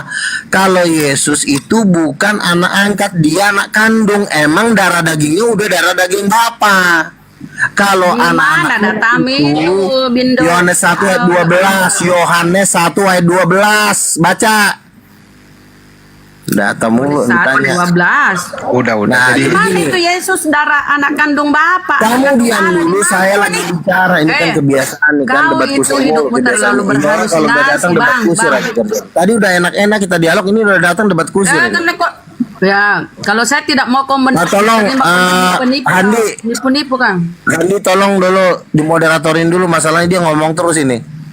Jadi nggak ada kok data-datamu ya, cuma bacot kau banyak. biarin Saya dulu, mau- itu kemampuan dia, biarin aja lah. Biarin, Iya, itu kan kemampuan dia. kasih saya dulu untuk bicara. Oke lah, Nanti kau bantah, jangan saya ngomong kau bantah terus. Jadi saya nggak bisa ngejelasin jadinya. Percuma kau ngomong gitu, karena sampai ke liang kubur pun kau akan ku kejar. Ya ngomonglah Apa kau. gunanya? Makanya kamu diam dulu, jangan debat kusir kau di sini. Debat kusir, tahu nggak, ngerti nggak debat kusir? Debat kusir itu tidak memberikan lawannya bicara. Contoh Bang Juma berdebat ganti-gantian bicara. Sebenarnya Bang Gurunda itu malas melayani kau karena kau tuh halusinasi. Nggak usah kau di sini kan, kau juga ngemis-ngemis cari orang Kristen, giliran nggak ada orang Kristen kau juga bengong kan di sini. Harusnya kau senang ada orang yang masih mau bicara di sini. Bunda Rahma, ada kasih donasi. kesempatan dulu Bunda Rahma, biar enak. Ya, kasih kesempatan Kan dulu. orang-orang minta dikasih, orang kan juga mau dengar. Itu kan urusan saya. Kau nangis. Silakan Bang Luga. Iya, Silakan jangan dulu dilanjut. dibantu dulu. Saya biar bisa bicara. Oke, diam dulu ya. Silakan. Jadi gini, Keluarkan anak-anak unek-uneknya. Allah itu berbeda dengan anak tunggal. Anak tunggal saya kasih penjelasan gamblangnya begini. Kalau anak-anak Allah itu anak angkat. Itu kapanpun bisa dipecat, bisa jadi anak, bisa jadi enggak. Itu kapanpun bisa dipecat tergantung ketaatan para nabi. Anak-anak Allah itu bisa diangkat, itu dia jadi anak Allah. Ketika roh Tuhan diangkat, itu dia udah nggak jadi anak-anak Allah lagi. Makanya posisi anak-anak Allah itu seperti anak angkat. Kapanpun kalau berbuat dosa bisa dipecat. Tapi kalau anak tunggal nggak bisa dipecat karena itu darah dagingnya. Sama seperti Bang Juma punya anak Kajila, itu nggak bisa dipecat sampai kapanpun. Kecuali udah kiamat. Nah, demikian juga Yesus. Yesus itu anak tunggal Allah. Kalau nabi-nabi Israel atau umat orang Kristen dipenuhi roh Allah, itu anak angkat. Anak angkat itu cuma diberikan kuasa, diberikan mujizat. Kalau dia taat, berjalan terus, dia punya kuasa bikin-bikin mujizat. Kalau dia berdosa, dicabut itu. Nah, Yesus berbeda. Yesus itu ownernya, pemiliknya. Pemilik dari kuasa itu adalah Yesus, pemberi kuasa juga Yesus. Makanya Yesus itu pemilik kuasa, makanya mengusir setan itu harus dalam nama Yesus karena pemiliknya adalah Yesus. Makanya Yesus adalah Tuhan. Seperti itu. Silakan dibantah. Jadi Tuhan punya Bapak ya. Silakan Gurun. Jod. Wis, kaosnya bagus tuh. Udah pada beli belum tuh? Mantap.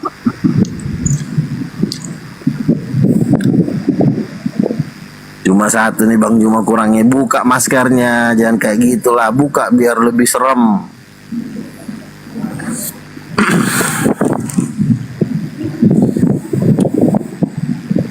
Kenapa Gurunda itu malas melayani kau Luga? Kau itu halusinasi. Malas orang melayani kau ini kayak orang stres. Iya, itu kan statement kau lah. Mau kau bilang halusinasi kayak ya aku juga bisa bilang kau halusinasi sama aja dalam dunia debat. Ini datanya, Ini datanya. Coba buka Bibelmu dulu, saya ajari kau ya biar kau nggak terlalu udah buka. Coba Roma 8 14 coba buka. Belajar sama Paulus juga rupanya. Aduh. Berarti kau nggak akui lagi si Paulus itu? Ya robek. Iya, berarti kau kutip-kutip berarti kau muridnya Paulus sekarang. Kau cuma comot-comot kitabnya si Paulus. Itu untuk menyadarkan otakmu yang stres. Jadi si Paulus benar gitu. Bang Yustas, bukan begitu maksudnya, membenturkan Luga dengan ajaran Paulus gitu loh. Ya berarti kan kau percaya juga. Semua orang Luga. Percayanya Bang Luga itu kan kitabnya Bang Luga kan. Pakai Gurunda. Lanjut. Roma 8:14. Semua orang yang dipimpin Roh Allah adalah anak Allah. Semua orang. Jadi setiap anak Allah itu banyak disebut anak Allah. Semua orang dipenuhi Roh Allah dan anak Allah. Berarti banyak Tuhanmu. Lanjut Gurunda deh. Atau Bang Handi lanjut. Begini, anak-anak Allah dengan anak tunggal Allah itu beda. Anak-anak Allah, orang yang dipenuhi Roh Kudus menjadi apa tuh? Menjadi anak-anak Allah. Saya juga anak-anak Allah. Hanya kami mengatakan aku anak raja. Makanya kami memanggil Bapa itu Allah karena kami adalah anak-anak Allah. Tunggu bentar. Anak tunggal Allah itu berbeda kelasnya. Tunggu bentar Kak. Teman-teman yang mau memiliki baju yang dipakai Bang Juma bisa hubungi nomor saya, bisa langsung hubungi Bang Juma. Kalau hubungi saya ya, segera saya kirimkan. Terima kasih. Assalamualaikum. Saya mau hubungi Sadli aja. Lanjut. Assalamualaikum. Bisa ke Sadli juga, bisa ke Sadli, lebih bagus ke Sadli langsung. Waalaikumsalam. Duh, baru lagi ngomong kok salam-salaman. Sebentar Bang Andi, mohon maaf ini. Ini saya mau mumpung ini ada momen yang sangat spesial buat saya. Ini lagi saya ngomong dulu Bang kan. Aduh ya. Khususnya sama Bang Juma ya. Saya dulu ini sebenarnya Muslim sejati. Cuman saya meninggalkan Muslim itu hampir kurang lebih 10 tahun Bang. Sejak tahun 2019 saya dengerin ceramahnya Bang Juma. Dan Alhamdulillah sekarang saya kembali lagi di jalan yang lurus. Masya Allah. Hormat saya mulai tahun 2019 sampai malam ini saya tidak pernah ikut acaranya Bang Juma. Entah itu waktu live saya nggak, waktu apa di YouTube-nya juga. Tapi saya dengerin lagi. Makanya saya sangat gimana ya, dari hati saya ini sangat merasa bersyukur sekali dengerin live-nya Bang Juma. Ya, salam dari saya semuanya, khususnya Bang Andi, Bunda Rama. Saya sering tiap hari ini pasti denger semuanya. Mungkin dari saya gitu dulu. Assalamualaikum warahmatullahi wabarakatuh. Terima kasih Bang. Waalaikumsalam warahmatullahi wabarakatuh. Waalaikumsalam warahmatullahi wabarakatuh. Ada yang bertanya harga baju tak berapa? Masya Allah. Iya, kita iklan dulu ya teman-teman sekalian. Jadi Bang Suma sekarang punya ini sendiri ya, punya produksi baju sendiri bersama dengan skincare kita. Alhamdulillah ini akan kita luncurkan segera mulai besok. Hari Senin kayaknya. Pengiriman bisa nggak besok saat? Oke, mulai besok pengiriman skincare ke seluruh penjuru bumi, termasuk ke planet Pluto dan Golgotha. Terkait dengan baju ini baju kaos yang paling tebal di dunia, 5 cm ya tebalnya ya. Dende, Sarinda Gurunda. Nggak sampai. Jadi ini apa kodenya namanya? Enggak, ketebalannya ini berapa? 14 5 cm. Ya Allah. Anda bicaralah. Nah, ini anak saya ini. Promosi cepat. Nah, ini yang punya nih. Jangan kau malu nak, bicara kau nak. Halo, assalamualaikum. Waalaikumsalam. Waalaikumsalam warahmatullahi wabarakatuh. Semangat. Jadi AA lagi usaha baju. Ini ketebalannya di atas 60S. Harga berapa? 16S. Harga kita buka pertama 210.000. 210.000 Bunda. Ah, mantap. Siap. Bisa request logonya atau memang ada Mi? Bajunya apa? Ini baju desain pertama nih Bun. Kelihatan nggak? Mantap. Kelihatan nggak? Keren. Apa nih? Iya, Kiper. kelihatan. Nenek mau kiper. Kelihatan, gue bikin kelihatan. Iya, tadi balik lagi. Balik berarti yang di depan. Iya. Ini tampak depan. Jangan gemetaran. Santai aja. Jangan kau takut bela. Pakainya. Ini. Baju. Ini Kan kayaknya baru tebal kali tampil, kawan. Seluruh Baru baju tampil, ini kawan. kayak kain lepis. Kayak kain lepis tebalnya di belakangnya nih. Buat saya mikir ya. Nah, ganteng nggak? Kelihatan nggak? Bagus. Pesannya di mana? Belum ada keranjang Produksi kuning ini. tak? Belum keranjang kuning itu. Ya? Belum masuk keranjang kuning yang kayak skincare belum? Iya. Belum Bun. Oh, belum ya. Baik. Sementara pesannya di WA. Iya. Iya, Nanda. Jadi teman-teman yang berminat Kalau kirim ke hubungi Lombok gimana caranya Bang? di situ ada nomor kontak. Bisa lah. Terbatas ya. Bisa ya? Bisa, Bang. Bisa. Ini stoknya terbatas. Ini desain kedua nih. Ini yang kedua. Coba balik belakang. Ya. Ini si sulung nih. Ini ukuran XL yang dia pakai. Anaknya Gurunda itu loh gambar anak. Salam satu Bacanya Bacanya apa Gimana? tuh? Salam satu Bacanya Salam satu Tuhan. Allahu Akbar. Kurang. Jadi kita punya Kalau misalnya kalau saya beli kaosnya doang bisa nggak? Tapi kaos polos gitu. kaos polos. Ada yang polos? Kalau polos mah banyak di toko bang. Gimana sih ngapain beli kaos polos di sana? Cari yang ketebalannya itu juga gue suka. Kalau yang tebal-tebal itu memang gue seneng nyari yang tebal-tebal gitu. Rencana gue mau cetak. Bang Luga masih ada di atas. Ini seluruh kaos yang ada di kita di Indonesia ini adalah kaos yang paling tebal karena dia kayak kain lepis gitu ya teman-teman. Jadi BZID, Bank Suma ID itu sudah memproduksi baju kaos dan semuanya itu pesannya di kita aja di sahabat Bank Suma. Di luar daripada itu kita belum punya agen. Kita belum punya agen. Profil aku aja. Host, bisa gambarku dipasang? Bisa? Nggak bisa bunda. Jadi untuk ini ceritanya desainnya ini hanya limited edition. Jadi kita hanya produksi cuman berapa pieces. Sudah itu kita nggak produksi lagi untuk gambar yang seperti ini. Nanti kita produksi gambar berbeda lagi. Kayak gitu. Karena ini dia limited edition. Jadi untuk saat ini kita hanya ada 2 desain. Nanti setelah 2 desain ini habis, kita tawarkan desain yang lain. Ini lagi ya. Gitu. Pakai Jadi lagi diulang yang ya? baju yang sama. Jadi diulang harganya 210.000 belum ongkir. Ya nanti kalau anda ingin membelinya hubungi langsung adik Sadli. Bagi yang ada di Andi Selebes Channel, nah kamu bisa hubungi aku nanti tak kasih nomornya Sadli langsung. Gitu kira-kira. Lanjut. Lengan panjang ada nggak? Nggak ada. Jadi nanti pakai baju kaos dalaman aja kalau untuk perempuan gitu ya. Nah ini Saya awalnya. satu Gurunda yang Ya, kita Bunda Rahma pakai satu. Ananda. Oke, satu Bunda Rahma. Jadi awalnya gini teman-teman. Itu kan kemarin kan banyak tuh yang produksi baju kaos, tuh ya. Jadi anak saya ini memang orang Jawa, jiwanya pebisnis. Datang sama saya juga. Abah saya pingin ada usaha pribadi dong. Kayak mana? Usaha kaos. Saya bilang, aduh sudahlah, kalau kaos itu sudah terlalu banyak dan setengah-setengah.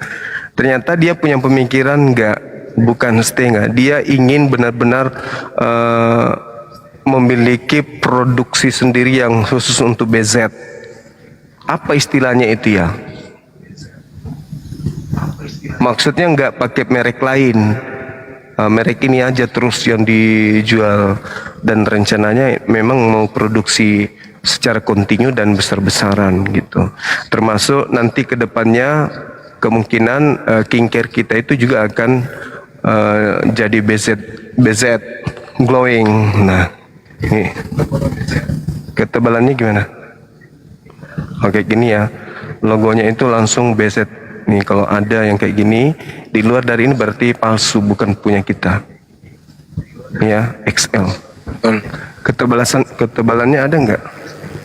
Brand sendiri. Iya, brand merek sendiri. buatan sendiri Mas. Tali izin ya, Dek Saldi, ini banyak yang sudah kasih nomornya nih ke HP saya nih. Diaktifin nomornya, dibaca itu. Dek Saldi, Ini dibaca ketebalannya nomornya. nih. Coba lihat tebalnya nih teman-teman. Kayak kain Ya, lepis kan? Kasih aja nomor aku kan. Oke. Ketebalnya nih, kayak kain lepis dia. Iya, tebalnya ini di atas 16S, maaf. Kayak karung koni Tapi kawan-kawan. nggak panas, dingin. Berat nih, berat. Sekitar 10 kilo ini kalau diisi batu dalamnya. Betul. Dingin. Ini paling bagus teman-teman beli misalnya 10 orang dalam satu rumah ya kan. Begitu ke pasar, ayahnya, ibunya sama-sama semua. Nenekmu kiper. Cara pesannya langsung aja ke bio profil aku, ada WA, ada link di bio profil. Nah, itu link WA, klik aja link itu. Nanti masuk ke WA aku, chat aku di WA. Kayak gitu ya cara pesannya. Ini hanya beberapa, kita cuma ada desain nenekmu kiper ini hanya 30 pieces. Jadi hanya 30 pieces. Kalau udah laku 30 pieces, kita nggak jual lagi dengan desain seperti ini. Dan Jadi ini untuk bahannya itu di atas 16S. Jadi di atas 16S jadi tebal, setebal-tebalnya, dan dingin, dijamin dingin, nggak panas. betul. Ini juga saya infokan ya teman-teman. Gambarnya ini sangat halus gitu, kayak bukan sablon kayaknya ini ya. Apa namanya ini? Kok kayak dia nggak kelihatan kalau ini adalah Dia printing tempelan. ya. Betul sekali. Dan gambarnya tuh persis foto asli ya kan? Bukan kayak sablon. Nah, bersih. Cuma kalau perempuan itu ya harus yang satunya itu deh, yang Ya. satunya itu saya. Betul. Laki-laki yang baru yang harus. Kalau luntur nggak mungkin. Ini luntur nggak mungkin. Karena kualitasnya yang tertinggi. Harganya 210 Bang Pausi, 210 Iya. di luar Untuk- ongkir ya saudara ya. Ya, ini yang pertama. Saya lihat kalau di baju-baju saya kan banyak juga tuh. Jadi kaos yang kayak gini yang saya beli itu harga-harga 700, 800. Ya. Dan ini saya katakan sama anak saya, boleh, tapi jangan mengecewakan konsumen. Boleh, tapi kualitasnya yang tertinggi.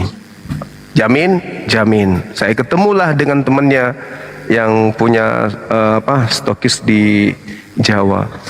Saya perlihatkan kalau kamu bisa menjamin kualitasnya, oke, jalan. Nah, saya ketemu, diperlihatkan bahannya ini. Oke, kalau kayak gini saya suka. Karena baju-baju yang mohon maaf nih, yang merek yang kita pakai itu kan tipis-tipis dan harganya pun 800, 700. Tapi sedikit bercanda dengan teman, bela diri karate sedikit, robek dan seterusnya. Kalau ini sama dengan karung goni nih. Sama dengan karung goni. Kalau perempuan yang pakai atau suami yang pakai, kecuali suaminya selingkuh ditarik sama istri, ini baru robek. Gara-gara selingkuh, tapi kalau gara-gara kekurangan uang jajan enggak robek-robek nih. Nah, nanti silakan yang pesan Anda berikan testimoni, buktikan apa yang saya katakan. Ini kayak karung goni nih, dingin. Saya kira begitu ya, terkait dengan skincare mungkin saya serahkan ke Sadli. Silakan Sad. Ya, kita masih buka skincare yang berminat untuk pesan skincare juga sama di WA bio profilnya, di WA saja. Cara cek WA-nya ada di bio profil saya, sahabat Bang Zuma. Klik aja link tersebut kalau ingin pesan skincare. Gitu. Ya Saldi, kalau aktifin nomornya tuh banyak tuh yang saya kasih. Siap Kanda. Ini saya lanjut ke WA ya. Andi, suara gue masih ada nggak sih tuh? Lu keluar dulu. Enggak, lu keluar dulu baru masuk lagi. Lu kegantung. Kok nggak ada foto gue tapi suara gue ada? Iya, lu keluar dulu dari TikTok masuk lagi. Oke dah. Oke. Ah, gue kalau udah keluar gue kayak tidur lah gue. Ya udah tidur Ge. Jadi roh kudus Luga. Jadi yang ada di Andi Selebes Channel, aduh, udahlah. Yang ada di Andi Selebes Channel ya, ini khusus ke channel saya nih.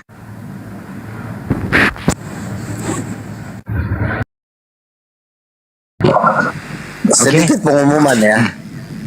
Sedikit pengumuman aja sebelum gue turun. Gue ini sedang meluncurkan buku gue yang kedua, judulnya Anak Tunggal Allah, dan juga nanti gue akan juga cetak kaos tapi gambarnya Promotor Siliano. Biarin dulu aja. Jadi buku saya udah ada dua. Judul pertama adalah Raja Segala Raja, judul yang kedua adalah Tunggal Allah. Semoga nanti kita bisa cetak dalam jumlah yang besar. Oke, selamat malam teman-teman ya. Saya rasa perdebatan kali ini kayaknya kemenangan total dari pihak. Nanti kalau orang Islam bilang alhamdulillah, segala pujian bagi Tuhan Yesus Kristus. Malam ya, God bless you, shalom. Oke, malam. Ayo yang ada di Andi Selebes Channel buruan. Itu terbatas loh itu baju. Itu special edition itu. Hanya diproduksi hanya beberapa. Nanti kehabisan ya enggak. Lu mau beli berapa pun kalau stoknya habis mau gimana lagi gitu ya. Iya, Bang Asis juga pesan Syahril ya. Ukuran L. Oke, thank you. Oh, Pak Sarul hubungi situ juga, saya dihubungin juga. Double dong. Iya, ya salah.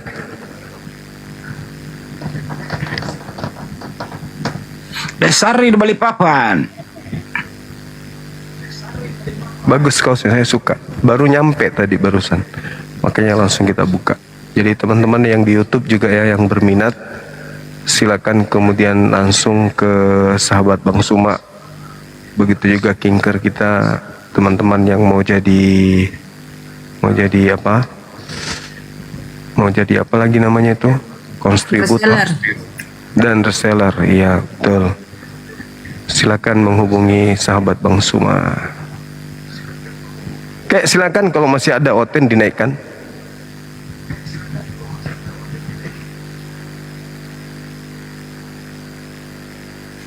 Informasi juga teman-teman ya, jangan sampai nanti debat terbuka juga udah mulai finishing Pak Juma laporannya bahwa tempatnya udah oke punya. Disponsori langsung tempatnya oleh, boleh disebutin? Oke. Di sponsori langsung tempatnya. Tadi udah ngobrolkan Om sama Genta berapa kasih kan 1. Apa sih? Disponsori langsung tempatnya oleh Mbak D. Mbak D yang pokoknya is the best tempatnya lah, VIP di Jakarta Selatan. Jadi jangan lupa ya, hadir nanti debat terbuka, perkiraan nanti ini antara 13 sampai 17 Agustus. Bang Juma akan tandem dengan Ustadz Wafi menghadapi pendetanya yang nanti kita sebutkan ya. Tapi yang jelas Anda belum kenal mereka. Siapa sih ini berisik? Yo, yang baru bergabung di Pulau. Kenapa sih berisik banget sih? Siapa sih ini? Monggo yuk, yang mau disepilin komen aja untuk ses jarinya biar kita sepilin bos. Apa sih ini?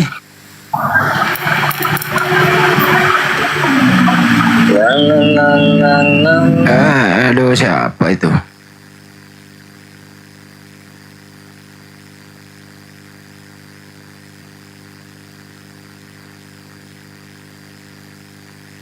Malaysia boleh, nanti Indonesia silakan ke Indonesia. Malaysia boleh ikut.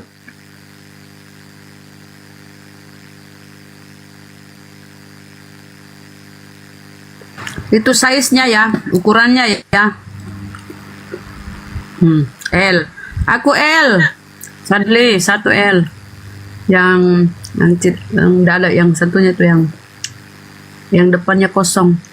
Aku udah langsung dipesanin Pak Saril, pesan 2, 1 dikirim ke Jakarta, 1 dikirim ke Balikpapan tuh Pak Saril banyak Pak. Tuh dibaca tuh WA-nya Pak Saril.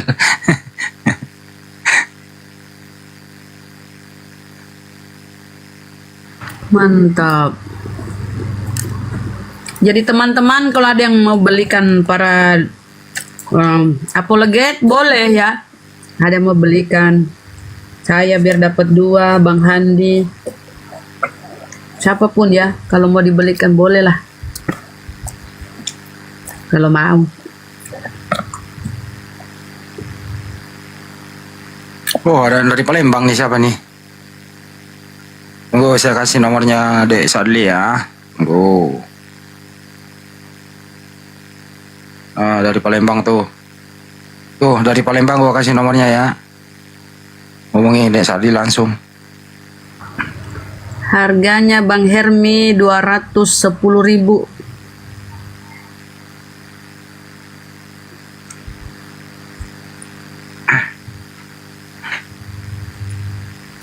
Ini lingkaran dada, LD-nya ini ukuran baju secara umum ya.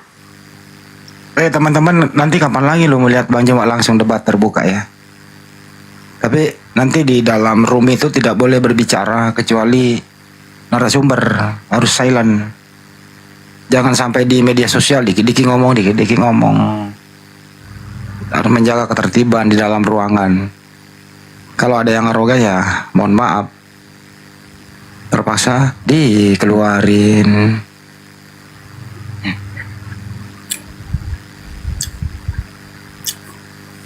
Berarti gratis ya Bang Handi? Atau ada ini masuk? Masuknya ke dalam itu urusan Kores nanti, jenisnya ya. Itu Kores yang ngurus.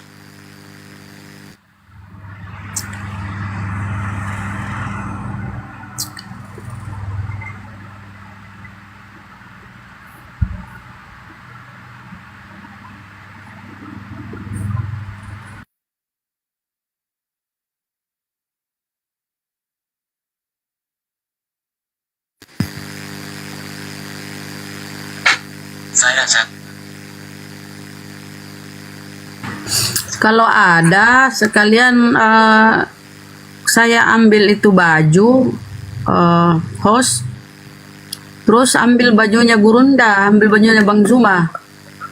Ini belum diambil bajunya sama saya yang kiriman netizen. Saya ke Bolangi atau gimana? Banyak yang nanya, kalau ya Bunda izin ya, bagaimana cara dianya nanti setelah final semuanya nanti akan kami umumkan lokasinya di mana gitu ya. Nanti akan umumkan kok. Alamat lokasi debatnya di mana nanti akan kami beritahu.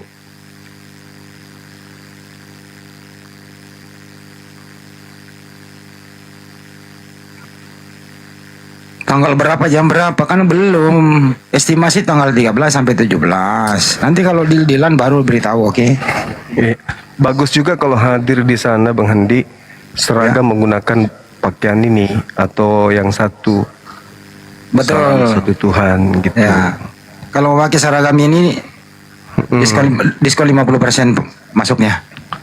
Kompak semua. Kompak semua kita menggunakan seragam. Nenek Lukiper itu kan menggugah konsentrasi lawan. Nah, sudah mulai kocak gitu ya. Karena salah satu kata yang selama ini membuat mereka itu kesal, kata ini Nenek Lukiper. Debat ini tidak peserta tidak boleh melaipkan lewat TikTok.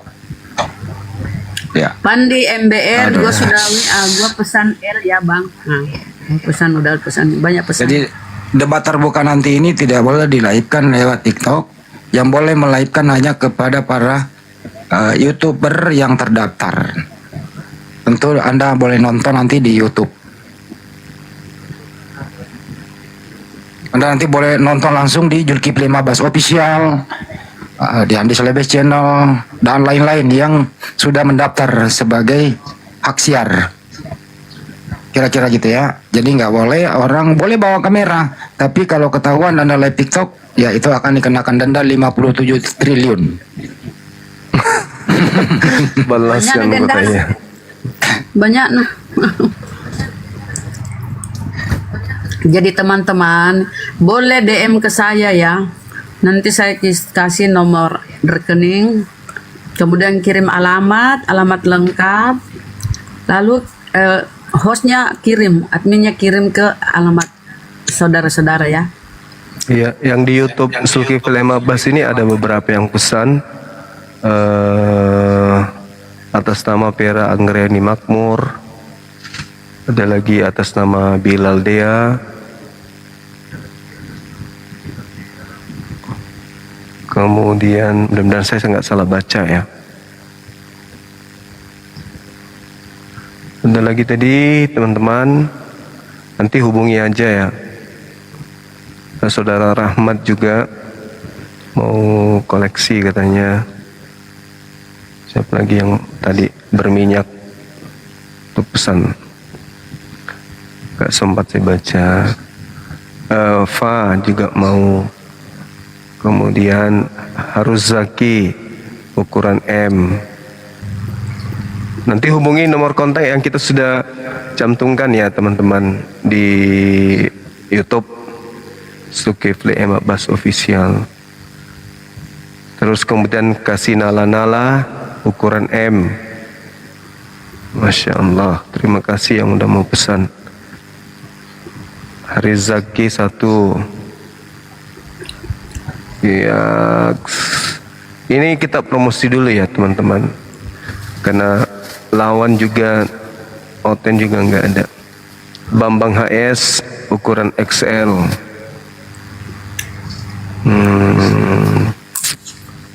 Siapa lagi yang mau teman-teman sekalian? Ukuran L kolor luga. kolor luga itu ukuran L, itu pun kolornya dari kain lepis. Elenan. Kalau ke Malaysia boleh Gurunda, ada yang mau dari Malaysia. Jenisnya nantilah pengirimannya itu. Berat ongkirnya ke Malaysia. Malaysia. Kalau pakaian kayaknya bisa deh, kalau kecuali kinkir yang nggak bisa. Bisa kalau cuma 1 lembar Malaysia bisa kok. Oh bisa katanya. Oh udah banyak pesan nggak cukup ini. Iya. Kalau yang di YouTube ini udah lumayan juga nih banyak. Kirim alamat lengkap, DM kirim alamat Mas lengkap. Gaple ukuran XL. Nanti hubungi Bang Sadli ya teman-teman. Kemudian Agus Ferdiansa L2 M2, Masya Allah, langsung 4 lembar Pisces. Beb Kios jangan modus, dia juga mau katanya. Nenek Lusalto Nopriani, sabar ya, saya baca dulu ya Bang Handi, Bunda Rahma ya. Iya. Farid M, Aris Subekti M, Jai Herlambang XL. Ini bisa-bisa habis dari YouTube ini. Nah gini aja, Bang Juma kasih nomornya aja, suruh hubungi langsung ke Desa Sadli. Iya.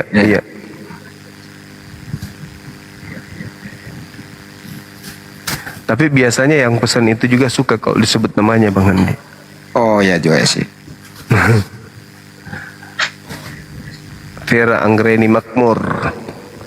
Aku pesan 1 Bang, ukuran triple X. Besar kali. Triple XXX. Mau jadikan sarung. Iya. Itu kayak badannya si Bom itu mah. Bom ya. XL Arif Umaji. Ada yang minta dengan tanda tangannya katanya Gurunda, bubuhi tanda tangan. Bisa. Pejuang Bisa, receh. saudara. Pejuang receh M. Nanti komunikasi sama Bang Sadli ya terkait pembayarannya gitu ya teman. Intinya tidak mengecewakan. Biasanya kan kita pesan baju tuh cuman make 2 bulan, cuman make 1 bulan, 1 kali, habis itu kita udah malas makainya karena kusut lah, banyak lah intinya, melar lah. Agus Heriansa pesan 2 M dan L. Langsung kontak nomornya Bang Sadli ya, atau Bang Handi ya teman-teman. Kemudian Kitmir pesan 1 L. Masya Allah, luar biasa ini teman-teman saya ini. Andi SC XL.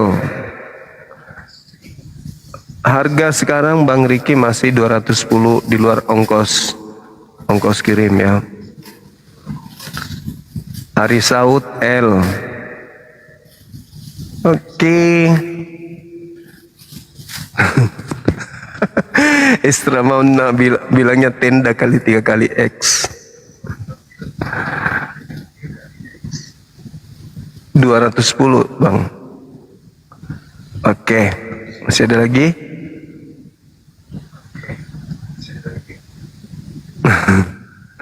Silakan dilanjut Bang Handi, Bunda Rahma.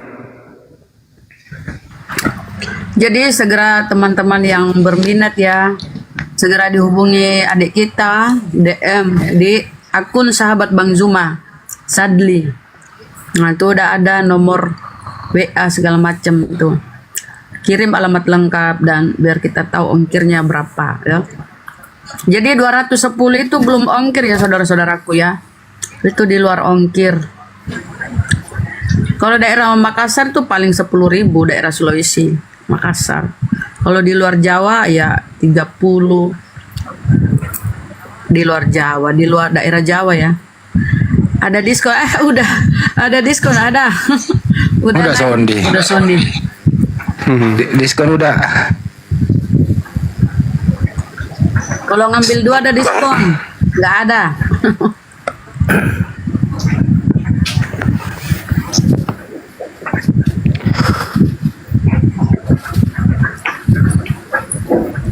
Malaysia macam mana mau dapat baju nih?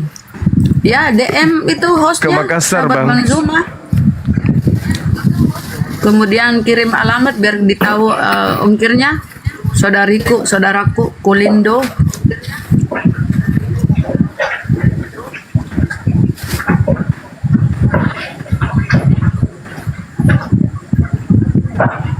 Jawa ongkirnya 50. Ya, tergantung beratnya ya.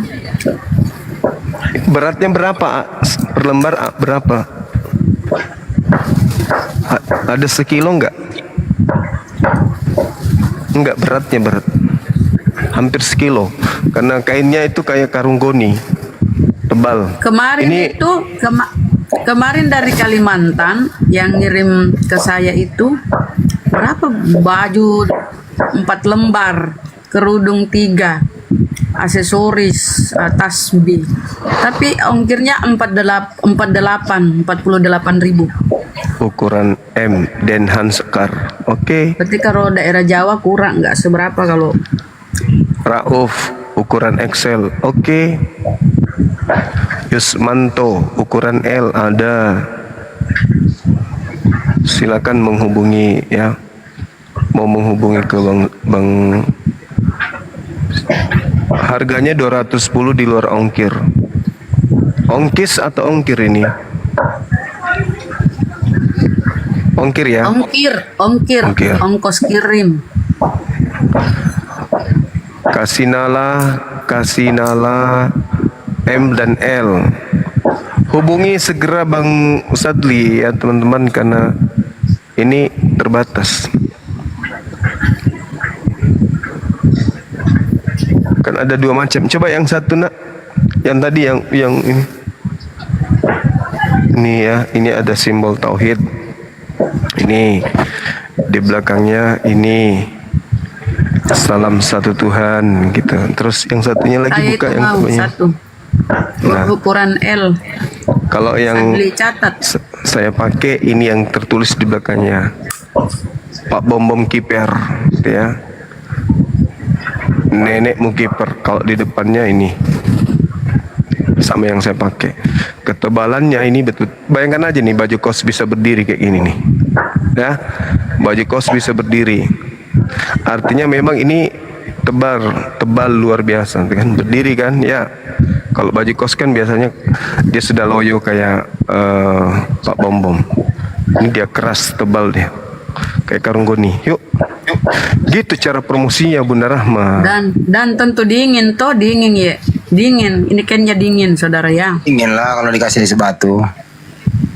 Enggak, ada kan kalau kita pakai baju Adem istilahnya adem gitu loh. adem. Sejuk. Apalagi kalau dipakai di bawah pohon adem gitu. Tidak panas kayak luga. Lu kalau luga mah dikasih karung juga tetap panas. Oke, Bang Zuma, saudara-saudaraku semuanya, terima kasih atas kesempatannya yang sudah diberikan naik. Mohon maaf, naiknya tadi karena luar biasa dikasih bisa ikut komal di sahabat Bang Zuma. Sudah diizinkan naik karena ini berhubung di Lombok ini sudah jam 1 mau izin turun ya. Sebagai penutup ya mungkin buat saudara-saudaraku saya berterima kasih yang sebesar-besarnya, doa yang terbaik semoga Bang Zuma sehat, sukses usahanya, dan Bunda Rahma juga sehat, sukses. Amin. Diberikan kesehatan oleh Allah Subhanahu wa taala. Buat teman-teman yang masih ada di sini tidak bisa saya sebutkan satu persatu. Jazakumullah khairan katsira. Kalau bahasa Sasak itu ucapan terima kasih itu matur tampiasih. Itu bahasa paling halus di Lombok. Ya, terima kasih. Ya. Izin turun ya Bang. Terima kasih. Amin. Barakallah. Semoga kita kuat dalam iman kita, tidak terpengaruh oleh oten-oten yang panas seperti tadi. Itu memang sangat seru. Makanya tadi tergugah hati saya untuk ingin sekali ikut berdiskusi sebenarnya. Terima kasih. Mohon maaf. Ya, sama-sama Bang. Kurang lebihnya akhirul kalam. Wabillahi taufiq wal hidayah. Assalamualaikum warahmatullahi wabarakatuh. Waalaikumsalam warahmatullahi wabarakatuh. Izin turun Bang. Iya, makasih Bang. Salam kenal Bang. Ini juga saya informasi. Saat ada atas nama Radit ya Oktaras pesan 2 lusin untuk Garut Jawa Barat. Ini ya gimana? Aku nih. Ini banyak yang ngechat aku nih, nggak tahu aku dari mana dulu aku mau balas ini. Masya Allah, 2 lusin. Masya Allah, alhamdulillah. Ini ya. Mengalahkan pesanan skincare ini belum ini ada 100-an. Kayak mana ini? Kita punya. Sabar, host. Harus bersyukur, host. Alhamdulillah, masya Allah. Tapi yang ready cuma 30 kalau butuh pieces tenaga, ini. ambil lagi. Enggak, maksudnya gini San. Kalau yang pesan itu nanti mereka tidak mendapatkan jatah baju, kirim aja kinker ke mereka. Gampang kok. Gitu, Bang. Nih ya, kita punya nama sendiri ya, desain sendiri nih. Jadi nggak pakai mereknya orang, kita punya merek sendiri. BZ ya, BZ Bang Ya, Zuma. BZ. Oh, mantap. Nanti apapun yang kita produksi itu menggunakan nama BZ. Masya Allah. Ini karena nggak tahu aku mau balas pesan WA-nya dari mana dulu. Jadi kita akhiri aja ya. Ada yang dari Jawa Barat ya, Garut ya, 2 pesan langsung. Makasih Bang Raditya Oktaras, silakan menghubungi siapa? Bang Sadli.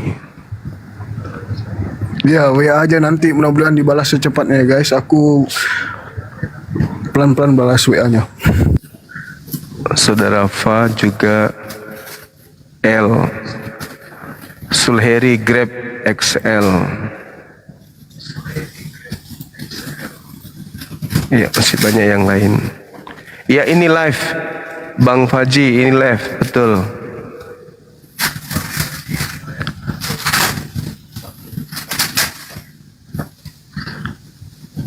Oke, mungkin masih ada onyeng. Ini baru jam berapa ini ya? Jam 1 ya di tempat kita. Kalau ada onyeng mau naik silakan kita lanjut. Mana tahu dia mau beli kostum juga. Jadi teman-teman yang mau hadir pada saat nanti ada debat, ya baiknya menggunakan baju ini sebagai simbol untuk mendukung mendukung teman kita yang ikut debat. Insya Allah kalau saya tetap stabil, ya kesehatan saya terjaga seperti hari ini, insya Allah saya juga akan hadir. Kalaupun saya tidak ikut berdebat, minimal saya ada di situ sebagai penyemangat. Ya, kita bawa gendang, kita tabu gendang, tak kayak gitu-gitulah untuk memberi semangat kepada Bang Handi yang akan berdebat dengan Bang Luga, gitu ya teman-teman. Insya Allah kita usahakan hadir di Jakarta. Kalaupun misalnya saya tidak berdebat, ya mungkin saya sebagai tim hore atau sebagai moderator aja di sana nantinya. Agustus diperkirakan tanggal 13 mulai, karena jadwal saya tanggal 24 ada di Kendari, jadwalnya tanggal 33 di Dubai, peresmian hotel BZ di Dubai tanggal 33. Masya Allah pula.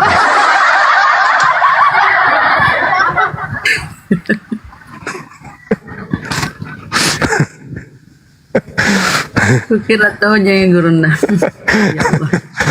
Tanggal 33 peresmian hotel BZ.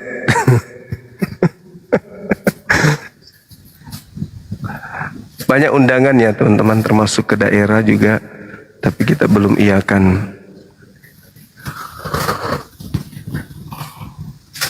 Allahu Akbar, Masya Allah. Ini banyak nih yang teman-teman yang sudah sempat saya sebutkan namanya satu persatu ya. Silakan langsung ke Bang Sadli. Nanti kalau dianggap kalau misalnya tidak cukup, temannya Abah masih mau, boleh kan dipesan lagi? Lama enggak? Iya, oke. Jadi nggak usah khawatir teman-teman. Anak saya itu mengatakan kalau yang pesan itu banyak, nggak apa-apa. Kemudian untuk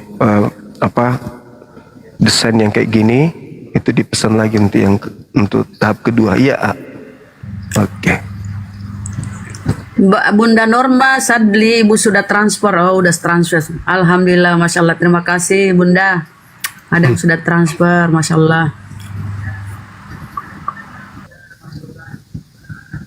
Alhamdulillah, Masya Allah. Oke, jadi ini si sulung ini, teman-teman, insya Allah beliau juga awal tahun depan, mohon doanya ya. Beliau mau mendaftar Akpol. Mohon dukungan semuanya. Mudah-mudahan bisa menjadi pengawal Bang Suma nanti ke depannya. Oke, beliau tingginya 170 cm. Beratnya untuk sekarang ini 66 km. Kilogram ya? Bukan kilometer ya? Ya, kilogram. Usianya 20 tahun. 20 tahun nanti di bulan Desember. Sekarang ini dia kuliah di Fakultas Hukum ya teman-teman, salah satu universitas terbesar di Indonesia Timur. Beliau di sana, beliau kemarin sekolah khusus atlet di Smanko. Beliau kebetulan adalah salah satu atlet nasional untuk bola. Udah pernah ketemu Pak Presiden, Pak Jokowi, beliau ketika mewakili Sulsel. Piala Denon beliau selalu ikut ya, dari SD, SMP, SMA. Memang beliau berprestasi. Kalau piagam sertifikat juara itu dia sudah sering, banyak kali. Ya, doakan aja beliau bisa lolos kemudian nanti seleksi ya teman-teman. Amin. Minta doanya mudah-mudahan beliau bisa untuk menjadi pengawal Bang Suma minimal 1 balut dulu kan gitu ya. Mohon doanya, harap dukungannya teman-teman sekalian. Makanya dia mulai belajar untuk bergerak cari fulus kata beliau untuk belajar. Anaknya semester 6 AA, semester 6 A. Iya, sekarang baru naik semester 6. Sini AA, temannya Abah mau lihat. Bentar aja A. Supaya laris dagangannya tuh. Nah, salim dulu teman-temannya Abah. Halo semuanya, perkenalkan. Ayo ngobrol sedikit aja. Perkenalkan saya anaknya Suma. Wajahnya jangan setengah ada sayang. Sayang. Ya. Ayo jangan enggak percaya diri ya. Nah, ayo ngomong. Perkenalkan saya. Namanya siapa? Nama lengkap. Perkenalkan nama saya Andi Haji Naim. Saya putra sulung Bang Suma. Yang paling cantik. Enggak ada suaranya. Coba. Namanya siapa?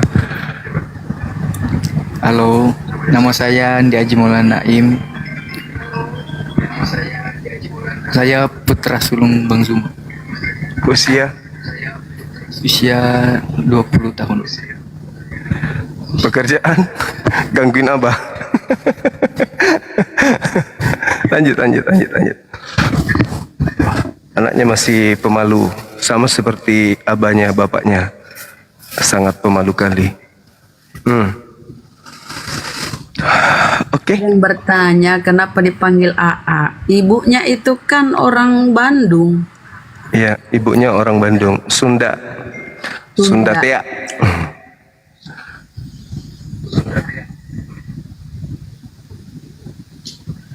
Iya, beliau dipanggil AA sama adik-adiknya, yang cewek dipanggil Teteh, yang bungsu dipanggil Adek. Gitu. Oke, sahabat-sahabat silakan Bunda Rahma, mungkin ada yang lain yang ingin dibahas. Ada naik ini Gurunda yang barunya. Sasak Oh iya, Timur, silakan. malam. Selamat malam, saudara. Sasak Timur. Kau ketiduran kah, Sasak?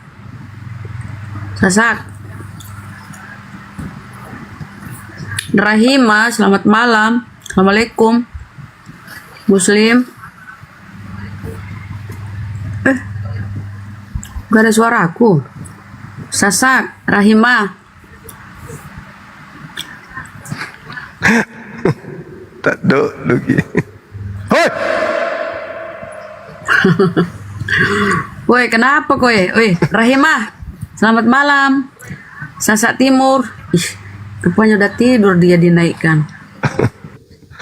Sasak Timur itu apa itu, daerah Kalimantan ya? Kalimantan, daerah ini. Daerah Dayak. Daerah Sudian dong. Dayak. Ini Dayak. Kalau kita sedih. Dayak. Gue pikir Dayak dekat rumahku. Iya, Sunda pisan. Sasak Timur. Sudah bermimpi rupanya Rahima juga ya, Bunda Rahima. Ya Allah ya Rabbi. Silakan permintaan ya teman Kristen.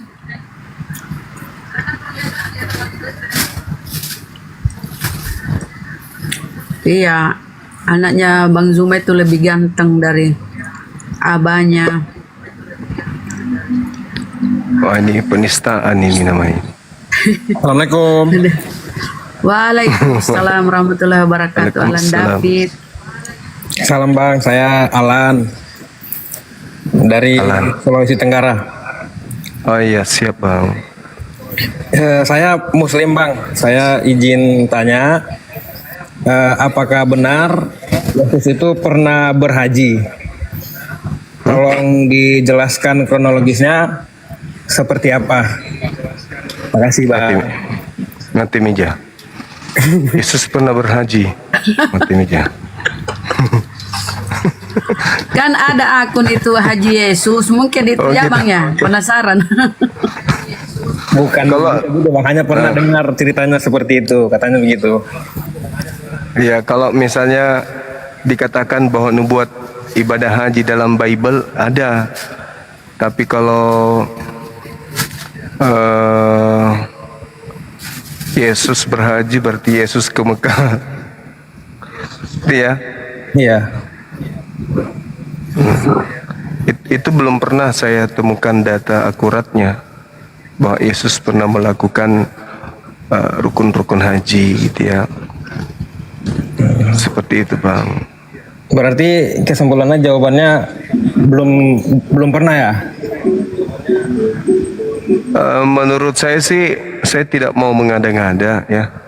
Kalau dikatakan Yesus berhaji artinya Yesus itu pergi ke Mekah melakukan ibadah haji kan gitu ya. Nah sementara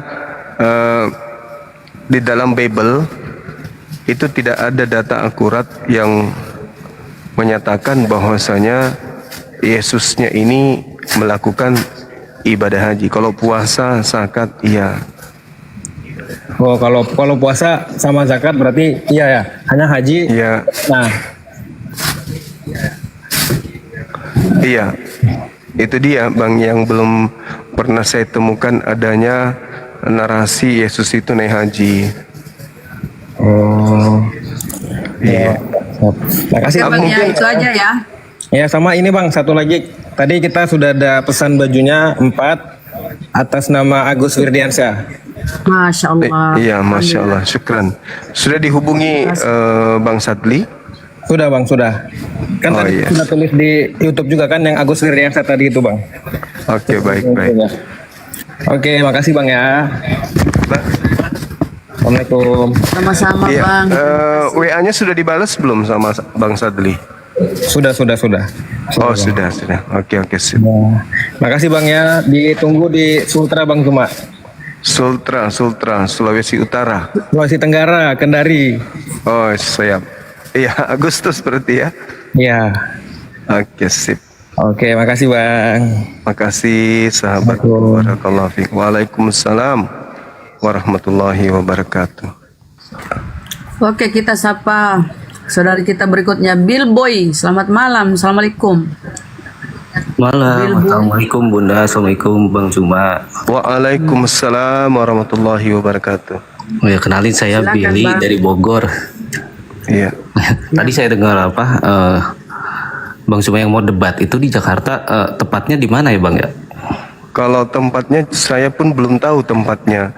Yang pasti Yesus belum haji pada saat itu karena mungkin beliau belum mampu. Kenapa jadi kayak Yesus, Bang? Karena haji itu hanya diwajibkan bagi yang mampu kan gitu. Oh ya memang benar sih kalau itu. Waduh. Maksudnya belum diumumkan secara belum ini diumumkan, Bang. ya. Oh, Ya, oke, karena siap. acaranya bulan Agustus. Insya Allah mungkin awal bulan Agustus dipastikan Bang. Siap. Iya. Ya Bang. Itu aja ya Bang. Ya sebenarnya sih itu aja. Cuman saya juga mau ini ke Bang Zuma, kayaknya waktu itu pernah lihat iklan bisnisnya Bang Zuma ya, terkait apa? Jualan perumahan ya Bang Zuma ya, benar? Oh iya betul. Tadi juga saya umumkan. Nah sekalian saya umumkan lagi ya teman-teman. Dalam waktu dekat insya Allah untuk sahabat yang ada di Goa, di Makassar dan Kabupaten Maros atau di mana saja yang ingin investasi perumahan, dalam waktu dekat kita akan kembali untuk menginformasikan dan mengumumkan penjualan perumahan kita. Dan untuk mengawali itu kita mencari berkah, insya Allah kita akan membagikan kepada 100 kaum duafa untuk menerima kemudian bingkisan dari kita berupa beras 10 kilo per orang plus uang saku lah ya istilahnya. Jadi teman-teman yang berminat untuk menerima dari kami berupa bingkisan beras 10 liter per orang, silakan. Sama, nanti daftar juga kepada divisi umum dan juga kepada Bang Sadli. Nanti hari hanya kita kumpul di perumahan yang kita bangun untuk kita berikan santunan tersebut sebagai ucapan syukur kepada Allah. 100 orang kita butuhkan. Iya, saya bangun subsidi, Bang. Oh gitu Bangun ya. subsidi. Saya juga kebetulan kan memang profesinya sebagai tukang gambar ya atau arsitek lah gitu. Kalau Bang Zuma itu sih saya bisa bantu Bang nanti. Kalau akan ada pembebasan lahan lagi lah gitu. Oke, sip, boleh Bang. Bantu ikhlas lah gitu ya. Masya Allah. Bisa desain rumah subsidi? Iya Bang, saya kebetulan sudah mengerjakan desain rumah subsidi, sebelumnya pernah lah di masih daerah Bogor sini gitu. Kalau sekarang lebih ke bangunan pemerintahan kalau sekarang ini. Masya Allah. Iya. Kalau gitu bisa DM saya, Bang, atau hubungi Bang Sadli di profil sahabat Bang Zuma. Oh, di nanti chatnya bisa desain rumah subsidi gitu. Oke, boleh Bang Zuma. Makasih sebelumnya, Bang ya. Siap sama-sama Bang Zuma. Ya, Bang. Amin. Keren terus ya. Siap. Amin. Oke, kalau cukup ya. Siap. Assalamualaikum warahmatullahi wabarakatuh. Waalaikumsalam warahmatullahi wabarakatuh. Waalaikumsalam warahmatullahi wabarakatuh. Ya, sekali lagi saya umumkan teman-teman yang ada di Goa, Makassar, Maros yang ingin meramaikan peresmian pembukaan perumahan kami, silakan hadir. Sekaligus kita akan membagikan 1000 kilometer beras, gitu ya. Dan nanti akan polanya dibungkus per 10 kilometer. Kilogram. Per 10 kilogram untuk 100 sahabat-sahabat yang berminat. Ya, jangan merasa bahwa aduh saya ini kalau ke sana dianggap saya orang tidak punya beli beras. Enggak lah.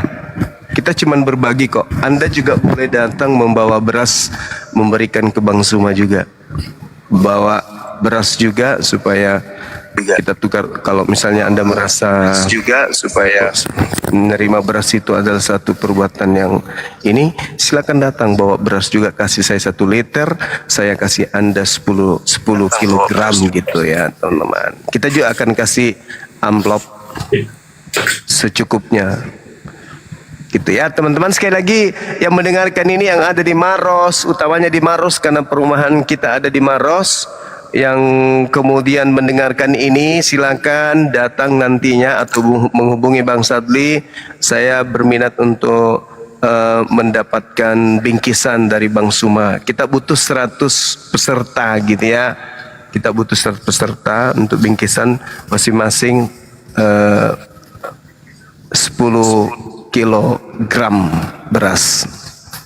Masya Allah. Ya, silakan. Mudah-mudahan dengan begitu usaha kita bisa berkah. Amin. Silakan Bunda Rahma. Itu perumahan tak udah jadi diresmikan atau baru mau mulai pembangunannya Sudah terbangun 7 unit dan kita akan mulai lagi membangun. Wow, Masya Allah. Betul udah ada contohnya ya. Iya, sudah ada contoh yang bisa dilihat pada saat kesana, kita lihat bangunannya sudah ada. Iya. Sasak belum sadar, Sasak. Insyaallah ya teman-teman yang di seputaran Maros, di Goa juga boleh. Iya, sekalian nanti kita bagi brosur, Bunda. Oh, Masya Allah. Tipe 36 itu kata udah Sondit, tipe 36 ya. Iya, betul, tipe 36, 3 kamar. Iya, 2 kamar, sorry. Besar itu. 2 kamar, luas tanah 6 kali 13 meter. Kalau subsidi itu kan rata-rata 6 kali 12. Nah, punya saya ini 6 kali 13. Agak-agak panjang berarti ya. Iya. DP, boleh tahu DP-nya? DP aturan pemerintah kalau nggak salah 5% dari harga jual. Untuk subsidi. Iya. Tapi untuk teman-teman netizen Bang Zuma, DP-nya ya sesuai dengan kemampuan aja. Wih, Masya Allah. Iya, bisa diatur lah itu. Tinggal menghubungi Bang Sadli, Bang saya minat rumah Bang Zuma gitu ya. Nanti tinggal kita bicarakan DP-nya kemampuannya berapa.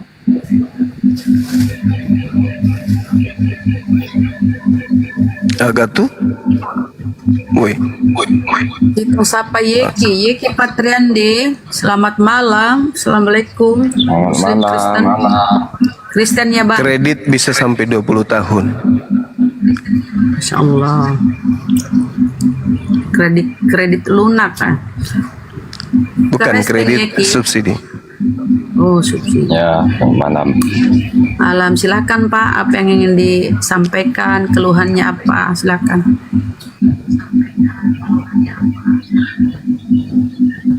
Nggak ada. Nggak ada. Mau diskusi atau mau ngapain Pak? Mau ditanya, boleh ditanya Pak? Keluarnya sesak napas. Keluarnya sesak napas.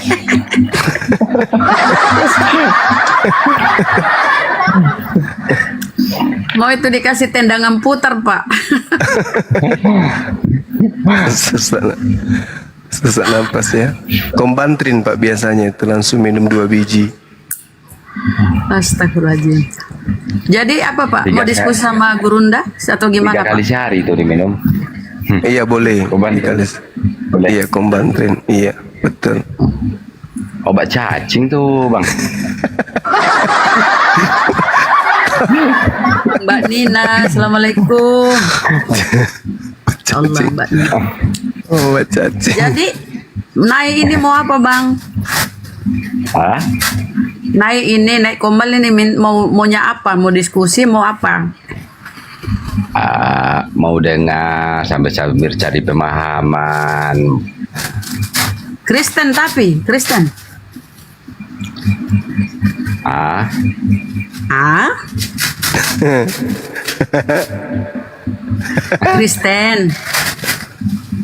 Kristen atau Katolik? Bukan Kristen tapi Kristen. Kristen. Bang Yeki Kristen. Percaya Tuhan aja, Tuhan aja. Mati bija. Percaya Tuhan. Wah, pernah kuah. Percaya Tuhan. Oke Bang, silakan. Tuhan siapa yang kau percayai Bang? Silakan deh kalau mau diskusi. Kita nih. Tuhan langsung tanya Tuhan siapa dipertanyakan. Ya, yang kamu percayai satu Tuhan, percaya Tuhan itu siapa tuh? Siapa tuh di situ tuh Tuhanmu Bang? Iyalah yang menciptakan lah. Ya siapa? Yesus. Yang menciptakan. Ya siapa? Yesus atau Allah Bapa atau Dewa atau siapa? Siapa Bang? Tuhanmu itu siapa? Yang menciptakan alam. Oh, jadi kau ini Tuhanmu yang roh-roh itu ya, nggak ada ininya ya, nggak jelas menciptakan alam. Dia sendiri bingung. Itu Tuhan gaib, Tuhan gaib. Tuhan gaib, iya. Tapi kalau di Kristen kan Yesus, Kristen Yesus. Kalau orang Islam Allah Subhanahu Wa Taala, ya kan? Apa? Yang mana tuh Bang? Tuhanmu. Kau ini ngigo apa? Terus. Kau Kristen apa-apa? Nggak jelas. Atau kau kepercayaan terhadap Tuhan Yang Maha Esa, agama kepercayaan ya? Bang ya? Cari kebenarannya lah, cari kebenaran. Oh, mana yang benar? Kebenaran ya, kalau itu mana yang benar, Islam. Mana yang benar nih? Pak, itu diikutin. Pak, kebenaran itu hanya di Islam. Islam itu artinya selamat. Jadi kalau Anda ingin selamat, jadi Islam. Itu kan Anda di posisi Islam. Kalau Anda di posisi non-Islam, Anda menyebut pula yang lainnya kan? Ya, tentu saya kan di Islam. Jadi saya menyampaikan itu karena itu yang saya tahu. Kalau itu jawabannya boleh betul. Karena itu sekarang kamu Jadi menurut Anda keselamatan itu di mana? Menjamin keselamatan itu menurut Anda? Keselamatan itu tidak terjadinya kecelakaan. Itu yang selamat. Tidak terjadinya kecelakaan. Iya, orang yang tidak terjadi kecelakaan kan selamat namanya. Kalau orang kecelakaan nggak selamat. Tetanggaku juga selamat, Pak, namanya selamat.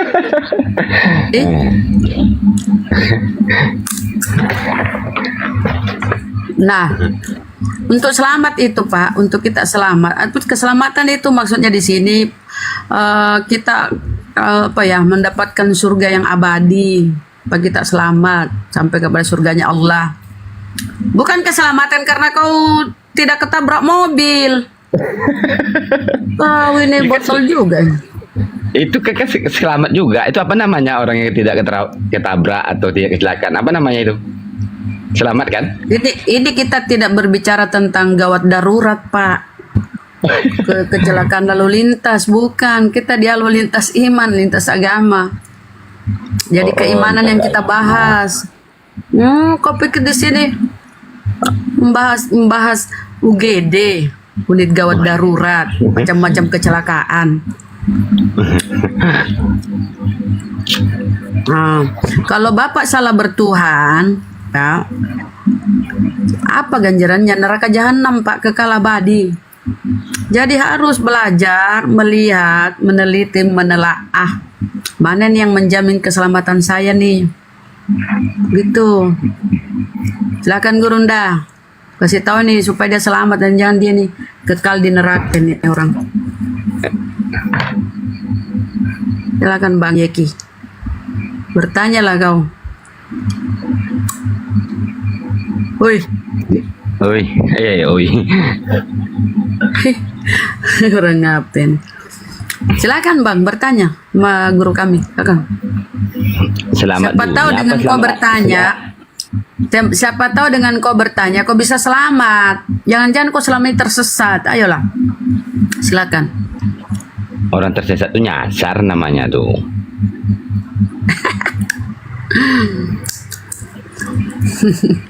Lucu juga Bapak ini, lucu oonnya. Gejala awalnya gimana? Keluhannya kejang-kejang dia si Paulus. Matanya lari naik. Mati meja. Penyakit ayan, epilepsi, mati-mati jangan nih. Itu Pak ya, penyakitmu ya.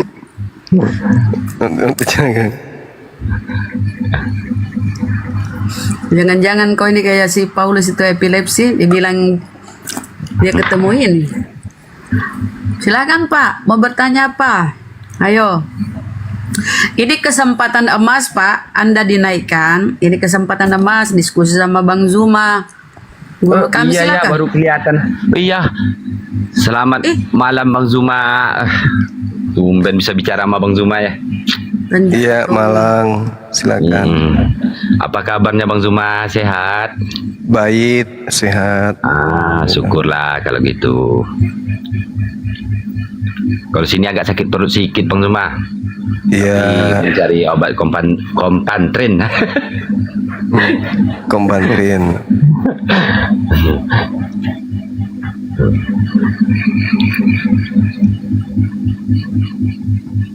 Iya, gimana Bang? Apa yang Abang rasakan sekarang? Dia agak mendingan. Perasaan aku sekarang karena udah Abang sodorkan obat, lumayan lah walaupun obatnya yang teringat. Namanya baru tapi obatnya belum dimakan, tapi udah hilang lah rasa sakit di perutnya sedikit. Syukur, alhamdulillah.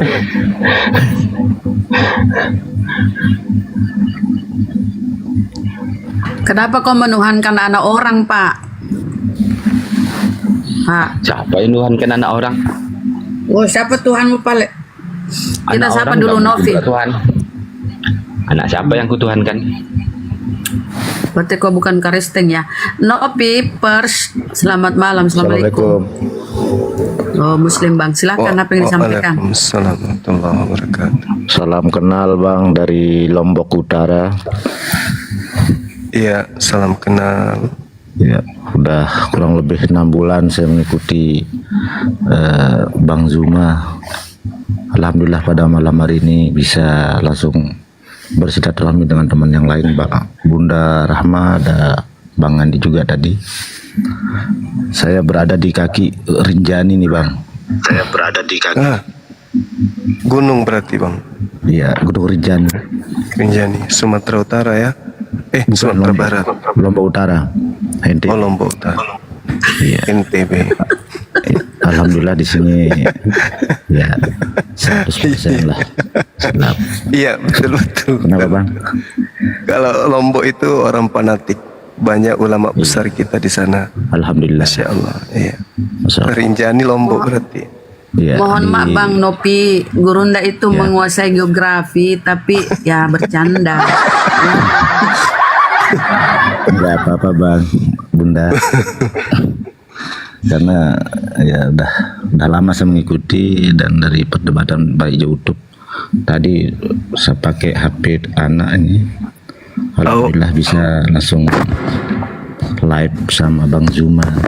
Ini sudah saya pesan di Bang Sadli, insyaallah untuk kaosnya. Aduh, internet gue lokso nih. Masya Allah. Terima kasih Bang Zuma, terima kasih atas waktunya. Salam satu Tuhan dari Lombok. Salam satu Tuhan. Allahu Akbar. Masya Allah. Allahu Akbar. Assalamualaikum warahmatullahi wabarakatuh. Waalaikumsalam warahmatullahi wabarakatuh. Tumben Jakarta Pusat kok internet lagi down ini. Eka Mardekawati, namamu bagus. Kenapa Bang Andi? Internet lagi down, YouTube-nya gangguan. Oh gitu. Punya aku. Oh iya. Tumben ya, biasanya enggak. Ntar dulu, gue marahin dulu presidennya. Kita sapa Maria. Ana Maria, selamat malam.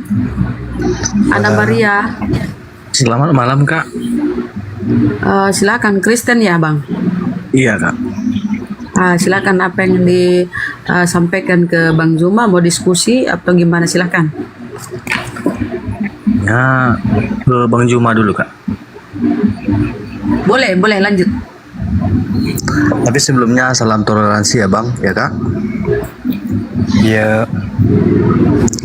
Ini ya, mau tanya. Ini maksud saya bertanya ini tidak ada unsur lain, nggak hanya sekedar bertanya ya Kak, ya Bang. Iya, silakan. Apa betul Nabi Muhammad itu tidak bisa membaca? Itu aja Bang. Mohon pencerahannya Bang. Iya, baik.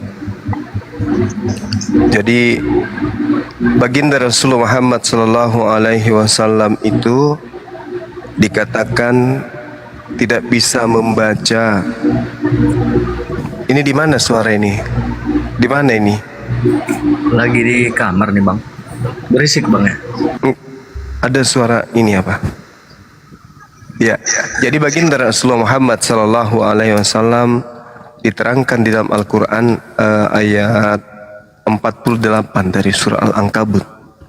Di situ diterangkan kemudian bahwasanya kebutaan Rasulullah bukan terhadap Al-Quran, tetapi terhadap kitab-kitab sebelumnya. Bismillahirrahmanirrahim. Wa ma kunta tatslu min qablihi min kitaba wa la takhuttu biyaminika idzal lartabal mubtilun. Dan engkau wahai Nabi Muhammad tidak pernah membaca sesuatu kitab sebelum Al-Quran, dan engkau tidak pernah menulis suatu kitab dengan tangan kananmu. Sekiranya engkau pernah membaca dan menulis, niscaya ragulah orang-orang yang mengingkari. Nah, sedangkan di dalam Al-Quranul Karim, dalam surah Al-Bayyinah, Allah Subhanahu wa Ta'ala menerangkan bahwa baginda Rasulullah Muhammad Sallallahu Alaihi Wasallam inilah yang justru membacakan ayat suci Al-Quran. Rasulun minallah yatslu suhufam mutahhara, yaitu seorang rasul dari Allah bernama Nabi Muhammad yang membacakan lembaran-lembaran suci Al-Quran. Berarti Rasulullah Muhammad sallallahu alaihi wasallam buta Taurat, buta Zabur, buta Injil, tapi baginda Rasulullah Muhammad SAW itu tidak buta Al-Quran. Sehingga ketika baginda Rasulullah Muhammad SAW menceritakan tentang Nabi Adam, Nabi Abraham, Nabi Musa, Daud, Salomo, Lot, dan seterusnya termasuk Nabi Isa, itu beliau tidak belajar kepada kitab-kitab sebelum Al-Quran, melainkan semuanya diterima berasaskan atas pewahyuan yang datang kepada beliau. Seperti itu, Bang. Sebelumnya ini, Bang, sebelumnya Nabi Muhammad tidak pernah maksudnya membaca kitab lain atau sesudah itu, Bang? Gimana, Bang? Diterangkan dalam Al-Quran, engkau Nabi Muhammad tidak pernah membaca suatu kitab sebelum Al-Quran. Seperti itu. Tidak pernah membaca sebuah kitab sebelum Al-Quran. Berarti Rasulullah buta terhadap kitab-kitab sebelum Al-Quran.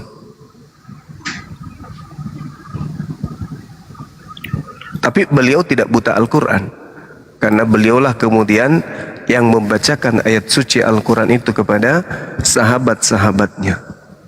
Rasulun minallah yatlu suhufam mutahhara, dijelaskan dalam Al-Quran surah Al-Anbiya ayat 2. Oke, Bang, makasih, Bang. Paham, Bang, paham. Iya, Masya Allah. Oke, Bang, misi, Bang, turun dulu, Bang. Ya, sama-sama.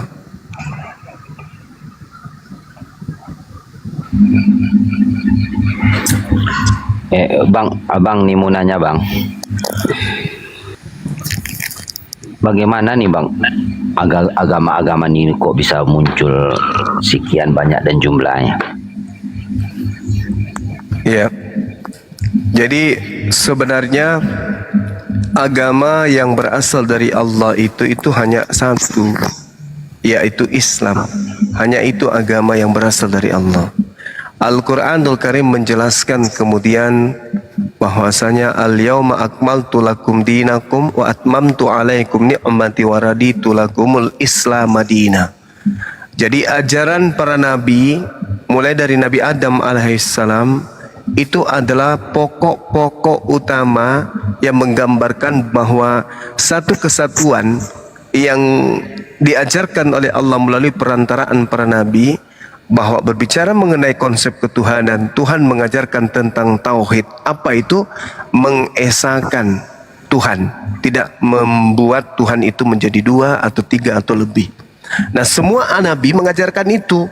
Semua nabi mengajarkan itu. Sehingga ajaran yang datang kepada mereka, yaitu ajaran tauhid, itu mengajarkan satu kaidah, satu Tuhan, dan syariat hukum-hukum yang berlaku pada zaman mereka. Pada zaman Rasulullah, Islam disempurnakan, hukum-hukum disempurnakan. Kenapa Al-Quran menjadi penyempurna dari semua aspek ketuhanan dan hubungan kepada manusia? Dikarenakan Al-Quran ini adalah kitab terakhir sampai kiamat datang. Tak akan ada lagi kitab. Tak ada lagi kitab yang turun, tak ada lagi nabi yang turun. Tetapi Al-Quran sebagai kitab terakhir, dan Rasulullah Muhammad SAW sebagai khataman nabiin, sebagai penutup para nabi sampai hari kiamat. Maka Al-Quran itu dijaga oleh Allah. Kalau kita Torah, Zabur, Mazmur itu bisa dirubah kemudian oleh manusia, tetapi Al-Quran nggak bisa, karena ini satu-satunya adalah warisan terakhir dari langit untuk makhluk yang ada di bumi. Kenapa agama itu banyak? Ya karena itu tadi, banyaknya pemahaman-pemahaman yang tidak bersanad. Maksudnya tidak memiliki mata rantai dari pembawa sumber agama yang diatasnamakan terhadap agama. Contoh, agama Kristen mengatasnamakan Yesus, tapi Yesus tidak pernah mengenal agama Kristen. Yesus tidak pernah mengajarkan kemudian orang-orang untuk menjadi Kristen. Kitabnya bernama Perjanjian Baru, Lukas, Markus, Matius, Yohanes, dan seterusnya, surah-surah Paulus. Yesus tidak memberikan legitimasi terhadap buku-buku tersebut. Sedangkan Nabi Isa hanya memberikan legitimasi terhadap Injil. Nabi Musa memberikan legitimasi terhadap Taurat. Itu pun pengikut-pengikutnya kemudian tidak menjalankan hukum dan syariat yang ada di dalamnya. Nah, kalau di dalam Al-Quran Islam, Al-Quran menarasikan tentang Allah, Allah menarasikan tentang Al-Quran. Al-Quran menarasikan tentang Nabi Muhammad, Nabi Muhammad SAW menarasikan tentang Al-Quran. Al-Quran menarasikan tentang Islam, Islam menarasikan tentang Al-Quran. Jadi satu pembelajaran yang titik tumpunya adalah akal. Semua berkesinambungan, rasionya nyampe ke situ, ke poin kebenaran Al-Quran, pewahyuan dan akal. Nah, adapun agama-agama yang lain, yaitu aliran-aliran kepercayaan yang tidak bersanad. Tak ada sanadnya, maksudnya tidak ada mata rantai penyampaian yang tersusun dengan valid, sahih dari sumber atau dari tokoh yang mereka angkat sebagai tokoh keagamaan mereka. Seperti itu, Bang.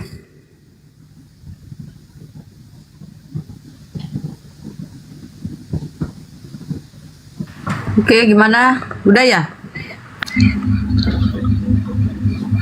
Udah Pak Yeki ya? Paham? Oke. Kita sapa Ready AS. Selamat malam Ready AS, selamat malam. Halo, selamat malam. Assalamualaikum Bang Juma. Waalaikumsalam warahmatullahi Silakan Bang, wabarakatuh. apa disampaikan?